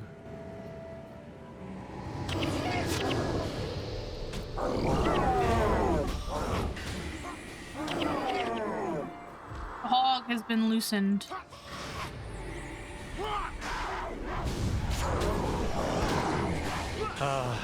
Who would have thought, you know, like Smolin would have never thought, you know, he would be here, you know, like 18 like what, like 15 years later, still like fucking chasing the hog with like another gamer that he met online. You know, there's like 23 people watching as well, watching us like guide this hog back to Farmer Dirk. Look at the hog go. If I get closer to the hog, will he move faster? Whoa, there he goes, the hog. He's zooming. He's on cooldown. Hold on. The sprint is on cooldown, guys. You gotta give him a chance. Yeah, instead of Oreen hovering over the battle or Kate doing nothing on the airship, we actually have help like Guild Wars 1. I think it would be cool.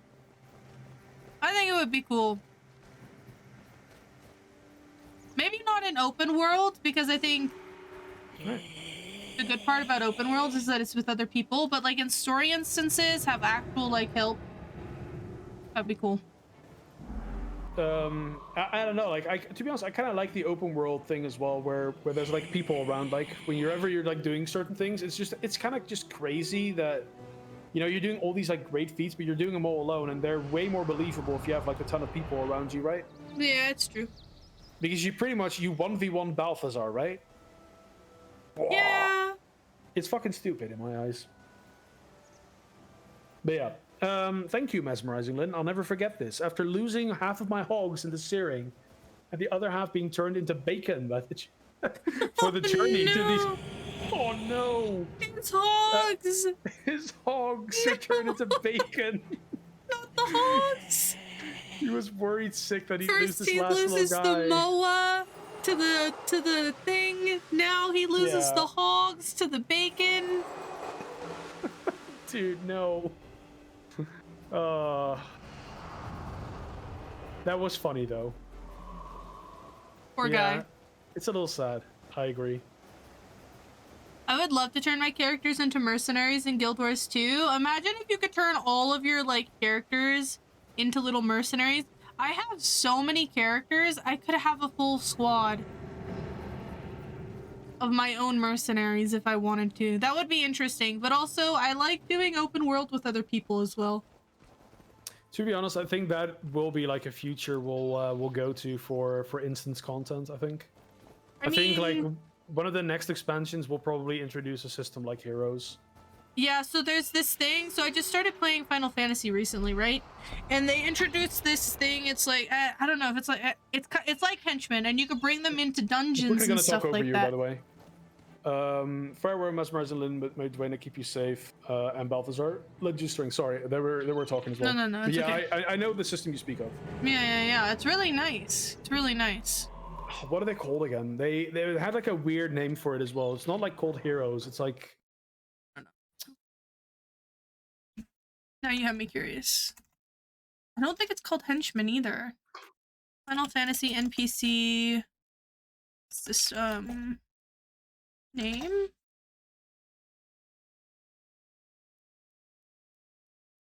For dungeons, and you can bring them into trials too. Duty support system. But it's it has called like another name. Trust. That's it. Trust system. trust system. There we go. It's pretty cool, honestly. All right, we'll talk to Captain Greyman. So he says, "Welcome to the Ascalon settlement. I hope your journey here was not too difficult. The countryside around us is a bit rough, I fear." So yeah, he says, well, let's actually hand in. Yeah, let's do the Ascalon settlement first. Okay. Welcome to our new home. I can't help but think that it's tragic for us to have fought so hard and come so far, only to land in a place like this. Ettins and Tengu assault us from all sides, not to mention those skill and imps. To make matters worse, we're still lacking in all of the most basic supplies, but the land is beautiful, and with a lot of hard work, we'll be able to prosper here. And prosper they will, because they'll stay around till Guild Wars 2. So yeah, Wastrel's Worry. Excellent skill, I'm probably not going to use it. And then the second quest is the handing in for the Merchant's Fleet. Thank you, Mesmerize and Lydon. I'd begun to fear that Bodrus would not keep his word. He had charged us quite a sum for those medicines. I was loath to send a heavily armed group into town, lest to provoke the Lion Guard, but I was beginning to consider doing so. Truly, you have saved us from what might have been a diplomatic disaster. Unfortunately, I have little to offer by the way of rewards, except my servings as teaching skill. So he does give us like 500 XP, but nothing else. And he has more quests. Big. Blankets we can do. I've arranged to open trade with Nebo village to the west. They're renowned for their weaving, and my people here are short on many cloth items or cloth goods, such as blankets. Their village has, of late, been a subject to numerous predications by bandits, and while we cannot spare guards, our passage across the mountains was costly enough that we do have weapons to spare. Can you take this stash of weapons to trade to Ethan the Artisan? Once again, we're going to Ethan again. Like, this is the third quest that will take us there. Yeah, we'll be glad of service. And we'll get reversing the skills as well. It has become clear that the skills are being driven from the swamp by some undead menace moving in from Scoundrel's Rise to the east.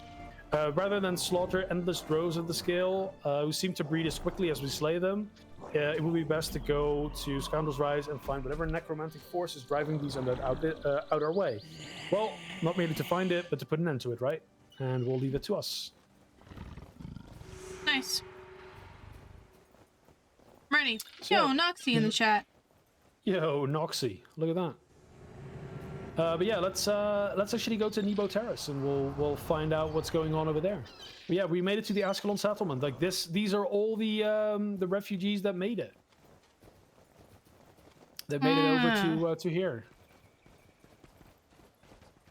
And that kind of ends after this, that kind of ends the story of the Ascalonian settlers. Like the Crichton migration is complete. You know, they're all here.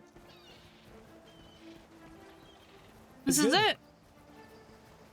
We were successful in our mission, although it did cost us the life of Rurik. Ah, Rurik, the Giga Chad. We shall remember. Yeah, you did ask me if Rurik is going to be less suicidal, and I didn't really want to say anything. No, he definitely wasn't.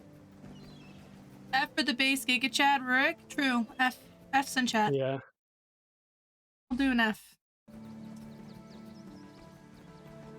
So we did this quest, we did this quest, we did the last hog. We're going into Nebo Terrace. Nebo.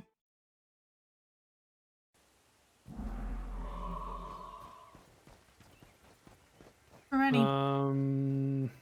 What are we at? We're at 5 hours. I don't know what time you want to go to bed at. What time is it for you? It's 12 right now. Okay.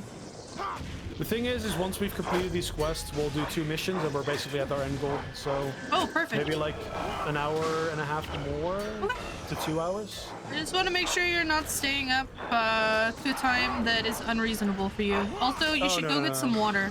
Oh yeah, true. Yeah. We'll get to the city and then we'll or to Nebo Terrace and then we'll meme around with the water. Meme. See a water wheel? Oh yeah, this is the Nebo Terrace zone. Belden the Blade is here. Purple? So yeah, these are Hold on. purple. Oh, purple hair. Ah. Yeah. Purple hair because you are legendary. Yeah.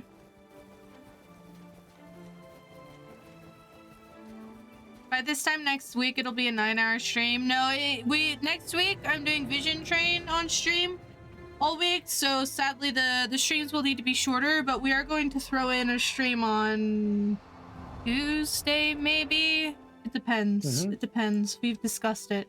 Because we'd like to get prophecies done by the end of next week. That way we can plan for when we're going to do the next campaign. Yep.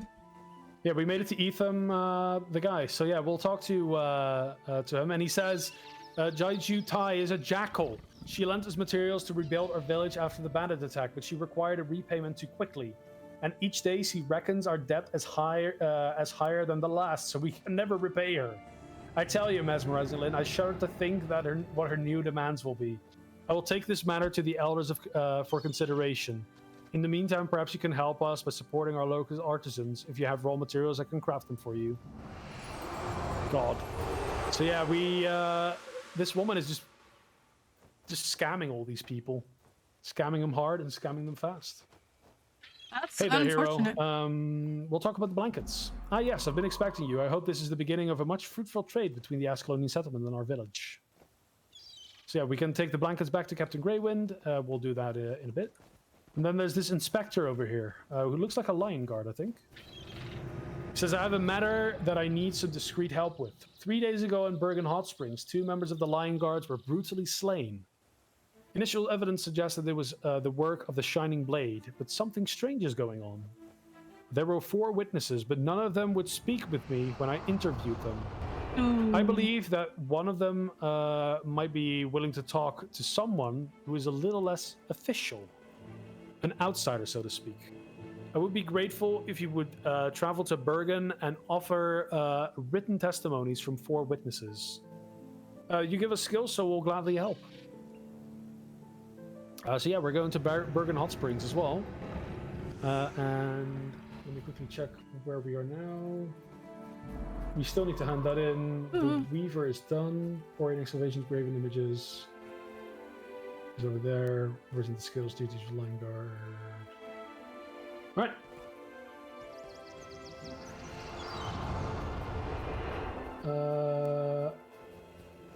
Yeah, so what we'll do now is we'll quickly hop into Beetleton, which is another outpost, and then we'll walk back through this area and we'll go to Bergen Hot Springs. Just a cheeky little bit of walking. This house has no door. Well, maybe the door is at the top? Maybe? Maybe that's the door up there? The door.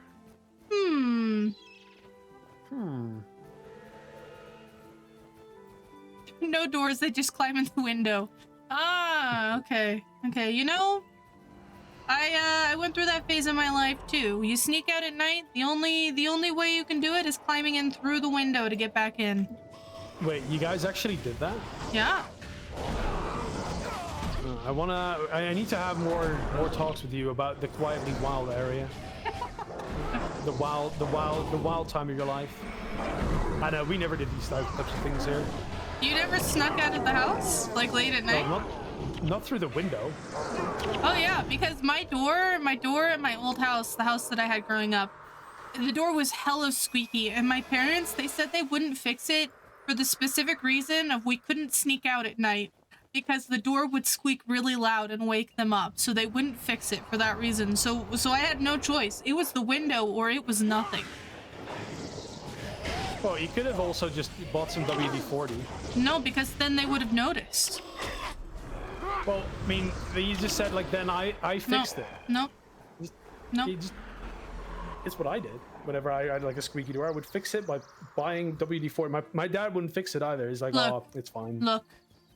Rebellious quietly, she enjoyed the idea of sneaking out of windows, okay? Yeah. I don't know, being rebellious, like, you know, sneaking out the window and being rebellious, like being a rebellious teen, it has its charm, you know? It does. If you weren't like that, you wouldn't have like that awesome story right now. True. I also had to break into my house a few times through the windows because I kept leaving my key at home. So, yeah, that was the thing that happened too. 100% did the same thing. See, I'm not the only one who snuck in through the window, okay? It's a normal thing to do. Maybe. I don't know. I never broke in my own house. Is it breaking and entering if it's your own house? Or is it just entering through a different entrance?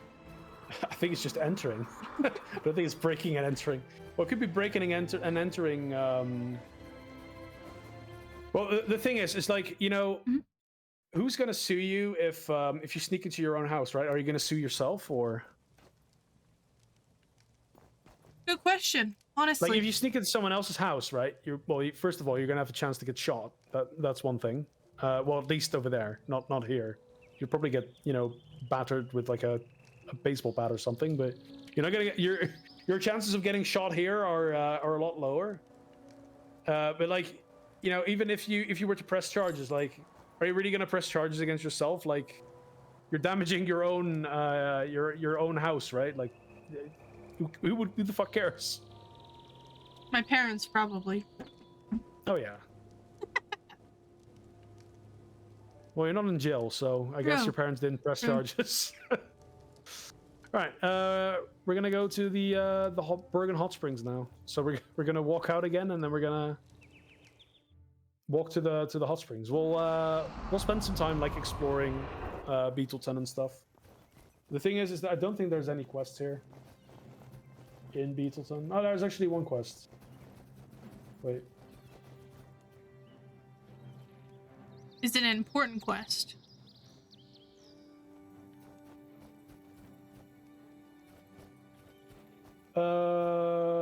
No, but they do teach you a skill, so maybe we can do it. Back to Beetleton! Wait, isn't Beetleton a place in Guild Wars 2 also? It is. It's actually where Beetleton Manor is. So Scoticus's Manor is located here. Is it supposed to be the same place, or? I think it is roughly the same place if you think about where Divinity's Reach would be. Oh, so we're relatively close then. Mm-hmm. Where like Divinity's Reach was built in the Giant's Basin, right? Mm-hmm. So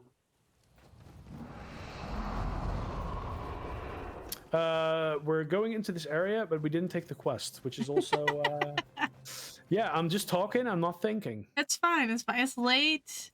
Honestly, we're having a good time. We're memeing. Mm-hmm. We're memeing. Yeah, we're talking about breaking into our own houses. It's big. You ever got in a fight when you were younger? Me? No, I never got in a fight. How unfortunate that you're here. Are you pacifist? Yeah. Pacifistly? Mm-hmm. How fortunate that you are here. A horde of undead has been sighted shambling towards Beetleton. We have no defense against them, and surely will perish without your help. They approach even now from the Watchtower coast. Will you help us defend our hapless village? All right. We'll defend. will defend. I broke We'll my bring the boys back bully. in. I beat up my bully in the 8th grade. Broke his nose and glasses. Never fought again. Damn. I got hit in the nose once, and I punched him back, and I knocked the kid out. So that was kind of funny. Fuck. Yeah.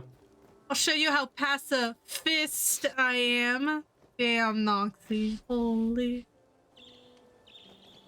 Yeah, fighting at my school, I probably would have got the shit kicked out of me, to be honest. I'm not very tough.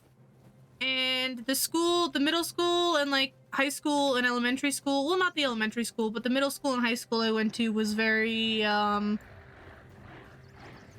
tough. I remember one time I was sitting in my science class and we looked out the window, and like right behind the window was the gym classes. 2 girls were fighting there. One of them curb stomped the other one into like one of the things there, and the girl lost her tooth. We're gonna move back just a little bit because And there's quite a lot of shit coming to us. yeah, that's fine. And Oh, these are all level and one, they never ripped mind. out and got her hair, like some of her hair, like chunks of her hair ripped out. So yeah, I am a pacifist. There's no fight. Nope, I don't fight.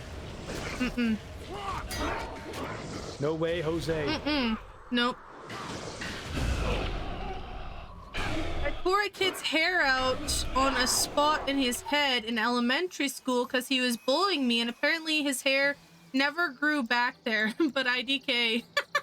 I mean, that's karma in a way, right? He learned a good lesson that day. He learned a good lesson. Oh shit, yeah, there's these a are bunch of the- stuff. Yeah. I was like really worried because I saw these restless corpses, and they're only level 1. They're like the same restless corpses that we fought in the catacombs. Oh, perfect. like health wise.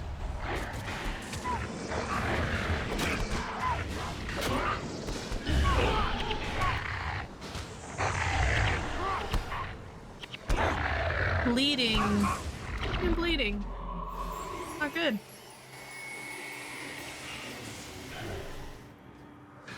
IDK if it's true or not, No. because he went off to a different school the next day.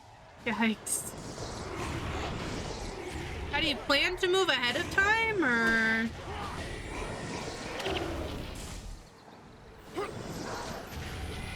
Well, usually you would just call in sick, right? If you wanted to like swap schools, you would just call in sick for a while and then. True.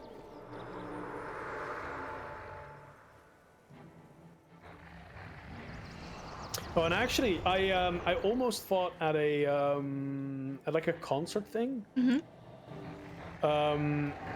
This was like a benefit concert thingy, and like it was very like. I guess like it happened quite a lot where people were throwing beer, so I threw a beer as well. But apparently it landed on some guy, and like out of a crowd, he like came after me and like he grabbed my throat. Oh shit. And there was like a second where I was like, I have actually no idea what's happening right now. What the fuck? And then when I kind of realized, I was like, I was about to like fight back because I was like completely like, what the fuck's happening here? I didn't really know what was like, going on because I was just like kind of stunned of like what happened. Lacey is dead. Yeah.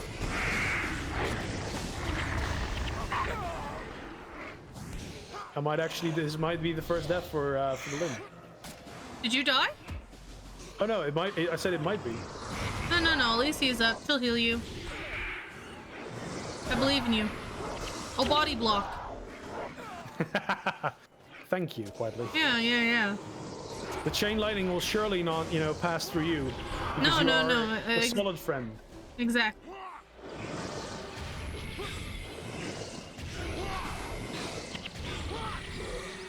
Right. There's one more, I guess. You didn't die. Eh? I didn't die, but yeah. Twitch chat, is suffering. I believe in you, Twitch chat. Here. We'll summon Susan. Susan will help. Why haven't we summoned Susan just yet? To be honest, I forgot about Susan for a second there. Now I feel bad. Good old Suze.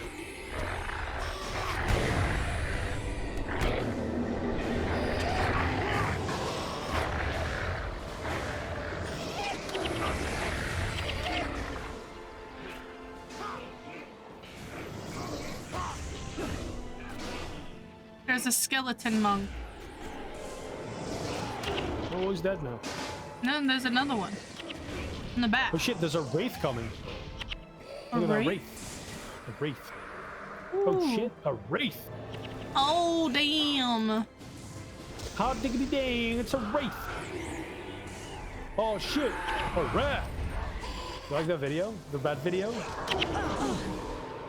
Yeah, I love that rat video. It's like the guys just like hopping about. And it's like there's like a CGI rat, and he's like, you know, jumping around like he's getting attacked by the CGI rat. It's a fun video. Right, we're still defending, by the way. Are we? Oh shit, there's grasping ghoul. We're gonna do a little bit of a trick here. I'm gonna stand over here, and maybe the grasping ghouls will ghoul my position. I'm hiding behind the pillar, I believe. I don't think they're gonna ghoul my position. Or maybe they will. Oh yeah, they're ghouling. Look at them ghoul.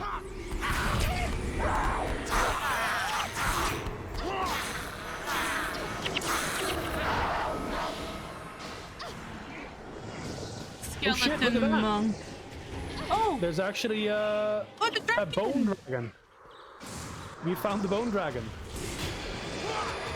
He desecrated my enchantments.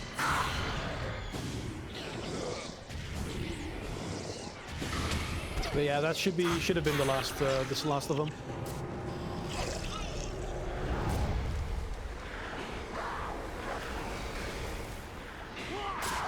He's floating. Oh yeah, he is floating, but he's also dead. Yeah, bone dragon in the game. Pretty cool. So there were dragons in the game. Uh-huh.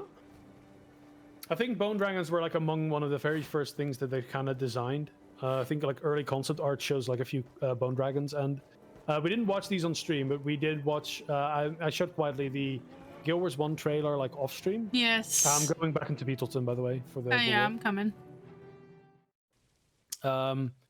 There was like a bone dragon at the end of the thing, so like I think it's pretty safe to say that bone dragons were supposed to be like a bigger thing back in the day, but I guess it got pushed back just a little bit. I'm a bit sad that they did, but makes sense.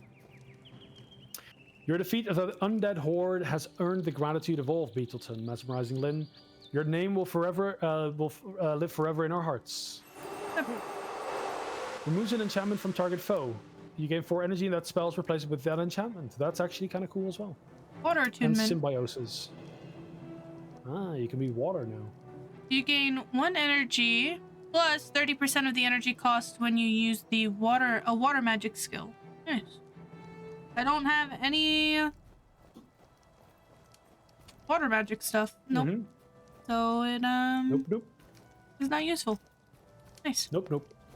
Right. Well, now we'll walk to Bergen Hot Springs again. I'm ready.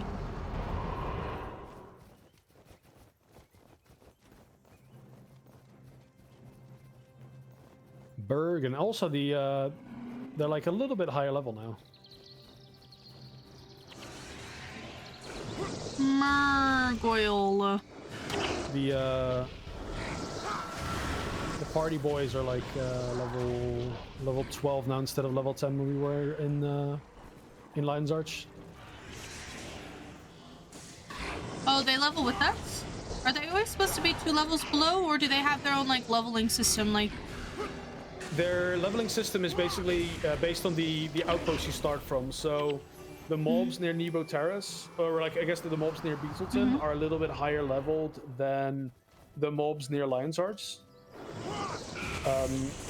So what will happen is like they'll basically give like the NPCs, they'll give them like higher levels in other outposts. So for example, in the endgame outposts, of course they're all going to be level 20. But if we were to go back to Ascalon now, they will be level 3 again.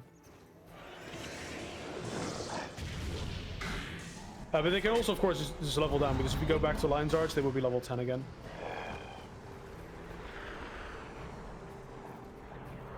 So we are just, you know, a little bit ahead of the curve, I guess. Which is good. Like, ow, we got interrupted with cry of frustration.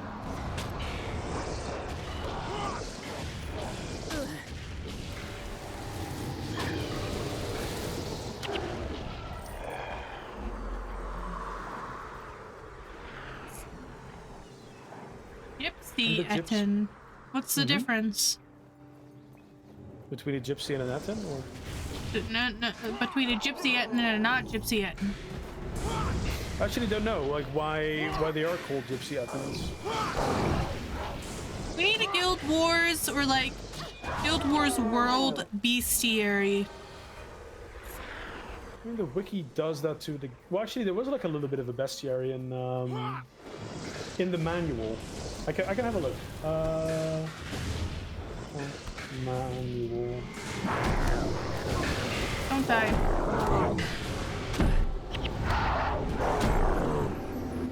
I'm gonna blind these guys. Nice. We're blinded. Yeah, dude, like Claude is very happy that you blinded the Ettens. Yeah. He was getting the shit kicked out of him. Let's actually quickly have a look. Other creatures. Hostiles, devourers, gargoyles, growl, elementals, drakes, tengu, scales, trolls. Let's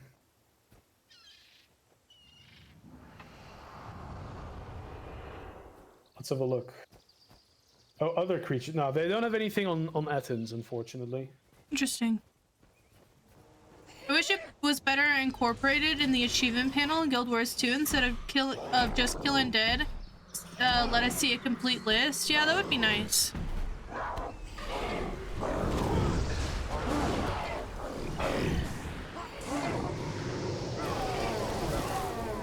Ooh, those Ettens pauldrons might contain some runes, right? We can identify them and find out. Plus 30 health, plus 10 armor. Pog, minor vigor. That's actually kind of good. Is it? Well, it's not really worth anything now. I think it's quite cheap, but like the vigor runes are always worth money because they increase max health, right? So I should keep these. You should definitely keep them because that item is going to sell for a bit. But back in the day, like minor vigor could be like a few thousand gold. Okay. There's still like a few. There's still like sometimes like a few like runes that are like worth like massive money. Like for example, like some of the, I think like inspiration magic major is like worth like 16,000. I think. It's quite a bit of money. Like Gearing and Mesmer is expensive because of how powerful it is and like how the meta has kind of evolved.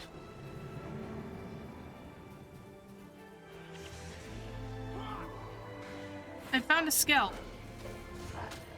A scalp? Scalp. Feathered scalp. No, I don't think there's any scalp here. Right here. In my inventory. Oh, scalp. I thought you said scalp. It's like, oh, they're not. No, a scalp. There's no scalp here. Scalp. A scalp. Yeah, did you just scalp one? Are you a scalper? How many PlayStation 5s do you have, quietly? Huh? Are you a scalper? Like, how many PlayStation 5s do you have? Just one, according to this. Yeah. I wish I had a PlayStation. That'd be nice. I would be a scalper for PlayStations. I'm being destroyed by this. Oops. Power shield. Ah, Isa's here. He's finally made it. Isa! Oh. Level 14 already, moving quickly. Yeah, we are blasting. We're trying to get done, or we're trying to finish prophecies by the end of next week, right? So. Yep. So we kind of gotta move. You know what I mean? We gotta get a move on. We gotta blast. Also, I'm surprised. All these links around, and Lynn has not tamed one. Well, you know, we want to stay around with Twitch chat, right? Because if I tame one, I will tame it and I'll call it like I will call it bloody hell. You know, it will be my childhood pet. I guess that's up to Twitch chat, right? If they don't mind them being traded out for bloody hell, then I think it would be okay. But that's definitely up to them. We do have Susan. Do it. They're saying do it.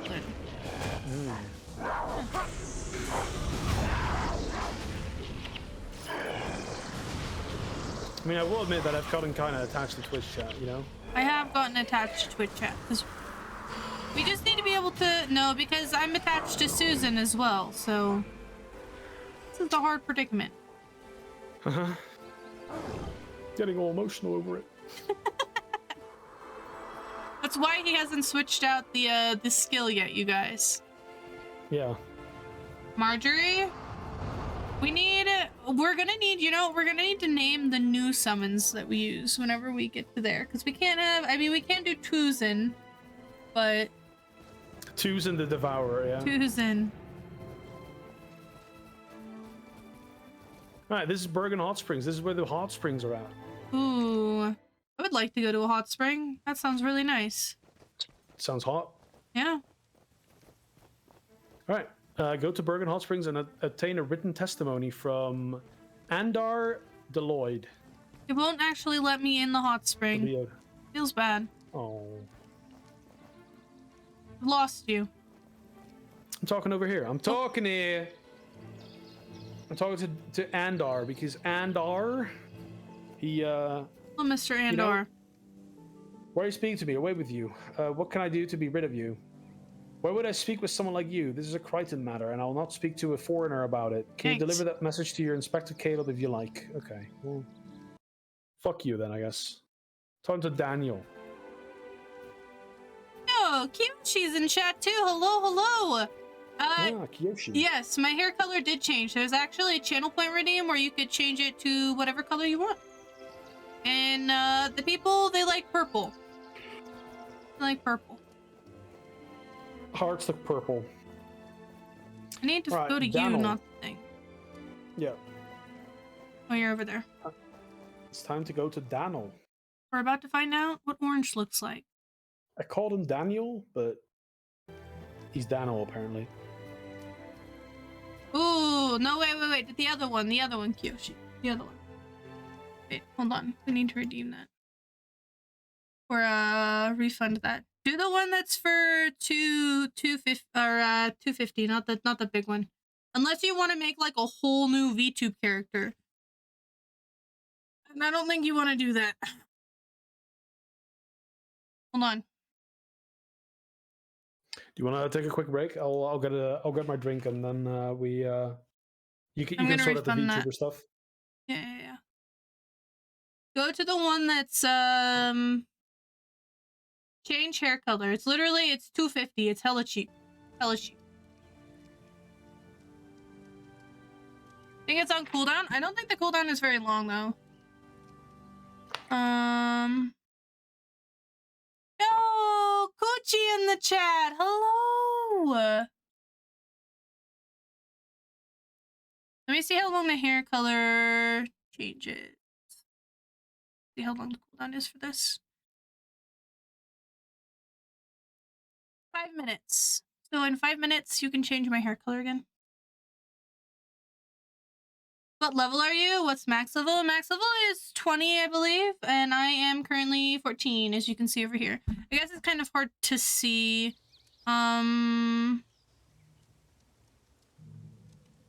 Maybe I should move it.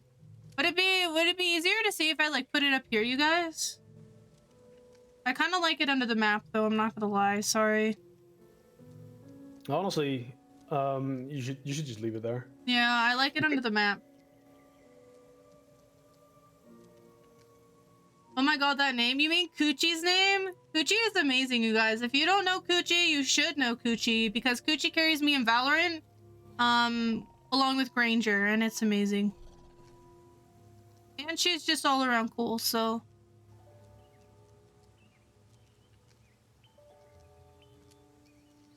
I was not emotionally prepared to hear you say that. You weren't prepared for me to screech Coochie at the top of my lungs? Did you get your water, Lynn? I got my water, yeah, I'm back. Drink. I'm drinking my water though, so you're reading out the next ones. Mm-hmm. I don't see anything. I don't know anything. What do you want from me? The Hot Spring Murders. Who sent you? I already told Caleb that I didn't see anything or anyone. All I know is that I was standing there minding my own business when I heard a shriek. I looked up and I saw 2 Lion's Guard lying in a pool of blood. Why don't you ask the Ascalon woman if she saw anything? Because I didn't see anyone and definitely not anything. I just didn't see anything. That's all I have to say. I don't think he saw anything, you guys. I don't think he saw I think anything. he's lying. That son of a bitch is lying. That's not nice, Lynn. You shouldn't say that people are lying. He didn't see anything or anyone. He said so multiple times. I think he's lying. He's a lying bastard. I'm not afraid of these white mantle thugs. That's what they are, if you ask me. Nothing more than a pack of thugs, and no better than the char that drove us out of Ascalon. Did you need something? I love how she goes on the rant and then she asks if we need anything. It's good to see a friendly face. I didn't want to speak to the inspector because I wasn't sure about speaking to a Crichton. I came to the springs to get water to take back to the settlement when I saw the 2 Lion Guards arguing with several of those white mantle soldiers. Things were getting pretty heated when the mantles said something about righteous judgment coming from the Lion's Guard, just like all the other infidels. I left at that point to take care of some other business, but then later, when I heard that the Lion's Guard were found dead, I just knew it had to be the mantle. Damn. The mantle. The mantle murdering people, guys. Big.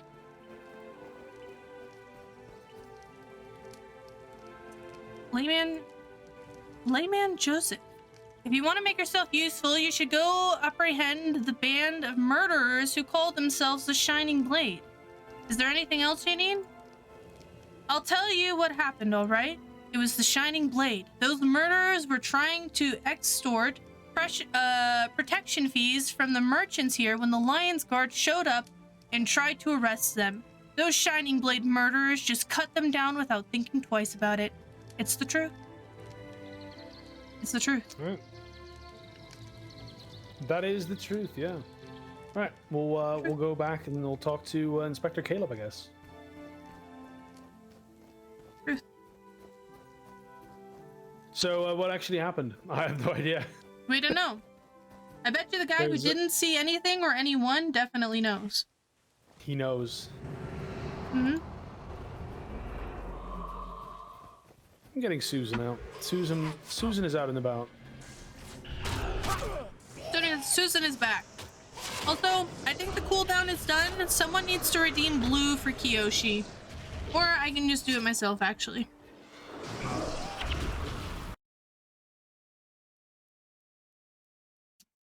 Blue! Nice. I redeemed it myself.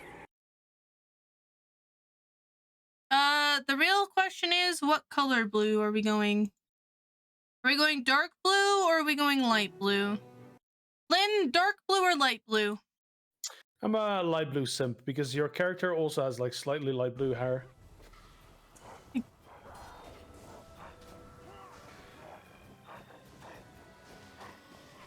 on my way. Can you make it like more light or? I can make a different lighter color for later, but I have to go like into the system and actually make a new character, right?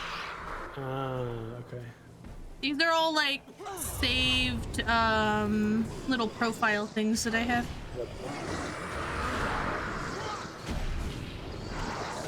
But I should make an even lighter blue that looks like my character. That would be big. Maybe for next time, right? Yeah.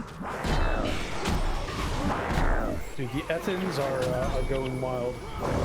True, and I'm being destroyed. Ugh. Okay, I'm blinding them.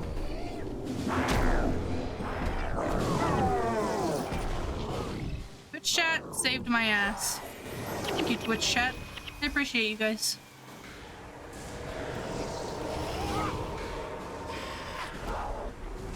Twitch chat are a bunch of good peepos, you know? Yeah, it's true.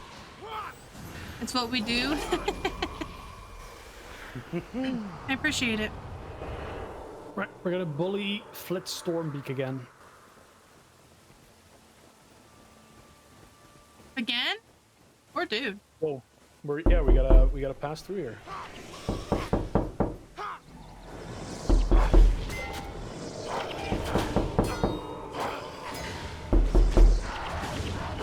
I wonder if you're gonna get anyone with the knocking. The knocking? Mm-hmm. Or the realistic knocking? Yeah. Oh, I don't hear it. It sounds like real knocking. I got myself. I wasn't paying attention and that scared the shit out of me. What do you mean, Isa? There's someone at your door. You got me? You got I'm not people. listening to chat, so I don't actually hear it, and it feels damn good. We did not get Lynn. Feels bad. Yo, you got Golly too by the looks of it.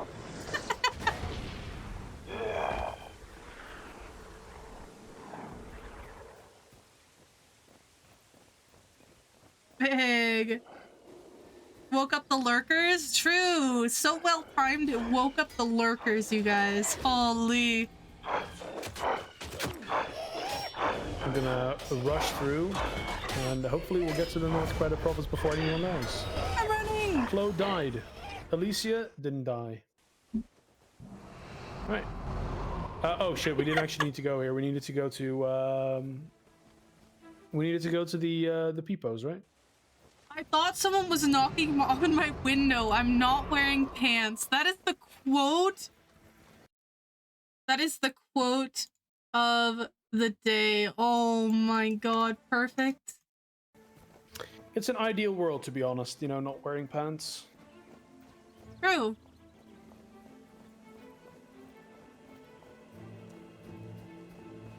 I mean, who wears pants in their own home? People who live with roommates. Can you get that knocking?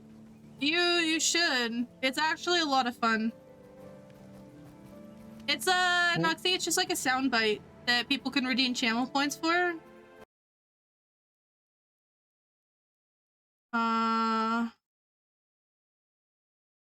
Although I will say, if you're gonna do it, make sure it's not too inexpensive, because people will spam it when they realize that it's there. Alright. Alright, it shames me to think of what has become of the Lion Guard. Do you need my help with something? You're back. Well, I've been replaced as investigator on this matter. You should speak with Inquisitor Galahad, or Gilade. Gilade? He's in charge now. I'll take those papers from you. Well, he's not a dwarf now, right? Thank you for your help. The Lion Guard is obviously undermanned, so the White Mantle will be taking over the investigation. Your service to the people of Kryta has been noted. Illusion of weakness. Lose 50 health. I gain... so I guess you're like saving... You're saving a little bit of HP or something for later? Interesting. It's a weird spell. I don't know where we'll see use, but... Lynn's doing his best. Lynn is doing amazing. He's carrying my butt through Guild Wars 1. And making it fun. I guarantee that if I had played through this by myself, I wouldn't be having as much fun. I mean, it's a good game, but it's entertaining. It's more entertaining doing it with people. And he's making a lot of nice videos for me, which is great. Which he'll hopefully make for you guys as well soon. Maybe. Oh yeah. Ooh yeah. Oh yeah. I need the Kool-Aid Man noise as a soundbite. Oh no. It's fine. You can get the Lin. You can get the Lin-Aid man. Lin-Aid. Linmonade.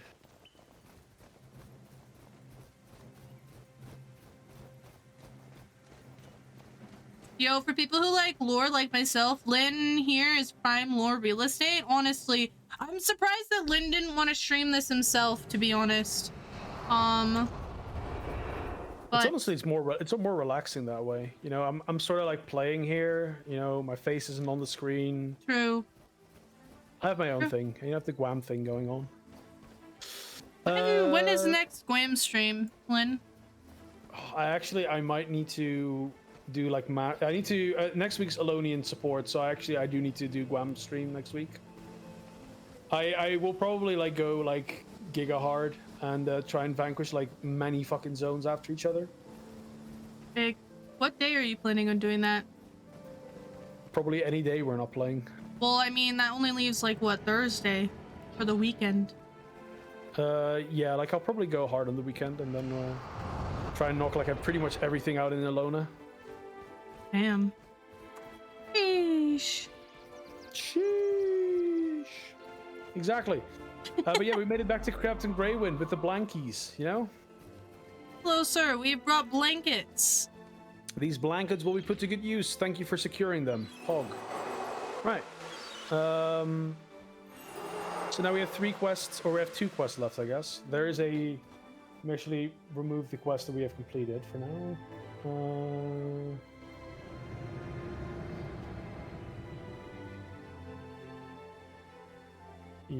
Okay, yeah. All right. We're actually gonna have a look at the Giant's Basin, and we're moving towards the Orion excavation, I guess. 16 hours of vanquishing on Saturday. Let's go. That sounds kind of miserable, I'm not gonna lie, but I bet it'll be fun to watch. Maybe. 16 hours then? Casual 16-hour stream? I might honestly not like talk the entire time. Just like play mute. Because not gonna lie, like talking for 12 hours, it will be pain. Yeah, I don't know how Teapot does it. He does like that. When he did the community event, dude, his voice sounded so fucked up by the end of it. Yeah. Well, it actually, like, the streaming stuff has actually changed his voice, like, permanently. In a way. That's insane. Well, yeah, we're just gonna follow the entire beach. This is the beach episode, you know? The anime beach episode is happening right now. Yeah, guys, so I'm recently just getting into anime. Apparently, in every anime, there is a beach episode. That's something I learned. Even in Avatar, there's the beach episode. Yeah, you know? yeah. Stories of Ember Island. Is Avatar considered anime? No, because it's not made in Japan, I think, so... I don't think that is anime. Yeah. The anime nerds will say it's not anime. It's a masterpiece of a cartoon. It is. I own all of that. I own all of The Last Airbender and all of Legend of Korra, but I have never watched Legend of Korra. I got them in like a box set. Oh, we can't go that way. We cannot go under the dock. Feels bad. Yeah. I need to watch Korra at some point. Honestly, like, I really enjoyed The Legend of Korra as it came out. But I'm interested in your take on it. I was a little bit... Oh, also I'm level 15. Look at that. There you go. What am I at? 85% of the way there. If you go to your hero panel, like press H, then you can see like how many experience or how much experience you still need. My hero panel? If you press H. H. Ah. And you hover over like the XP bar under your 1,300 and like 50-ish.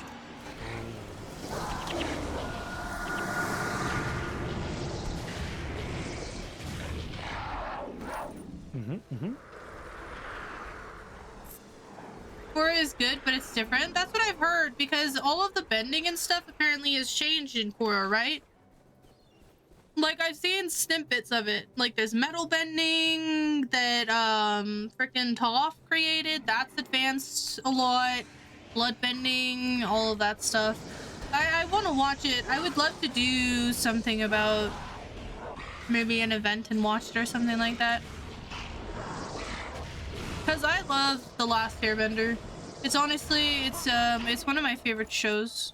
One of my favorite shows growing up. There's a lot of there's basically a lot of like advanced bending going on in Legend of Korra. All right, we're gonna collect some Orion tablets, and for that we need to get up there. These things are level 10. But we should make short work of them if we ambush them in the little cornery bit. We're gonna ambush. I'm on my way. Slowly. Also, they're coming. Susan is here. The fog is coming. The fog is coming. The British are coming. Okay, the British are coming as well.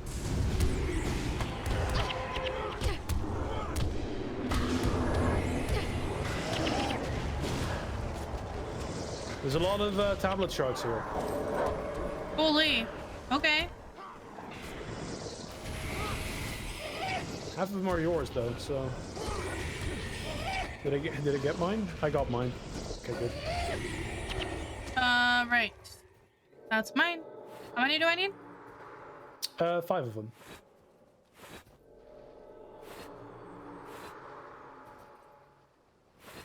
I also got yellow dye.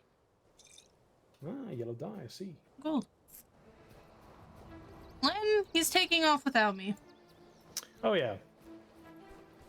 You know, this isn't Pawnee Camp, you know, or this isn't a pony camp. This is life. This is Guild Wars 1. True. I'm gonna enjoy the beach. Hang out. Going for a little dip in the water. Mm-hmm. Yeah. Dip your toes, you know? Yeah.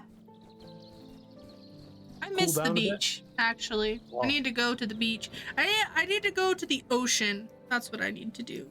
Because I have a beach where I am, but it's not the ocean, so it's not salt water, and I can't stick my feet in salt water, and that feels bad.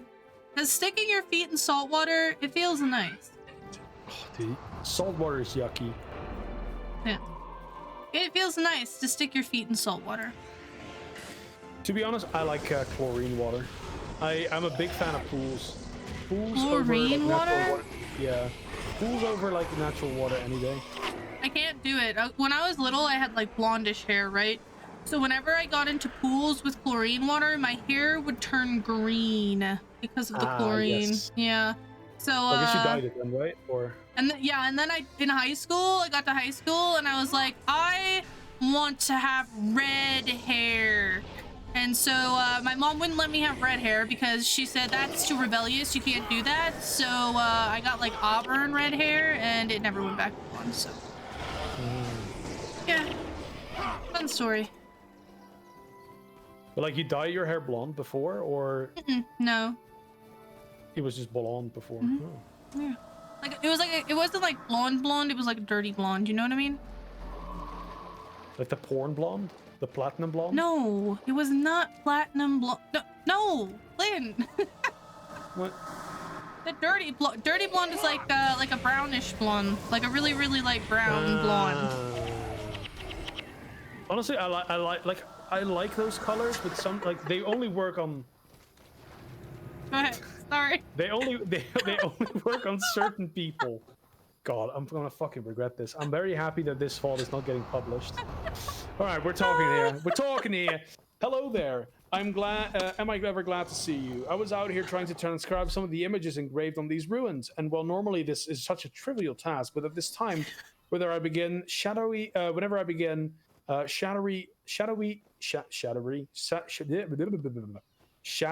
nightmares emerge from the ground and drive me away.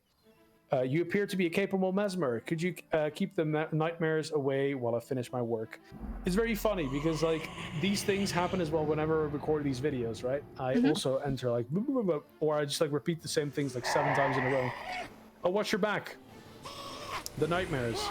Also, another very fun story from Lynn. You know, young Lynn. So back when I went to like high school, my parents swapped ISPs.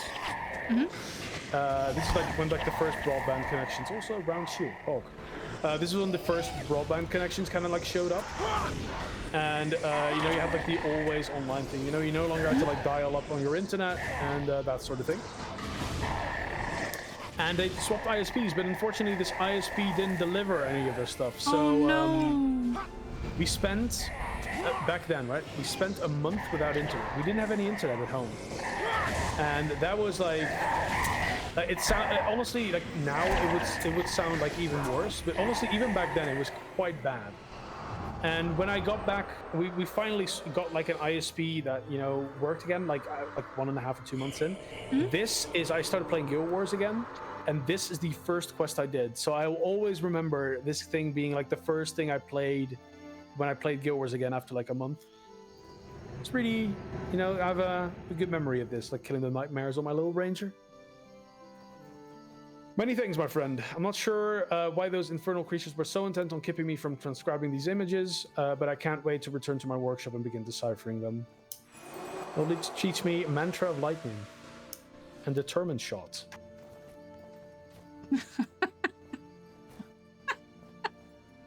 Yeah, you laughing? Nothing, no. You've had two great clips today.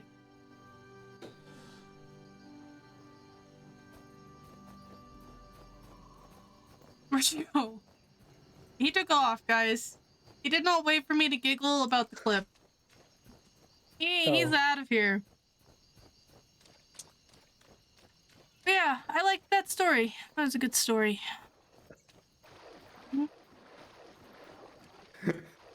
Like, it's so out of context as well. Like, you actually sound pretty mad. Wait, we're gonna watch it. I'm gonna watch it. You're like, no, Lynn, what the fuck?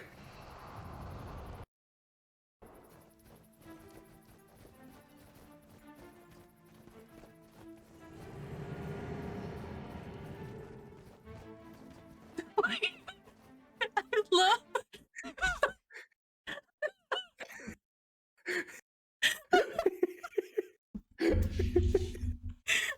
Well, I mean, you know, porn can be dirty, so, you know, dirty blonde, porn blonde. I mean, it's different colors, but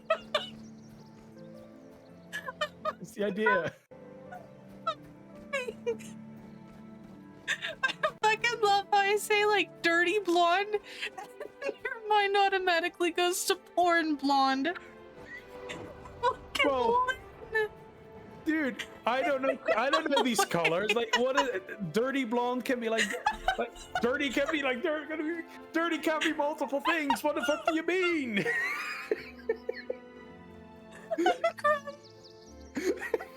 What do you mean?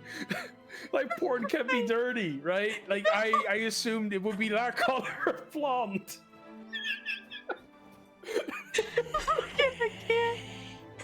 Oh, I broke her. Asmodeus is peeing his pants. What even is porn blonde? I'll look it up. Look. It's a thing. It's a thing. Oh, by it's the way, like the blight. It's like Google, don't Google it. Don't Google it. It will actually take you to Pornhub. Yeah. Okay, we're not gonna actually Google it, but it's like a platinum blonde, right? Oh, I need to breathe. Oh, Jesus. It's like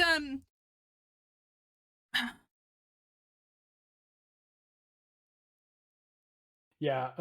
It's not giving me images of porn blonde. It's just giving me images of naked women. So it's like bleach blonde. Yeah. it's like hold on, I'm gonna find. It's like platinum blonde. It's like Yeah. oh. Super bleached blonde. Yeah. It's like a super bleached blonde. God, I'm dead. Oh, Lynn. Something like this.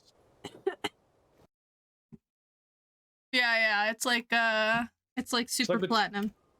It's like white, grayish almost. Oh God. Oh, my stomach. I don't know why that broke you. Oh. I didn't even think that was that funny, but it killed me. The fact that I say dirty blonde and your mind automatically goes to that, dude. Oh, I'm okay. I've survived. Yeah. I've survived. Friendship is over. There you go. All right. And on that note, we're going back to Scoundrel's Rise and reversing the skills. God, this entire stream has been a fucking like train wreck. Uh, What are we playing again?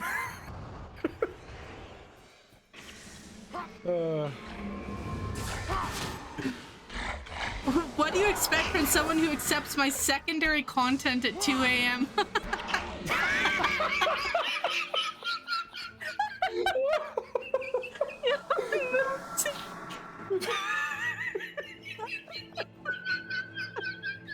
Oh no, it's Lynn's turn to die. Welcome, Sandra. Welcome. She's laughing to hide the disapproval. Clearly, I feel you.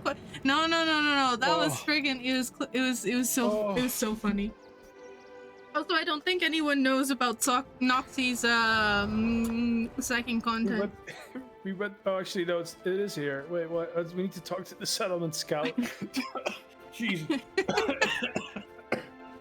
Oh, dude. The what? Don't worry about it. Don't worry about it. I definitely. Yeah. That caught me off guard. Hello, I'm Scout Drew. What's on your mind?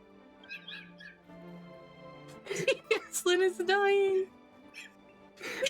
You know what's on my mind? It's Noxie's 2 a.m. content. And quietly with platinum blonde hair. All right. Anyways, what the fuck? What's on your mind? All right. It's good to see Captain Greywind found someone able. I'm not gonna be able to fucking read this out anymore. It's good to see Captain Greywind found someone able enough for the task. I'm quick on my feet and I can scout well enough, but the battle's not my forte. Fucking Lynn! If you know what I mean. Listen though, last night I saw something that might aid you. There's some sort of zombie commander, or Timid, who seems to... it's not even funny anymore. Who seems to be gathering the undead and sending them west. If you can take him down, I think our problem will be sorted. All right, so we're taking care of like an undead commander. Oh god. Oh god. Oh. Okay. Yo, Sandra, welcome in. You came in at a great time. And, thank you for the follow. Oh no, another clip? Another clip. Oh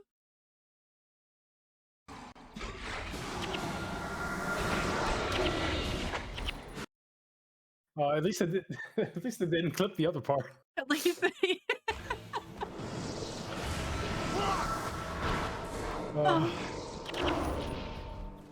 My stomach actually hurts. Oh, I might actually go back and like clip the part where you read out that comment about like Noxie's content and me dying afterwards.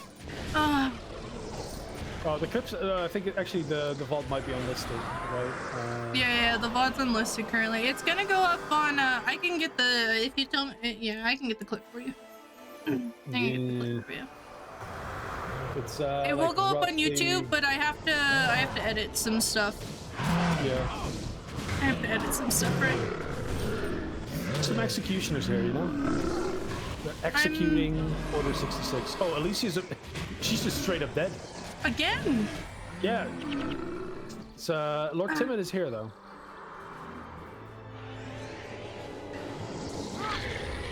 Oh. My nose is running because I laughed so hard that I laughed. And it feels sniffly now. I wasn't expecting that. Snuffalugget. Yeah. What is that? What is that thing from Sesame Street called again? Snuffalugget? Snuggle. I can't say it. Snuffalugget. Snuffalugget.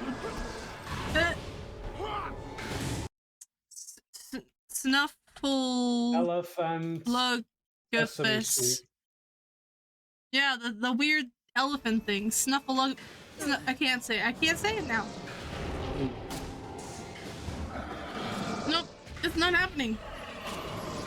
Snuffleupagus. Snuffleupagus. Yes. Right, we killed the objective. We need to continue. Oh, we still need to go back to Greywind. That's so far away. Oh, We're gonna resign, and we're gonna return to Bergen Hot Springs because that's where we came from, and we're gonna cut a corner real quick.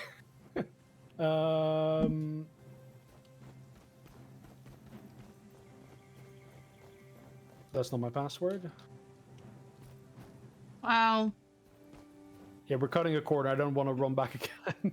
Okay, give me 2 seconds. No, actually, I'll do it. I'll do it after. No, you don't have to play. I'm gonna run us over there. Oh, you want to share your screen then? I'll just put it on the top. Oh yeah, sure. Need to quickly check. It is this one, I think.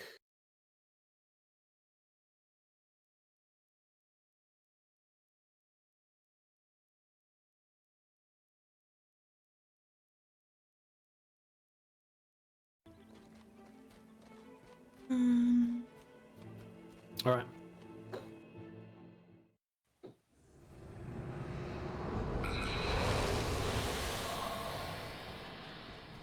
Wow. Okay, hold on. Right. I don't have my weapons. My weapons are still on the Guam account.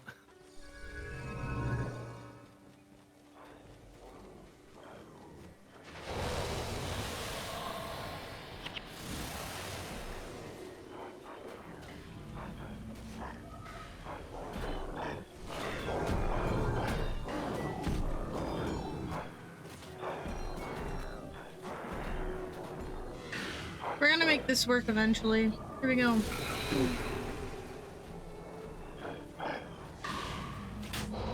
Lynn is running for us, guys. Yeah, we're almost there. It's like very short. I just didn't really want to kill all these things again, you know?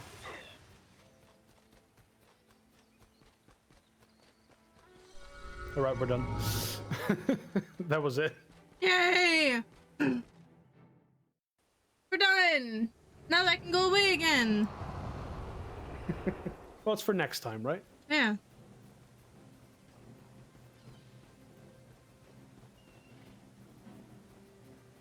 Oh.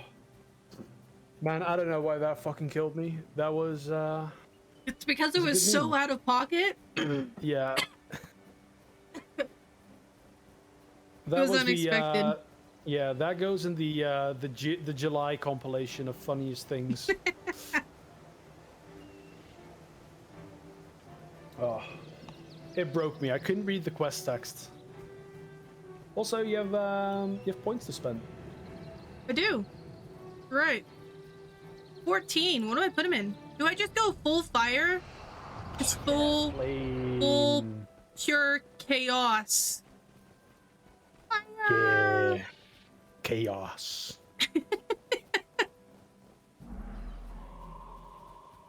Right. It says you found the source of our skill problem then. That's good news. Good news indeed. Very good. Right. So we'll resign again.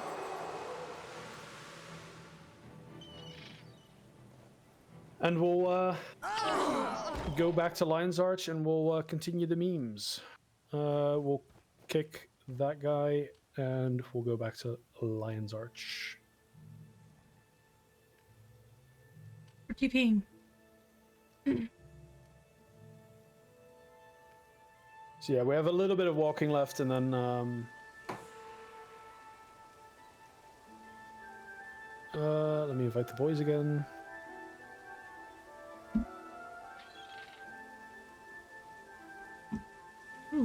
Oh, actually, we can talk to Magi Malaquire as well. This is actually kind of important because of one of the mechanics that I will unlock later.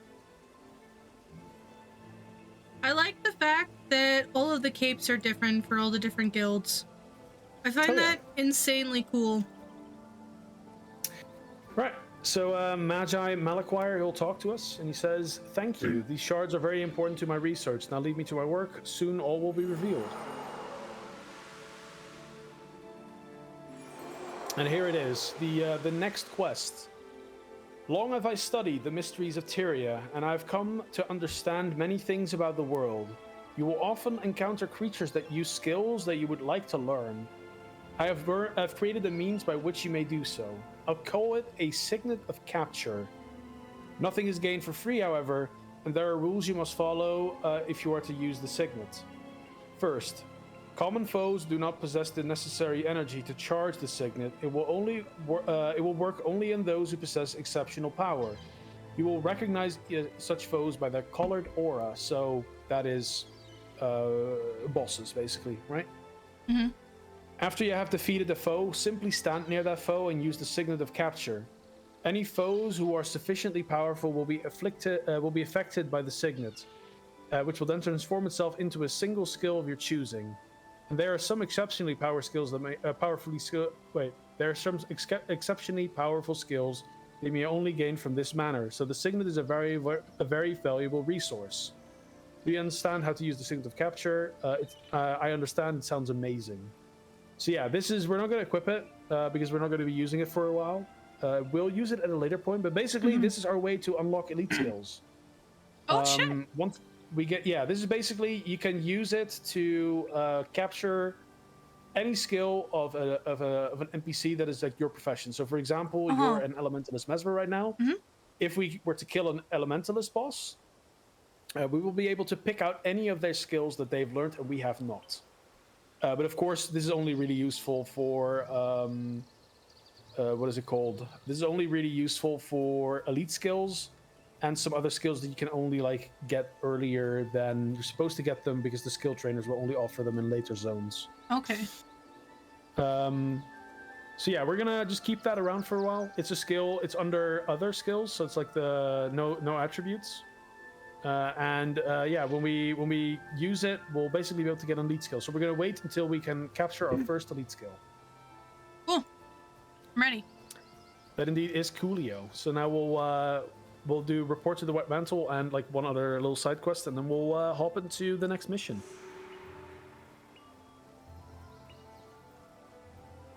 Let's go. Let's go. I'm ready. And now we'll talk to Riddick. Hello, Mr. Riddick. He says, Hail Traveler, I'm Lion Guard Riddick. I served the Lion Guard under First Watch Sergio, and I have honor of protecting the gates of Lion's Arch. Let me ask you something. Do I look like someone who can with nothing better to do than stand around here all day, every day? I don't think so. So why is it that you can tell that even though we hardly know each other, but that thoughtless Orin, after all those years we've been friends, thinks it's perfectly fine to go gallivanting about when he's supposed to be here, guarding the gate? I bet he's off trying to romance Mariba again. Ooh. Even though it's clear she wants nothing to do with him. Hey, yo. In fact, that's kind of fucked up. Yeah. In fact, can you do me a favor and check? Her farm's just south, just short ways northwest of here. Sure, I'll help out. We'll go check if he's hitting on the woman that doesn't like him. Not cool, dude. Maybe. Yeah. Nah. You can hit on women once, but if they don't like it, stop doing it. And it sounds like he's done it more than once. Mm-hmm. Yeah. Unfortunate. It's fucked up. Yeah. It is. You can get counsel for that nowadays, you know? You can. Careful.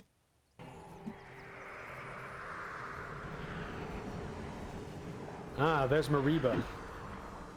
Mariba.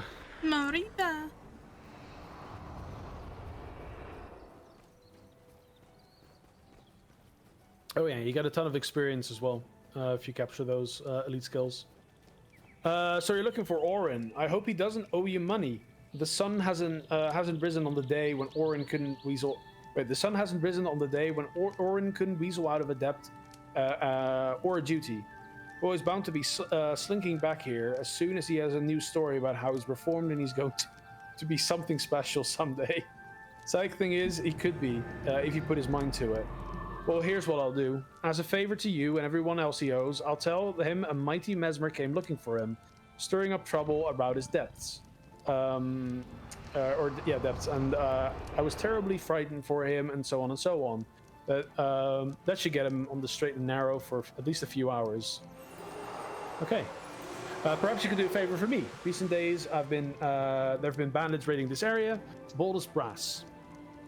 I don't trust the Lion Guard to deal with this problem. Not with the louds like Riddick and Orin are the best they have to offer. No, I'd feel safer knowing the White Mantle was aware of my problem. Would you be willing to go to the Mantle Barracks in Delesio Seaboard and talk to the White Mantle Knight Karia there? Surely he can do something. Yeah, we'll do that. So yeah, we're going to Delesio Seaboard, the barracks over there. We'll march our little feetsies over there.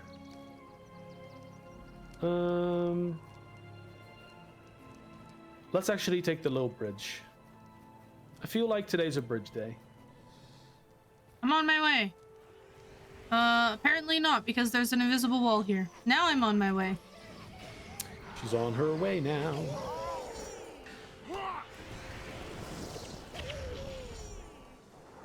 Yeah, the doors to those houses are up ladders. Or above. I find that interesting.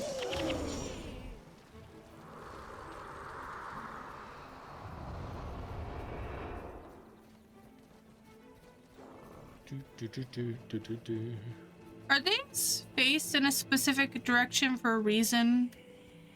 Or do they just face wherever? I think they kind of just face whenever or whatever. I guess they do aesthetically face a certain way. Mm-hmm. Oh. Some glowing hearts. You know, I do have a way with hearts. Yeah. Lamb hearts, to be more specific. And dropping them when I need to throw them away, spilling blood all over the floor. True. I've seen the photos. Wait, did I actually show them to you? I thought they only showed them to Noxie. The photo of your shoe? You showed it to me. Oh yeah, I showed the photo of my shoe. Yeah, my shoe was caked. Yeah, it was kind of nasty. That's okay. Yeah, those shoes are no longer with me. You got rid of them? Yeah, I got rid of them. No, you said when you sent me the photo, you're like, I'm gonna try and wash these.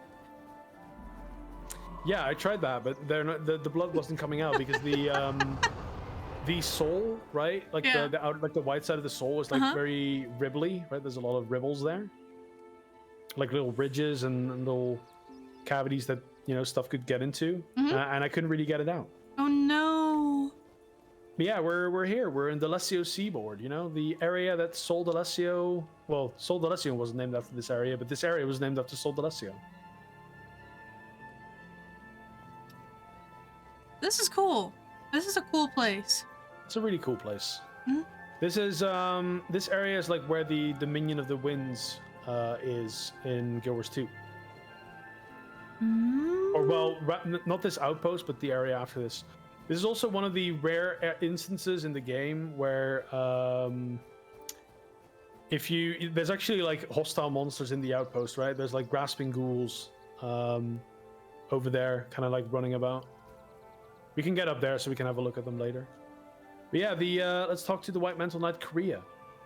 Justicar Torimo told me about you. It is the will of the unseen, no doubt, that brings you here. For we are greatly troubled by the rising tide of undead that are beset on the countryside. We need a message sent to the Confessor in the temple to the west, so that he may consider how best to protect these lands. You have witnessed for yourself these undead abominations. I would like you to travel to the Temple of Tolerance and tell Confessor Dorian of all that they have done and seen. If you're ready to undertake this task, gather together a party and click Enter Mission. Nice. So yeah, we made it here. We've done it. The Scepter of War is again in jeopardy. Long have we wished to search for the artifact, and now we've uncovered it. The undead are marching against the Temple of Tolerance to take it away. We can't lose it again. But yeah, the Bandit Trouble is here as well. We want it? I've heard... Yeah, we also have the Bandit Trouble, so that's the Mariba quest, right? Mm-hmm. I've heard there was some trouble in the North Kryta province, but I'm too much grieved to hear how ineffective the Lion Guard is at protecting our people.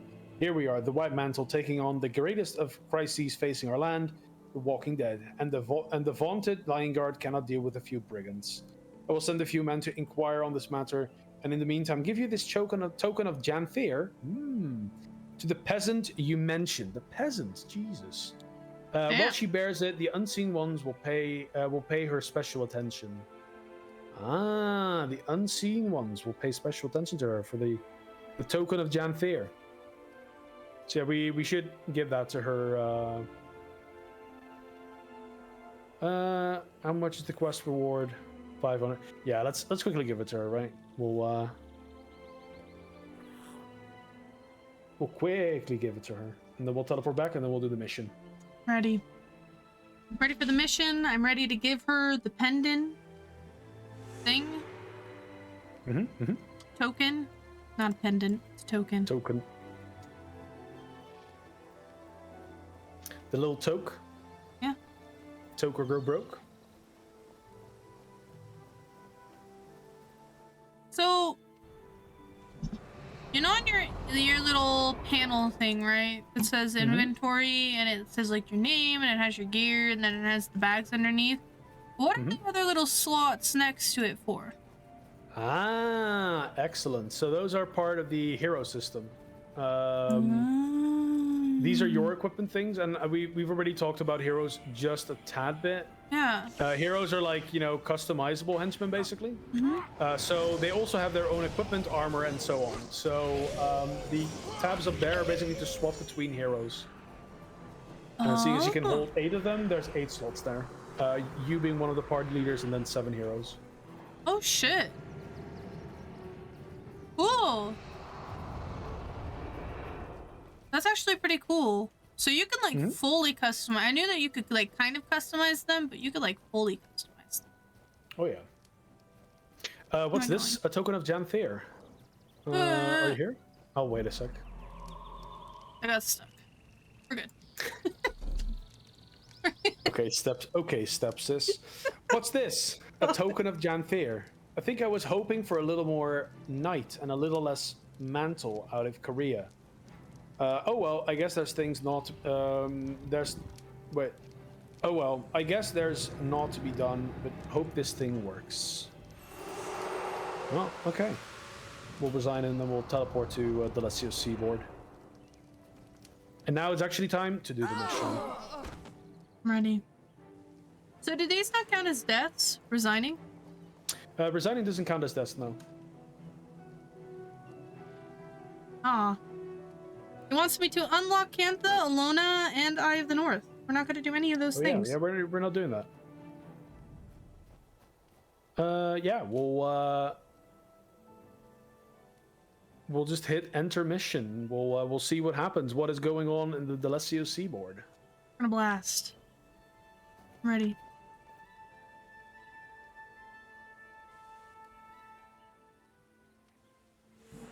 We're going to the village of Hakewood.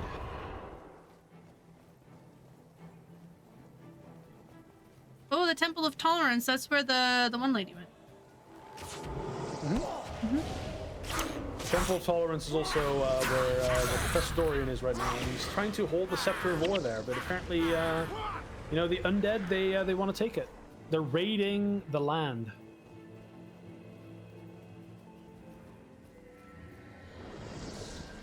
Sometimes, you don't want to take the furnace, but you want to take the Scepter of War. Oh my god. I've been poisoned. It's not good. Oh no. Well, you're an elementalist. Go into water magic. Let's go. Cleanse the conditions. Okay. Yeah, I'll do that real quick. A Mungalol. Skeletal Mesmer.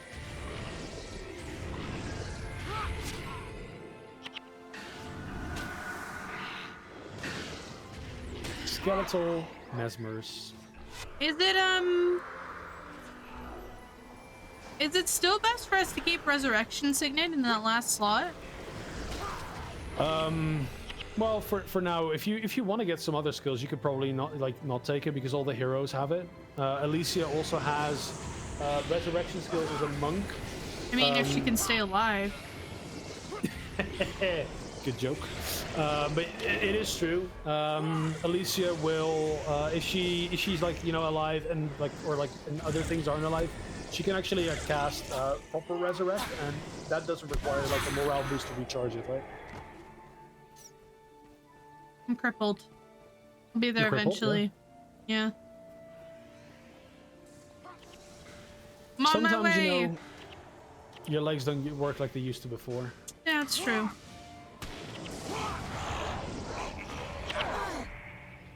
What the fuck? I casted distrust on you, or mistrust. You scammed. You. I'm also blind, and my armor Right. is cracked. I'm just having a hell of a time out here, man. Crackies. Right, we're gonna save a guy named Benji here. Not to be confused Benji! with Renji. Ah, Renji. Benji's getting attacked by Gesna Shadowstalker.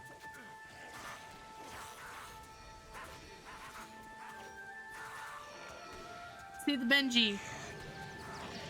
Benji the Renji? Blue Benji.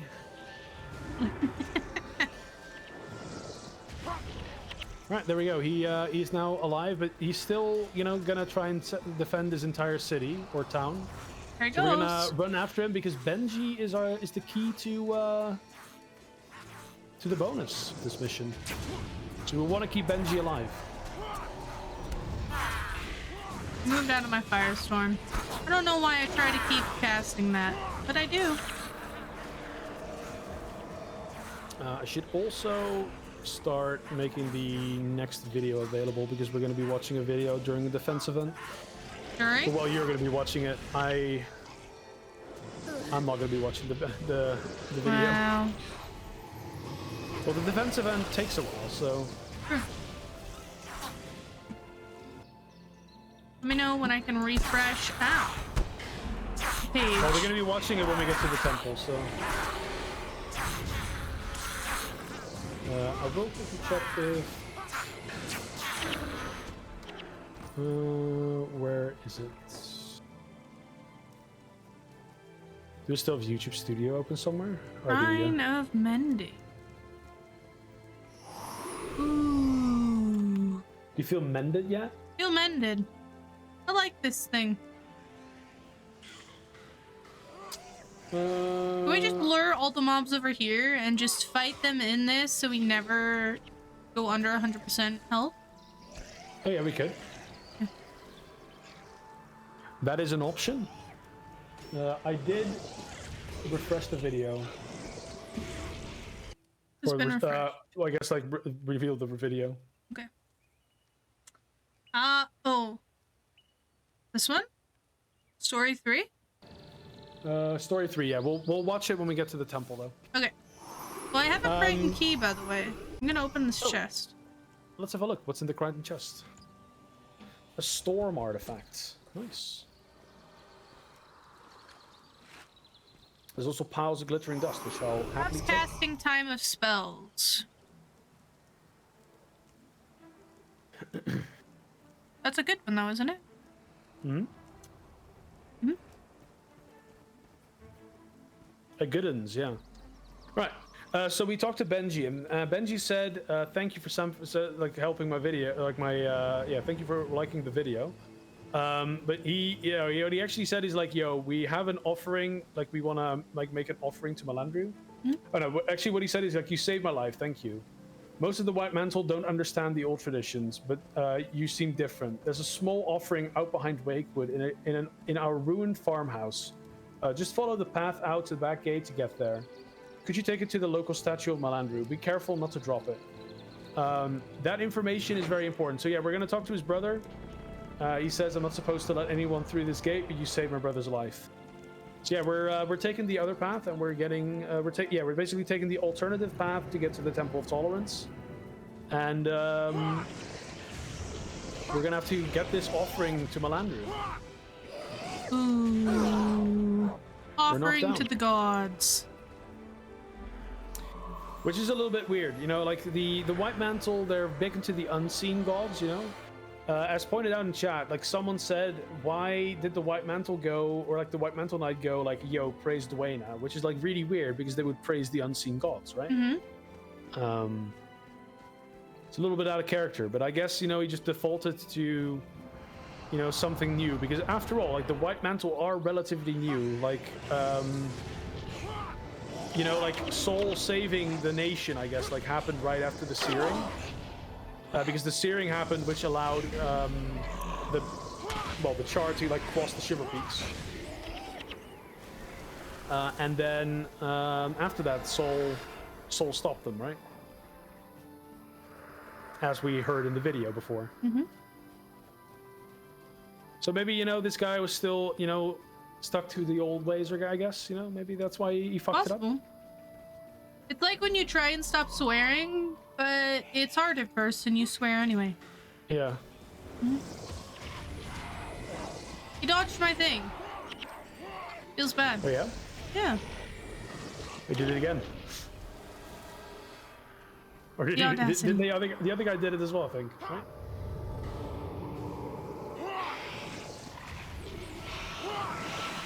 It's like atheists saying, oh my god. It's true, yeah, exactly. In a way, yeah. I need to stop saying that as an atheist. Yeah. I mean, to be fair,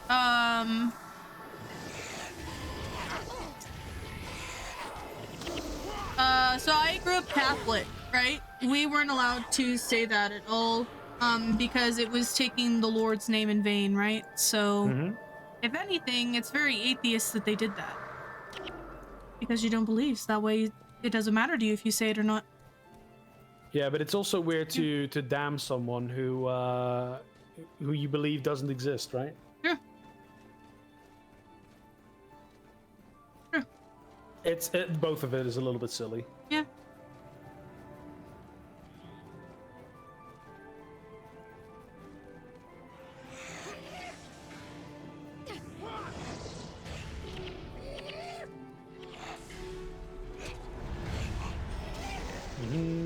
Earthquake.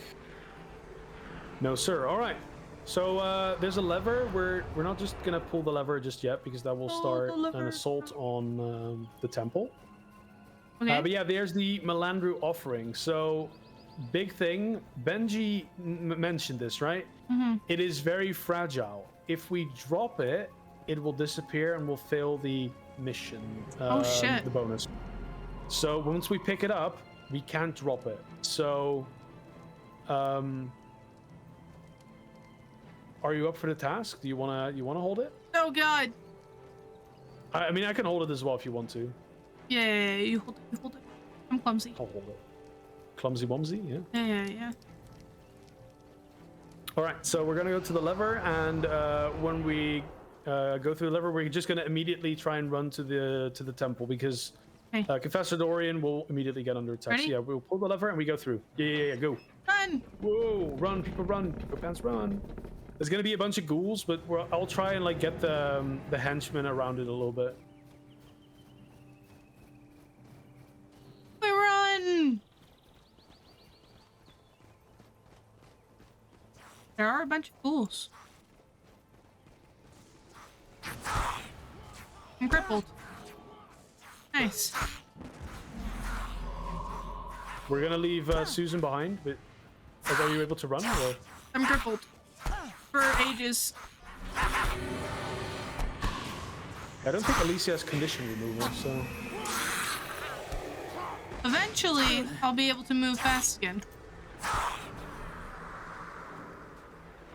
Nearly there. Nearly there. There we go. Run! Susan, no! Wait, no. Susan's all the way over there. Yeah. Damn it, Susan. Alicia's also fucking doing the dum-dum.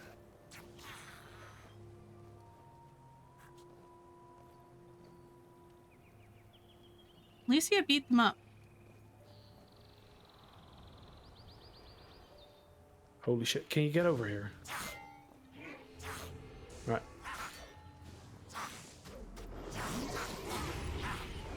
So, yeah, there he is, Confessor Dorian, leader of the White Mantle.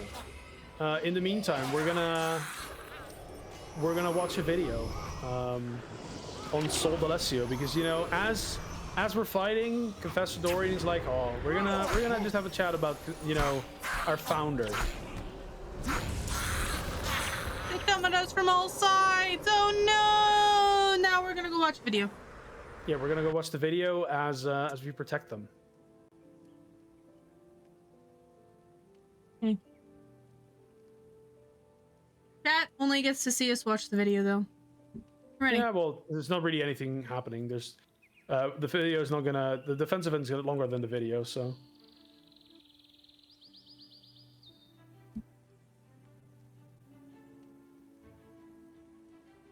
Sol D'Alessio was a fallen man. A gambler and a drunk, Sol reached the lowest point in his life when he lost a bet he could not repay. Ah, this is At where the he time, resorts to The thievery. local betting house was run Yeah. by the Lucky Horseshoe, a gambling guild whose influence spanned almost the entire length of the continent. To avoid defaulting on his payment, Sol took to robbing merchants traveling on the road from Beetleton to Shaymore. Though he successfully paid his debt to the Lucky Horseshoe, he was eventually fingered by one of his victims and tried as a thief. His punishment was exile from the kingdom of Kryta. The local authorities blindfolded him and rode him out 3 full weeks before leaving him to fend for himself. Alone, broke, and lost, Sol wandered through a dense forest for several days, surviving on only roots and berries. On the 4th day, delirious with hunger, Sol emerged from the trees to see what he thought was an hallucination. Ooh. A city of massive towers reaching into the heavens. The architecture was astounding, and the creatures who lived there were unlike any he had ever seen. Walking down into their city, Sol got a closer look at the denizens of this place. They were tall and thin, with strange wing-like appendages that waved about in the slightest breeze. When they walked, their feet seemed not to touch the ground, and when they spoke, it was the most melodious sound he had ever heard. Surely these creatures were the stuff of divinity. Hungry and exhausted, his clothes ragged and dirty, Sol dropped to his knees and touched his forehead to the ground. He had found his gods, and in turn, they had found their most devoted disciple. Sol D'Alessio returned to Kryta a changed man. His rags had been replaced with a sleeveless, pure white robe embroidered with golden thread. His once sunken, sickly features were again full and healthy. He no longer craved the bottle, no longer wished to strike it rich gambling. His life had purpose. He had returned to spread the word, to deliver his findings to the humans of Kryta. During this time, the Krytan Empire was in the midst of 2 wars, one against the guilds of the other human nations, and another against the beast-like Char. Food was becoming scarce, as the invaders burned the crops and salted the fields. It was then that Sol came to the people, offering help from his powerful, enigmatic gods. Sol's new faith was so powerful that soon he had a small following. As a group, they traveled the lands, recruiting more and more, offering salvation from trying times. Though no one ever saw the winged gods or their cities of massive towers, they took Sol at his word that they did truly exist. Sol was a shepherd, and his sheep followed his every step. Those who showed real conviction were given white robes, each embroidered with golden thread. This was the beginning of the White Mantle. Beaten, outnumbered, leaderless, and facing almost certain death, the people of Kryta looked to Sol to lead them out of their darkest hour. Sol D'Alessio was transformed from a messenger into the general of a great army. With their new faith and their new leader, Kryta and the White Mantle managed to push out the Char, forcing them back over the mountains. Though his efforts were successful, Saul eventually lost his life fighting the war that freed the humans of Kryta. In the last offensive of the war against the Char, Saul led his troops deep into Char territory. His network of spies, though quite effective, failed him on this day. The Char were waiting in ambush, and the beastly creatures slaughtered Saul's unit to the man. Consequently, Saul became a martyr for the White Mantle. His teachings live on in the temples, and his name adorns a seacoast on the southern edge of Kryta, a memorial to a man who brought peace and prosperity to the people of this tropical region. In the peaceful aftermath of the Great War, the White Mantle assumed rightful control of Kryta and returned the land back to the people. It was a golden age of prosperity and peace. There you go. Big. That is the legend, the story, the myth of Sol d'Alessio. Yeah. So yeah, that's the story of how he came to be. Like Sol d'Alessio, this man is like an actual god to the people of Kryta, right? He, you know, when Kryta was like truly suffering, he came through when when no one else did, and yeah, he defended the land of Kryta, defeated the Char. What a legend! What a big lad! You know, he and his unseen gods managed to destroy the Char. You know what? I never understood. The Char were trying to take back the lands, right? They're trying to take back these lands that, you know, were once theirs. Why did they decide to, like, salt the ground and then, like, blow up Ascalon? Good question. It seems kind of counterproductive to their end goal, don't you think? Yeah, but it also, like, keep in mind that it was probably the humans that salted the earth. That's fair. But yeah, like, there's a few things that are somewhat, like, counter what you would expect. Because, for example, I think, you know, like, if you think about it, like, there's a mention of, like, you know, what was it? It's I don't know. It's just like a little weird. Some things don't really like fully make sense. There was one thing I just wanted to mention. Like, for example, in the beginning, like the origin story of Tyria, it was mentioned that the humans basically were at peace the moment the Char attacked. But it seems like in this story, they were like both, you know, still fighting. This stuff kind of happens throughout prophecies where stuff doesn't really seem to like line up, but we'll talk about it with like Professor Dorian. He'll tell us something. Do they eventually start? Yes. Sorry? Do they eventually start to line up, or no? Yeah, like with factions, they'll start to line up. Yes. I'm already aware of the undead army when the fort fell under attack. I sent my scribe Dinas away with the package. He carries the scepter of war with orders to keep it from out of the hands of the undead. We'll be indebted to you if you would locate Dinas and return him here safely. Return him here to safety, that's it. But first we gotta hand in the bonus thing. There is one thing. Apparently there can be a mob of creatures that might like still run back and kill Dorian. But hopefully we'll have completed the bonus by then. Okay. He's in the little sanctuary thing. He's fine. I believe in Dorian. Oh yeah.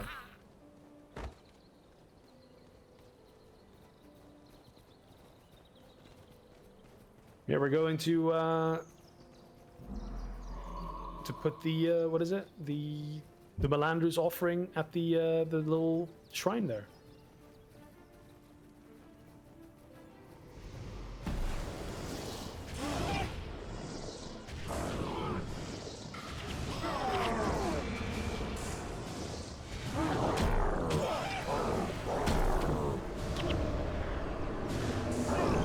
Riley's using Aura of Restoration, and that feels good.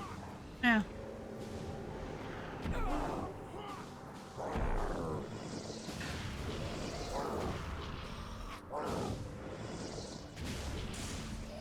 So basically, don't worry about it for now. Look, okay, I love story. I love lore. If there's plot holes, I'm gonna sniff it out and I'm gonna ask questions. Okay? Mm-hmm. Yeah, that's good. Yeah. Yeah, there's a lot of stuff to not really worry about. So apparently there can still be a mob group that spawns after 4 to 5 minutes. That might get to Dorian, so we might have to, after like doing the bonus. Also, this guy, he just gave up. Like, I don't know what's going on. He just gave up. After 4 or 5 minutes, we might still have to walk back.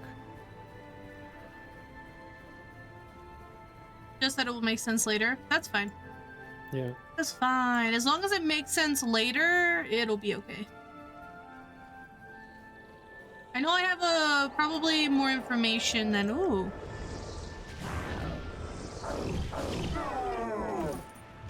True. You do have a little bit of information about, you know, the story of Sol de Lasso. You basically know how it ends, right? Yeah. Or, all right, I'm gonna place the offering down, and we're just gonna immediately retreat. Okay. It's down. The bonus is complete.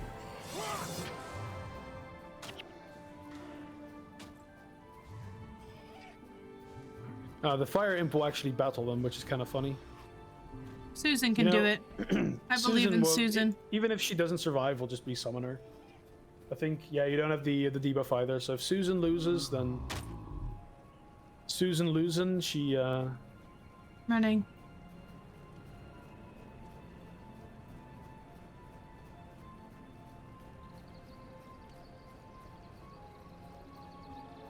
Yeah, spoiler there.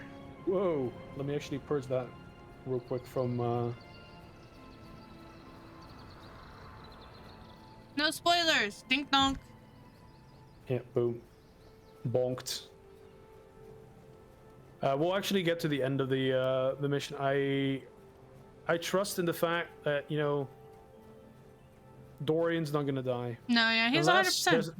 The group is unless there's a group approaching. I think I went the wrong way. No. Maybe I'm the right way. No, I went the right way. It might actually be that group.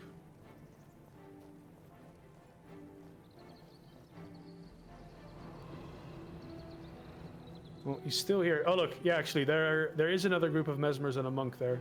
See? We just arrived right on time. Don't worry, Confessor. We got you.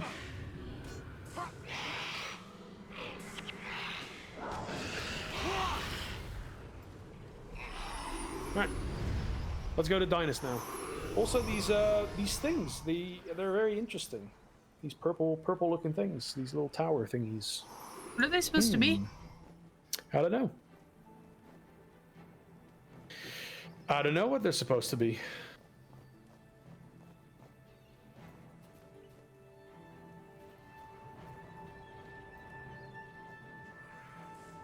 I'm on my way. Quietly scooting over.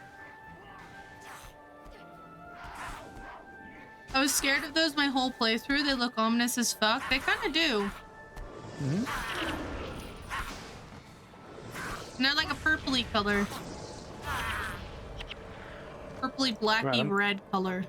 I'm crippled now, and Alicia is not really here to save me. She's crippled also. She's all the way back here.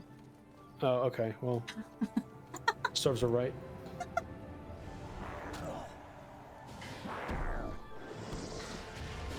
Still don't know, but ominous. Ooh. Spoopy.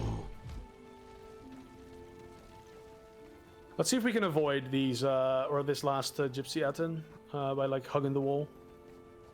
Also, I think the fire imp is completely lost now. Did Susan survive? I think she survived, yeah. I think she survived, but... So there's a tree here called the Tree of Renewal. Let's set it on fire. I'm down. It's dead. Alright. Well, oh, locate Dynus in the Scepter of War. It's a lot of gold. Yes. Alright, look at it. Look who it is. It's Dynus. And he's holding, look at it, the Scepter of War. He has it. Ooh. There we go. I know who you are. You're the heroes everyone is talking about. Mm-hmm. That's right. And we're here to escort you back to the Temple of Tolerance. We can't go back to the temple. It's swarming with undead. That's already been taken care of. The temple is safe again. Oh, thank the heavens. Confessor Dorian will be very pleased to have the scepter back. Very pleased indeed. Then let's not keep him waiting. Little oinker there.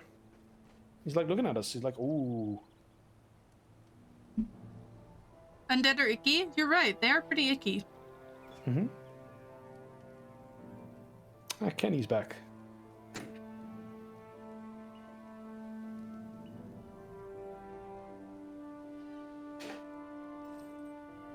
Oh, look at that.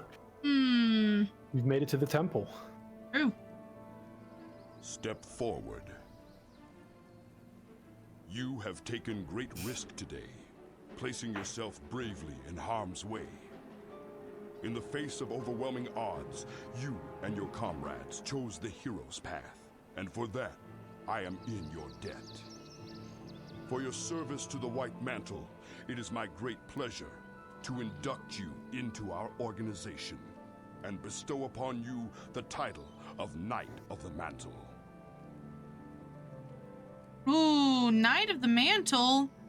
We're actually White Arise, Mantle, Knight of the Mantle, members now. Oh, and shit. join your brothers in arms. We are part of the White Mantle now. When do I get one of the cool White Mantle capes? Well, we could, in theory, get the White Mantle outfit now. Ooh. That We have costs to money. pay for it. Yeah. That costs money, yeah. No, thank you. They didn't Right. even ask? True. Yeah. So yeah, we're here in Divinity's Coast. And yeah, Divinity Coast is, funnily enough, you know, also where Divinity's Reach will be in a few years. There it is, Divinity Coast. Lies over there. All right. This is going to be the last mission for today. It just straight up follows the mission here. Right. What brings you to Divinity Coast? I'm here on official White Mantle business. Yeah, we're gonna do the we're gonna be administering the test of the chosen. So yeah, what is the test of the chosen? It's a little bit of a lore dump here. Every year, at the turn of each season, the White Mantle take the Divine Eye of Janthier to all the villages in Kryta to test the locals for magical aptitude. What is a Divine Eye? Years ago, the founder of the White Mantle, Sol D'Alessio, traveled south to the island of Janthier. It is said that those who come from this island are gifted with true sight, the ability to see the person for what they really for what he really is. When Saul returned to Kryta, he brought with him the Divine Eye, an artifact that possesses the true sight in limited capacity. The eye can identify those individuals who have within themselves the potential to become powerful magic users. Those identified by the eye as having talent are taken to the Temple of the Unseen to study under the Grandmasters so they may realize their full potential. Ooh. Why is it an honor? Divine Eye has an intelligence of its own. It won't follow just anybody. Only those who have proven themselves worthy are asked to partake in the ceremony. The past 5 years, all the knights who have been promoted to the rank of zealot or justicar at one time administered the test. If you become a justicar, you will be granted access to the Grand Temple. I'm told the great libraries alone are worth it. Blah blah blah blah blah blah. What must I do? Today's the summer solstice. The sun has reached its apex, and Justicar Hablion has gone to Shaymore to prepare for the tests. So yeah, Shaymore is like the village right in front of Divinity's Reach. So yeah, we're going to be administering the test of the chosen. That was talked about when we were introduced to the White Mantle. I'm so ready. let's go ahead and do that. Yeah.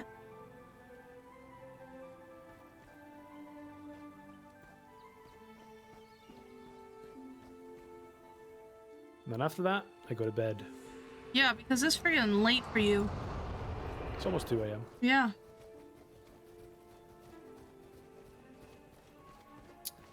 All right, here we go. Divinity Coast. Just 2 a.m. Yeah, it's a casual 2 a.m., you know?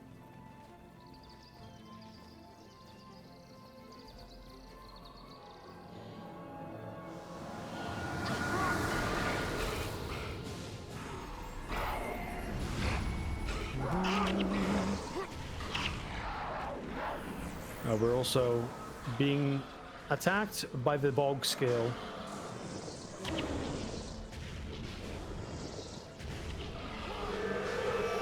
Ah, Susan is back. Also, the bog scale dropped a bone.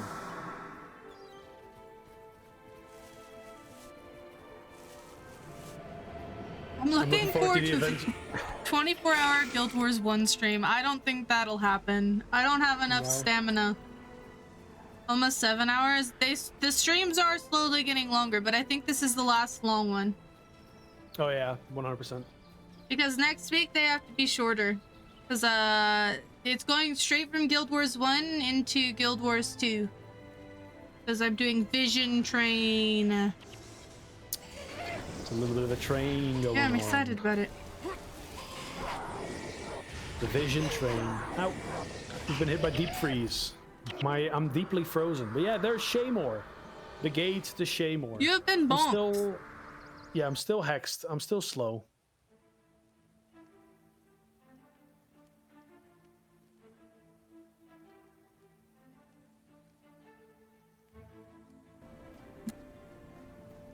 What is Vision Train? Vision Train is something I'm doing with a friend of mine, Chef. We're basically, every day we're going to be picking a map for Vision, like the legendary, and we're going to be doing a trainable the metas to complete the achievements for those maps. Just like the meta achievements. When does it start? It starts on the 17th at 2 p.m. PST. So roughly 3 hours ago. But yeah, we're gonna be tackling that. Of course, that doesn't include all the story achievements and other like stuff. It's just the like map metas, right? Yep. Ready. Right, here it is, the eye. My friends, welcome to Shaymore. This is the Eye of Janthir. Ooh, It the has Illuminati. The power to see inside a person and discern his or her magical aptitude. Those it gazes upon will be judged, either rising to glory or falling in shame. You will be bringing it to Loamhurst, taking those whom it deems worthy with you.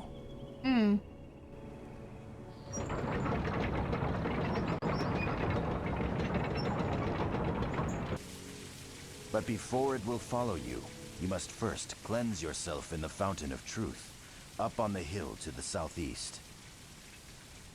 Once you have been cleansed, come back to retrieve the eye, and you can commence administering the test.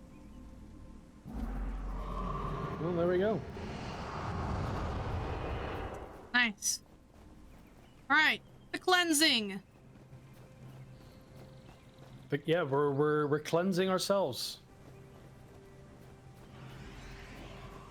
The Fountain of Truth. You know, the Fountain of Truth, it doesn't lie.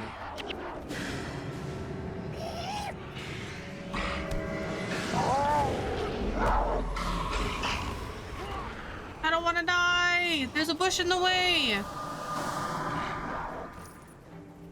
Oh yeah, that bush is a Jesus weird Christ. Why would that be there?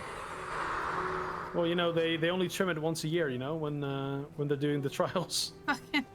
I guess. Also, this abbot is going fucking hog wild. He keeps running circles.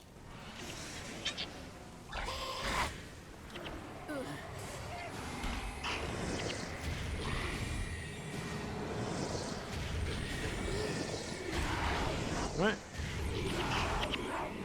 I'll interact. Look, I've been cleansed. Look, I'm under the effects of cleansed. So now we'll run back and get that eye. I spy with my little eye of Janthir.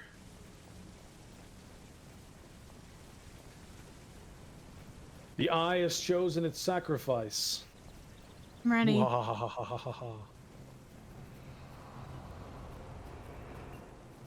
The bush destroyed me.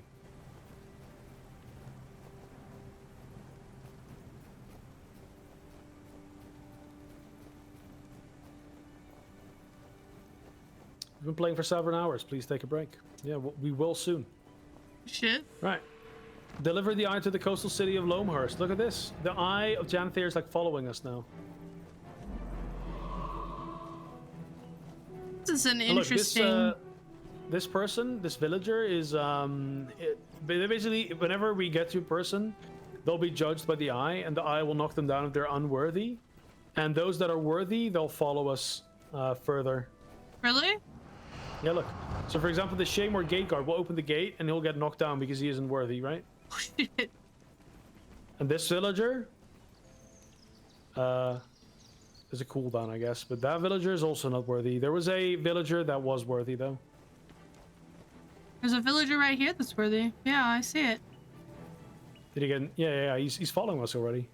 He's a follower now. But luckily, I know which ones are, the ones we want. So we'll bully those.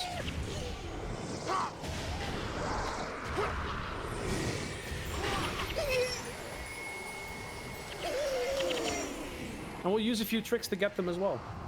For example, we're coming up to a bridge with like a bunch of we're coming up to with like a bunch of Ettins. Mm-hmm.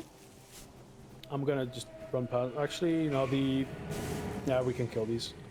I was gonna say we're gonna just run past these, but yeah, we need to kill the Ettins, and then there's a bridge. And the bridge is actually kind of important because on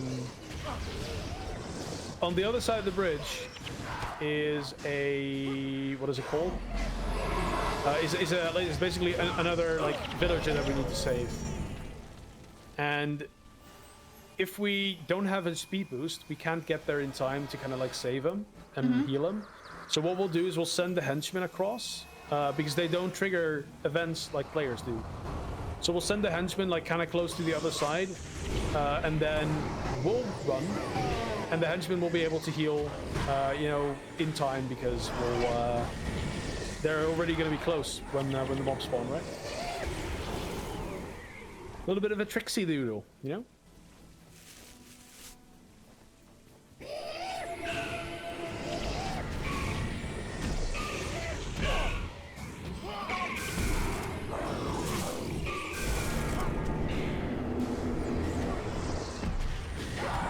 Lisa, don't die.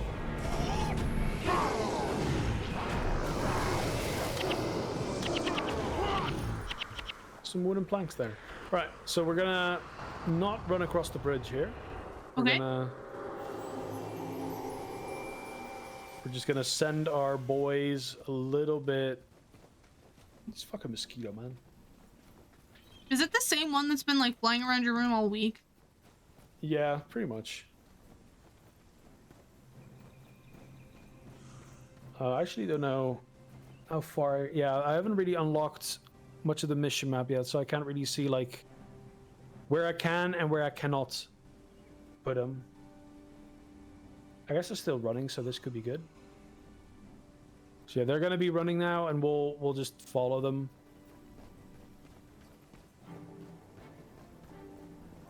They're gonna be halfway across the bridge now. See, they're gonna be like super close to the villagers. Yep.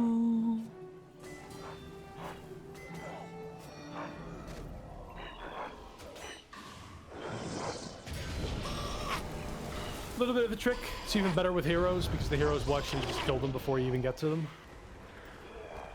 But yeah, there we go. Some heavy Tengu armor for you as well.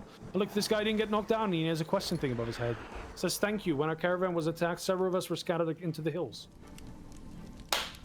Oh, fuck me. You still didn't get it. But yeah. This guy, he's going to follow us as well. And yeah, the bonus objective is to just get all the boys to... I'm going to send the heroes or the henchmen a little bit ahead here as well. Okay. Because there's going to be mobs here. Or actually, I don't know if they're going to be close, but... Oh, they're not close. Okay, that's actually kind of good. Sometimes, these mobs are going to be like super close to the villagers, and they'll get killed like before even you can like run on screen. So it's kind of good that, sometimes they don't really spawn that close. Right, one day I'm going to be the most magnificent mesmer in the land. You'll see. I believe. I believe. I think we do still need to talk to them. All right. They're gonna follow us around as well. We're going to Loamhurst. We're taking the Chosen to Loamhurst, not the Hobbits to Isengard.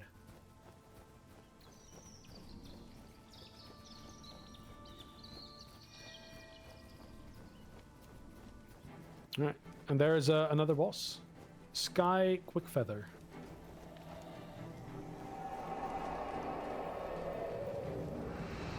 Villagers aren't gonna try and fight too, right?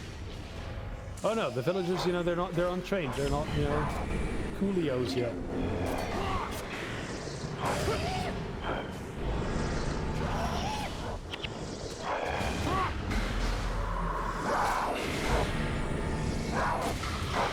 They will get attacked, I think, so we do need to keep them alive. At one point, we're also gonna have to go through a swamp, so. Oh shit! We'll definitely need to keep them alive for a bit. Right, we'll send the heroes or the henchmen ahead again. Imagine if you skipped the searing cutscene. Oh no!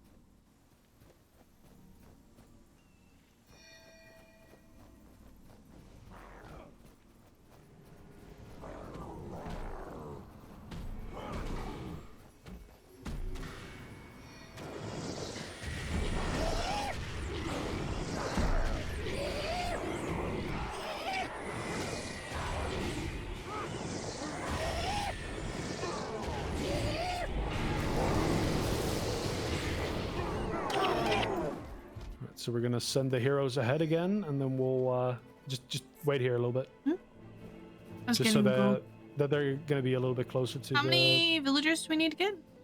Oh, we need to get 5 of them. Okay, there was none here either, but like sometimes there's like Ettins that spawn right on top of them. So we got lucky again. But yeah, there's five of them that we need to save. And the last one is a little bit spooky because there's going to be like multiple Tengu that are going to be attacking in that area.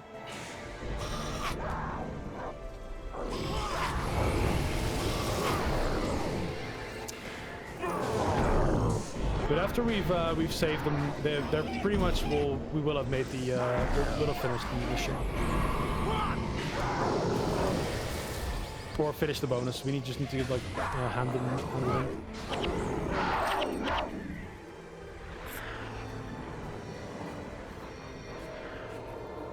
Also, I've gone from 10 to level 13 in Creed during this stream. That's a long time.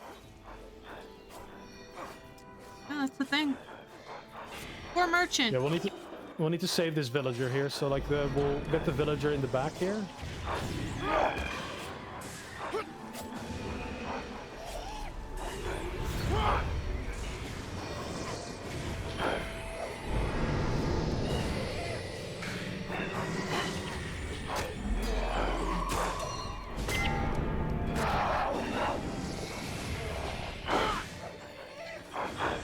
I like how there's like a bunch of pinging, even though it really does nothing. Alright, hopefully it's gonna follow. Yeah, there we go. We have 1, 2, 3, 4, 5 villagers now. So now we just need to get to the end. Come on, villagers! The Chosen, you know, they've been chosen by the Eye. They have like significant power inside of them.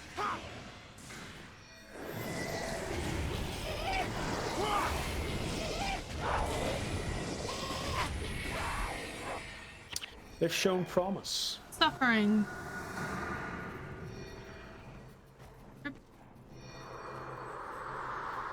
Dying.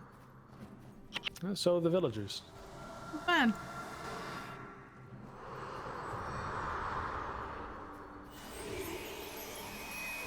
I have healing. Oh yeah, these villagers also have like a little bit of healing. They have signet or healing signet. Does their health regenerate over time? Yes, it does. Nice. Yeah.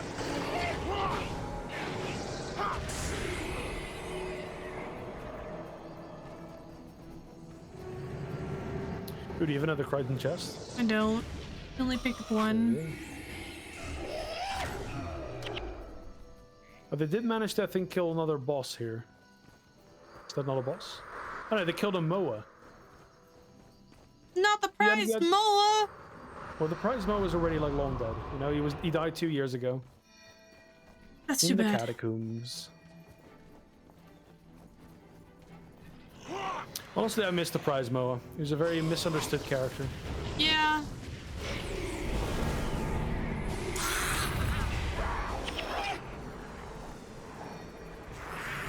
I'm actually getting a little hungry now. Are A you? little hungry, yeah. It's been a long stream.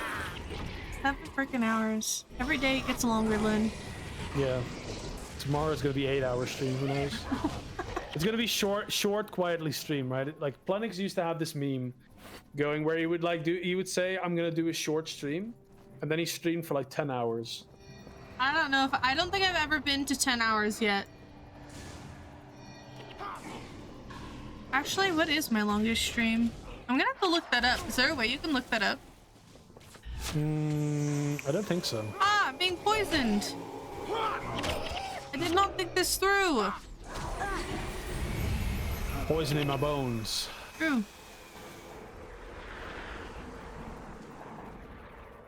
Alright, we're actually getting kind of close. The villagers are dying. Now, they'll use healing signet and save themselves.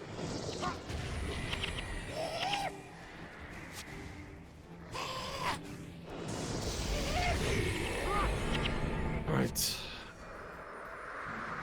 Raja Crux is over there fighting with the coastal guard, keep guard, and some hellhounds. Well, the coastal guard has failed. They're all dead. They had one job. Also, when we get there, just like wait with like running all over the place if you want to explore some stuff, because we need to wait for the villagers to we need to hand in the villagers, so we'll need all the villagers to be like around us when we hand it in. That's also one thing. And if you run towards the coast where we need to place the eye, the mission just ends and it won't count for the bonus. So Okay, I'll we follow have to you. be a little bit careful when we hand this in. So just don't talk to the NPC with the question mark above her head. We do not talk to the NPC with the exclamation point above their head. Got it. Yeah, it's called Lion Guard. She's called, or he or she is called Lion Guard Mina. So. I'm just not gonna click on any NPCs. Very good. Yeah. I think that's the safer play here. The safest of plays. Yeah, yeah. Loamhurst. We made it to Loamhurst. So yeah, there's one villager behind. So we'll wait for him to kind of like catch up. Villagers. And then when they're like all sort of around us, we'll talk to her or him. Boom, we did it. So yeah, we made it to Loamhurst, and this is the Giant's Basin in the background. So this is where I guess like where Divinity's Reach is going to be somewhat built.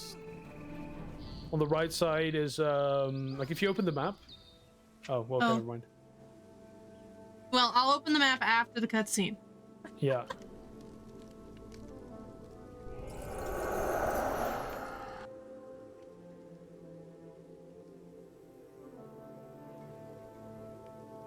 Look, he's cheering. He's happy. Yay! When they're ready, escort all the chosen to the caravan. Yes, sir. Oh shit. We leave within the hour. Yeah, they're going to the temple. We've been chosen. Mm-hmm.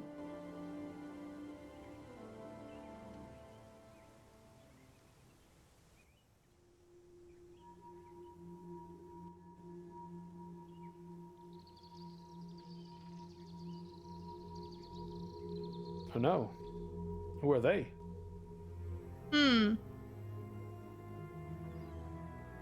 Shining Blade? I don't know. What was that? It came from over there.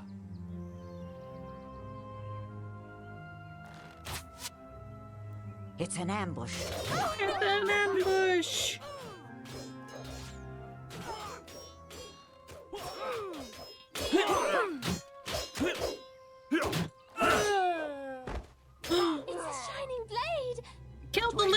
protect us. Mm-hmm. Quickly, Ooh. take the Chosen into the jungle. Oh shit. Please don't hurt us. Keep quiet. Your suffering will be over soon. Sidra, who's that?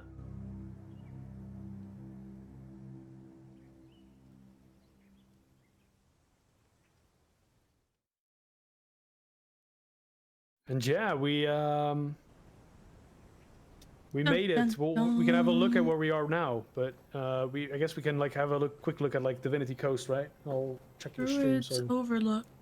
we kind of look at the same place. So yeah, if we go back and look at the Divinity Coast.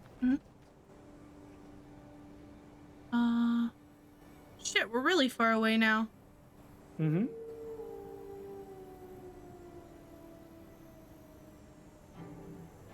We're all So if the you're way looking at- over and where like Dry Top is. Yeah, we're getting there. Yeah. Yeah, if you look at Divinity Coast, we can kind of like somewhat get an idea of like where Divinity's Reach will be. Mm-hmm. If you zoom in. This area right here, right? Yeah, around the circle. Mm-hmm. But yeah, if you look, you see like a rectangular form that's kind of like mapped out, right? Mm-hmm. So the top right is where Shamor is. So that's probably also where Divinity's Reach is built, because the village right outside Divinity's Reach is called Shamor. This is Shamor? Yeah. So Okay. no, other side. Oh right, top right. Yeah, that's where you were circling before is where Loamhurst was. So yeah, the right side of the Giant's Basin would basically be what Lake Doric became, I think. This over here. This over. Oh, this is Lake Doric, isn't it? Right here. Yeah, I think that is Lake Doric. Yeah. Oh no, that one. It's like no, like you're the one to the left, basically, because Divinity's Reach is like built upon the island, I guess, or like it's basically built on the water. So like the right side is basically Lake Doric, right? Because if you go to like a look at a map of Guild Wars 2, you'll see like Lake Doric is kind of like to the right side or like to the east of Divinity's Reach. Mm-hmm. Divinity's Reach is built behind or like to the north of Shamor. So that means that this left side is behind that wall. Oh no, because the wall is over here, right? By Lion's Arch. So what's on the left It's side? a dam, right? On the the left side? dam? Actually, I need to kind of look at the Altaria world map. Guild Wars 2.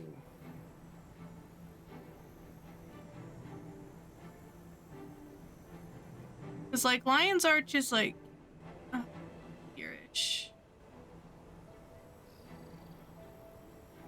And then there's the wall in Lion's Arch where the Tengu are. We can't get past. Yeah, that's where the Lesio Seaboard was. The Lesio Seaboard is pretty much where like the Dominion of Winds is right now. Okay. Where are we? Oh, we're here? Yeah, we're in the Druids Kessex? Overlook, so we've just made it. What? Where are we? Hold on.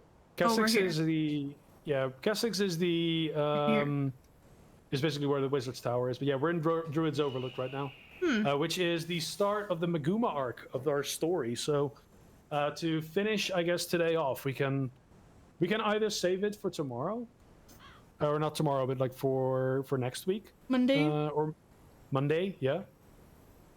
Or we can watch it now.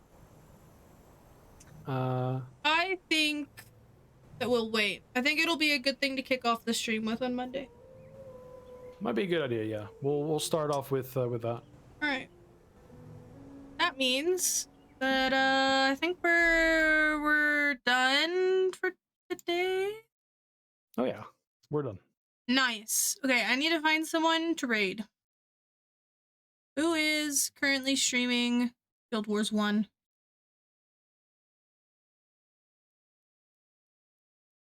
Is there anyone?